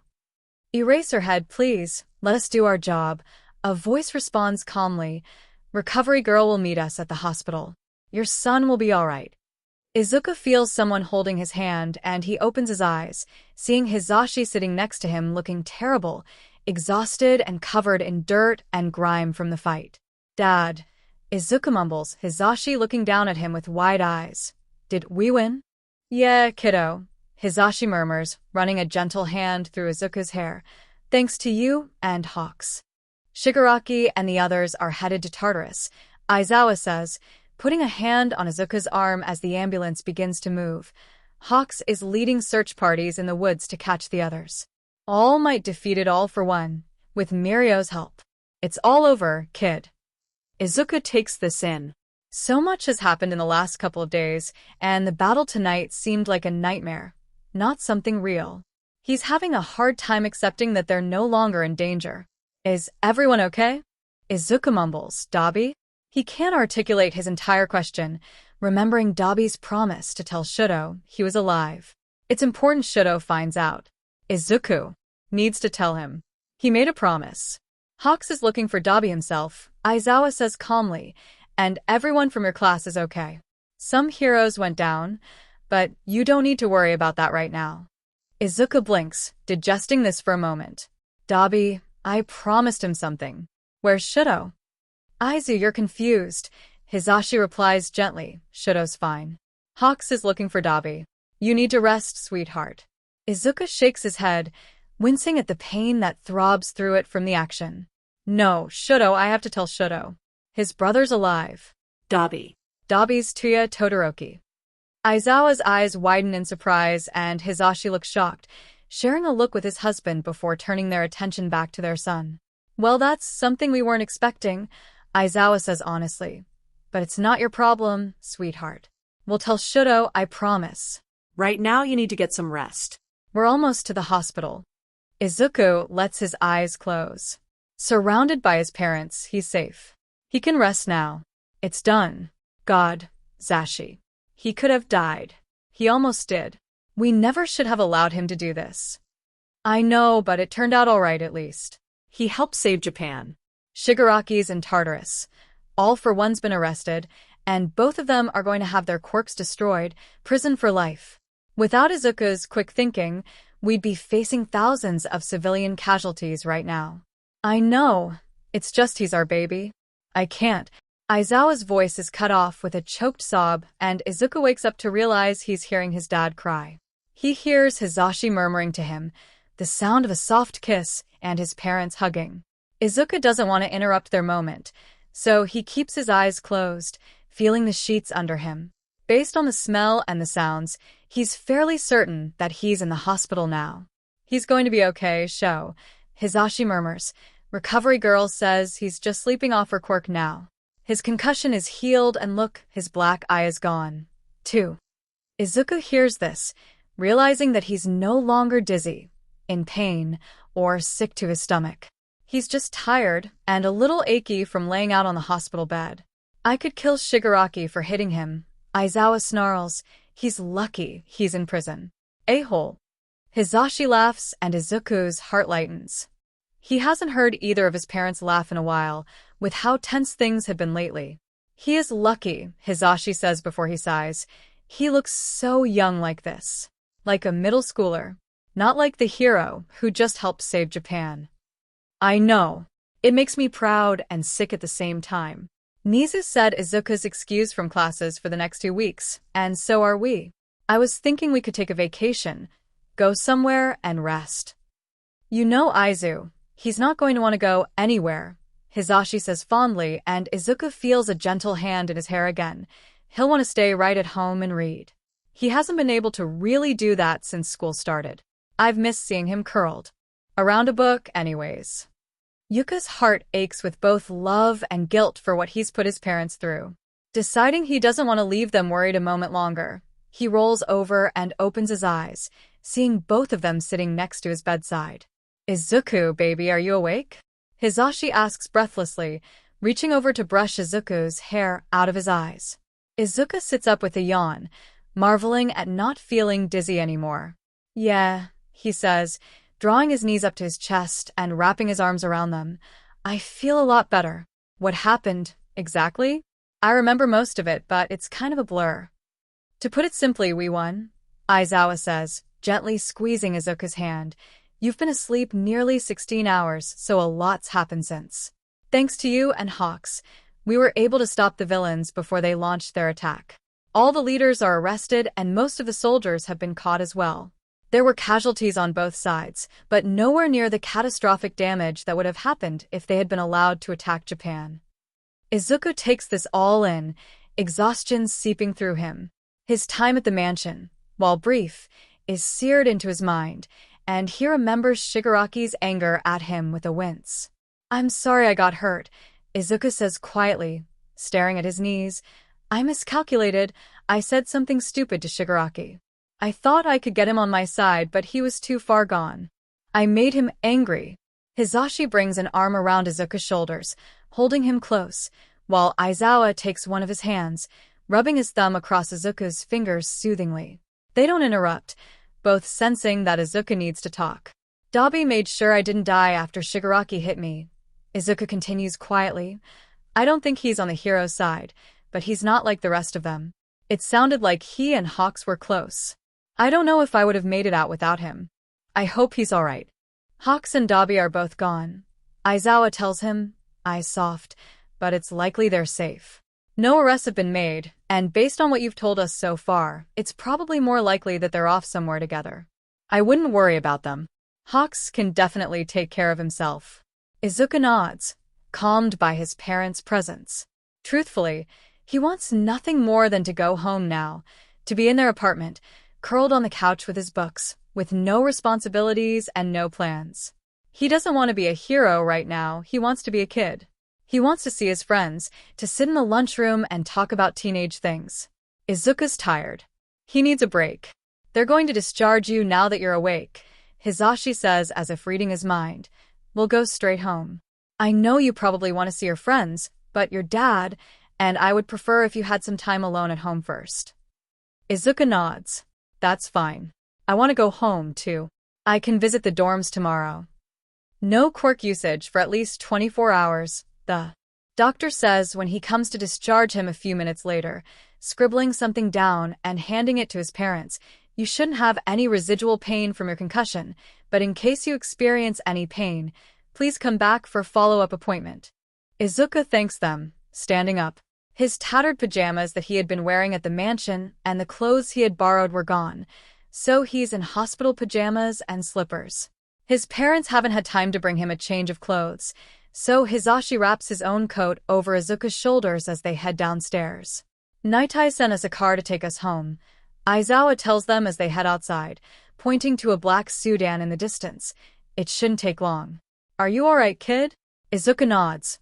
Just tired. I want to go home. The car ride back to UA is quiet, Izuku in between his parents in the back seat of the car. He keeps his head on Hisashi's shoulder while Aizawa takes his hand, feeling secure in between them both. When they arrive at UA, the driver drops them at the side entrance, so as not to attract any attention to their arrival. They bring Izuku in through the gates, walking him to the staff apartments and up the stairs without being bothered by anyone. Aizawa opens the apartment door, and Izuku could cry in relief. Home was here, it was exactly how he left it. It's light inside and warm. Izuku sees coffee cups on the table, the last book he had been reading still out on the table by the couch. Why don't you take a bath, Izuku? Hisashi suggests. Dad, and I'll get dinner going. Is there anything you want? Izuku considers for a moment. Anything's fine. I'm mostly just tired. I don't have much of an appetite. That's okay. Aizawa says, go get cleaned up. We'll handle things out here. Izuku takes a shower, wanting to stay standing up. He feels he'll fall asleep if he sits in a hot bath, so he opts for the shower, washing the grime from the battle out of his hair. After he's clean and dry, he heads into his bedroom, changing into his most comfortable pajamas and slippers, wanting to be warm. He curls up on his bed, drawing his old favorite bear to his chest as he grabs a book from his bedside table, reading through it a little lazily. His room is safe. He's safe. Bringing the bear closer in his arms, Izuku feels overwhelming relief, grateful that he's survived, that it's over, that he's home. Aizu, dinner's ready, Hisashi calls from the doorway. Izuku looks up, eyes tired, but his dad looks so hopeful that he doesn't want to disappoint him, especially after the terror he's already put his parents through. He heads to the dining table, smiling when he sees a simple meal of ramen, one of Izuku's favorite dinners. He settles down, sipping the broth while his parents talk quietly about everything that's happened. Izuku makes it about halfway through the bowl of soup before his eyes start drooping closed. His parents notice, looking at him with soft smiles. Come on, let's get you to bed, Aizawa says, standing up and helping Izuku to his feet. Izuku nods with a yawn, allowing his dad to walk him back to his room and tuck him into bed. Aizawa kisses his forehead while Hisashi turns off the lights, both of them looking fondly at their son. We love you, kid, Aizawa whispers, standing up and heading to Hisashi, who wraps an arm around Aizawa's waist. Izuku is asleep in seconds, clearly still exhausted. I feel like I don't want to take my eyes off of him, Hisashi sighs, leaning into his husband, like he'll vanish if I do. I know the feeling, Aizawa murmurs, but he'll be okay now. You need to sleep too, love. We both do. Come on. The next day is quiet, calm. Izuku wakes up early, after having slept so much in the hospital and the night before. He has a quiet breakfast, not wanting to wake up his parents, who also desperately need sleep. He keeps his pajamas on, pulling on his bathrobe and curling up on the couch. He grabs the large book he had been reading through, remembering not to use his quirk to read too quickly. He goes slower than normal, but he feels more like himself, sitting in the quiet with one of his books. Izuku's brain is exhausted from processing everything from the last few weeks, especially with how much he had narrowed down his focus to stop Shigaraki. He's so tired that he's reading at almost a normal pace, reading each sentence twice before moving on to the next one. He manages a few chapters of the book before putting it aside, sitting on the couch with a mug of tea in his hands and looking out the window. So much has happened over the last few weeks, it's hard for Izuku to keep track of all of it. It seems like every day since he started at UA has been one thing after another, and it's strange to think that it's over now. Despite not being in full health, Izuku is relieved to be here. They haven't lived in the UA apartment for very long, but it already feels like home. It's safe, and one of the few places Izuku feels totally comfortable. It's peaceful again, quiet. His parents aren't going to be killed, and neither is he. Everything's going to be all right now. He smiles to himself, listening fondly to his parents snoring in their room. Izuku's feeling much better, so he decides to do something nice for them, heading to the kitchen to make them some food. By the time Hisashi and Aizawa emerge from their room, it's past noon and Izuku has assembled what can only be described as a feast. Miso soup, rice, eggs, even some dumplings. Wow, this looks great. Hisashi grins, looking much better now that he's slept. You didn't have to do this, Aizu, but thank you. Yeah, thanks, kid, Aizawa adds, sighing happily when Izuku hands him a cup of coffee. It's not decaf, I promise, Izuku smiles. It's the real stuff. Aizawa smiles back, taking a sip and sighing again, sounding relaxed. This is nice. I feel like I can breathe again. Soon we'll be back in class, and we can actually focus on school instead of villain attacks. That'll be a treat, Hisashi smirks. I have a backlog of English essays to grade. It'll feel good to get back to teaching. Aizawa nods, stretching out his hands. You know, it might be time for you and I to back off on patrolling so much, Zashi. Maybe just being on call for emergencies, focus on teaching more. What do you think? Izuku can't deny he's relieved to hear that. After everything his parents have been through, they could use a break. I was thinking the same. Hisashi smiles fondly at his husband. I already changed the radio show to just be during the summer. It'll be nice not to patrol every night. Aizu, would you mind if we were home more? Izuku's already smiling. No, I think it's a great idea. You too deserve a break.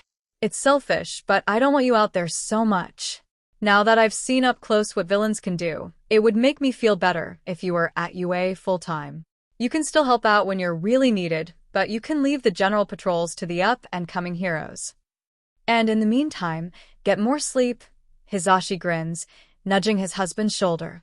No more dark circles under those pretty eyes, Shoyuta. Aizawa blushes, looking unusually ruffled. Okay. We'll talk to Niza later. Izuku, weren't you going to the dorms today? Izuku brightens up, nodding. Yeah, I was just going to change, and then head over. Do you mind if I go alone?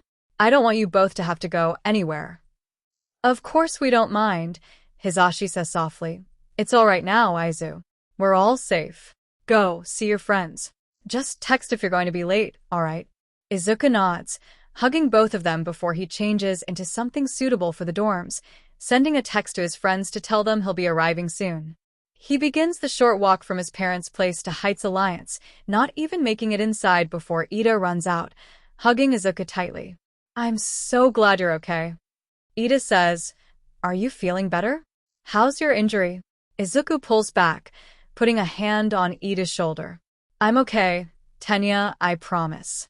Recovery girl fixed me right up, and then I slept most of it off. I just wanted to see everyone, say thank you for what you all did. Ida leads Izuku into the dorms where he's greeted with excitement and cheers from his classmates. Uraraka reaches him first, hugging him just as tightly as Ida did, gushing in his ear about how happy she is that he's okay. Izuku greets them all, smiling when he even sees Eri run up to him, clearly here to hang out with some of them in the dorms. Aizu, you're all better. Eri laughs, hugging him tightly. I wanted to go save you like you and Toshi saved me, but Mr. Nizu said I had to stay here. Izuku kneels down with a soft smile, rubbing her hair gently. I'm glad he did, and that you're safe too, Eri. Come on, Hagakure squeals, leaping up and down. This calls for a celebration. Bakugo, Sato, you're on food duty. Mina, Jiro, pick some music. Everyone else, decorations. Izuku watches with amusement as many of his classmates rush around the common area, making paper flowers, even blowing up some balloons. A few people are in the kitchen making some food, and Izuku can hear Bakugo shouting orders, while wearing an apron. It makes him smile. After the food and music are going, and there's balloons everywhere, the class celebrates not only Izuku coming back, but the defeat of Shigaraki and the League. Izuku knows that while his classmates weren't as closely involved as he was, they still were under a heavy burden this year with everything they experienced at the USJ and the training camp. You were awesome at the mansion, Shinso tells him, sitting next to Izuku on the couch. Thanks, he blushes. I was just trying to save my parents. I wasn't thinking very clearly. My concussion was really bad. You all were incredible too, standing up to the villains like that. Shudo sits down on Izuku's other side, looking his usual stoic self. Shinso excuses himself, heading to the kitchen for some soda, while Shudo turns to Izuku, the corner of his mouth raising a fraction. It was very impressive, Shudo says quietly, looking around before lowering his voice to a whisper. I wanted to thank you. Your parents told me about Dabi. It seems like he's defected from the villains, and he's with Hawks now. Izuku nods, keeping his voice low. He saved my life. He's not exactly a hero, but I don't think he's a bad person. He recognized how messed up Shigaraki and All for One's plans were, and he didn't fight with them in the end.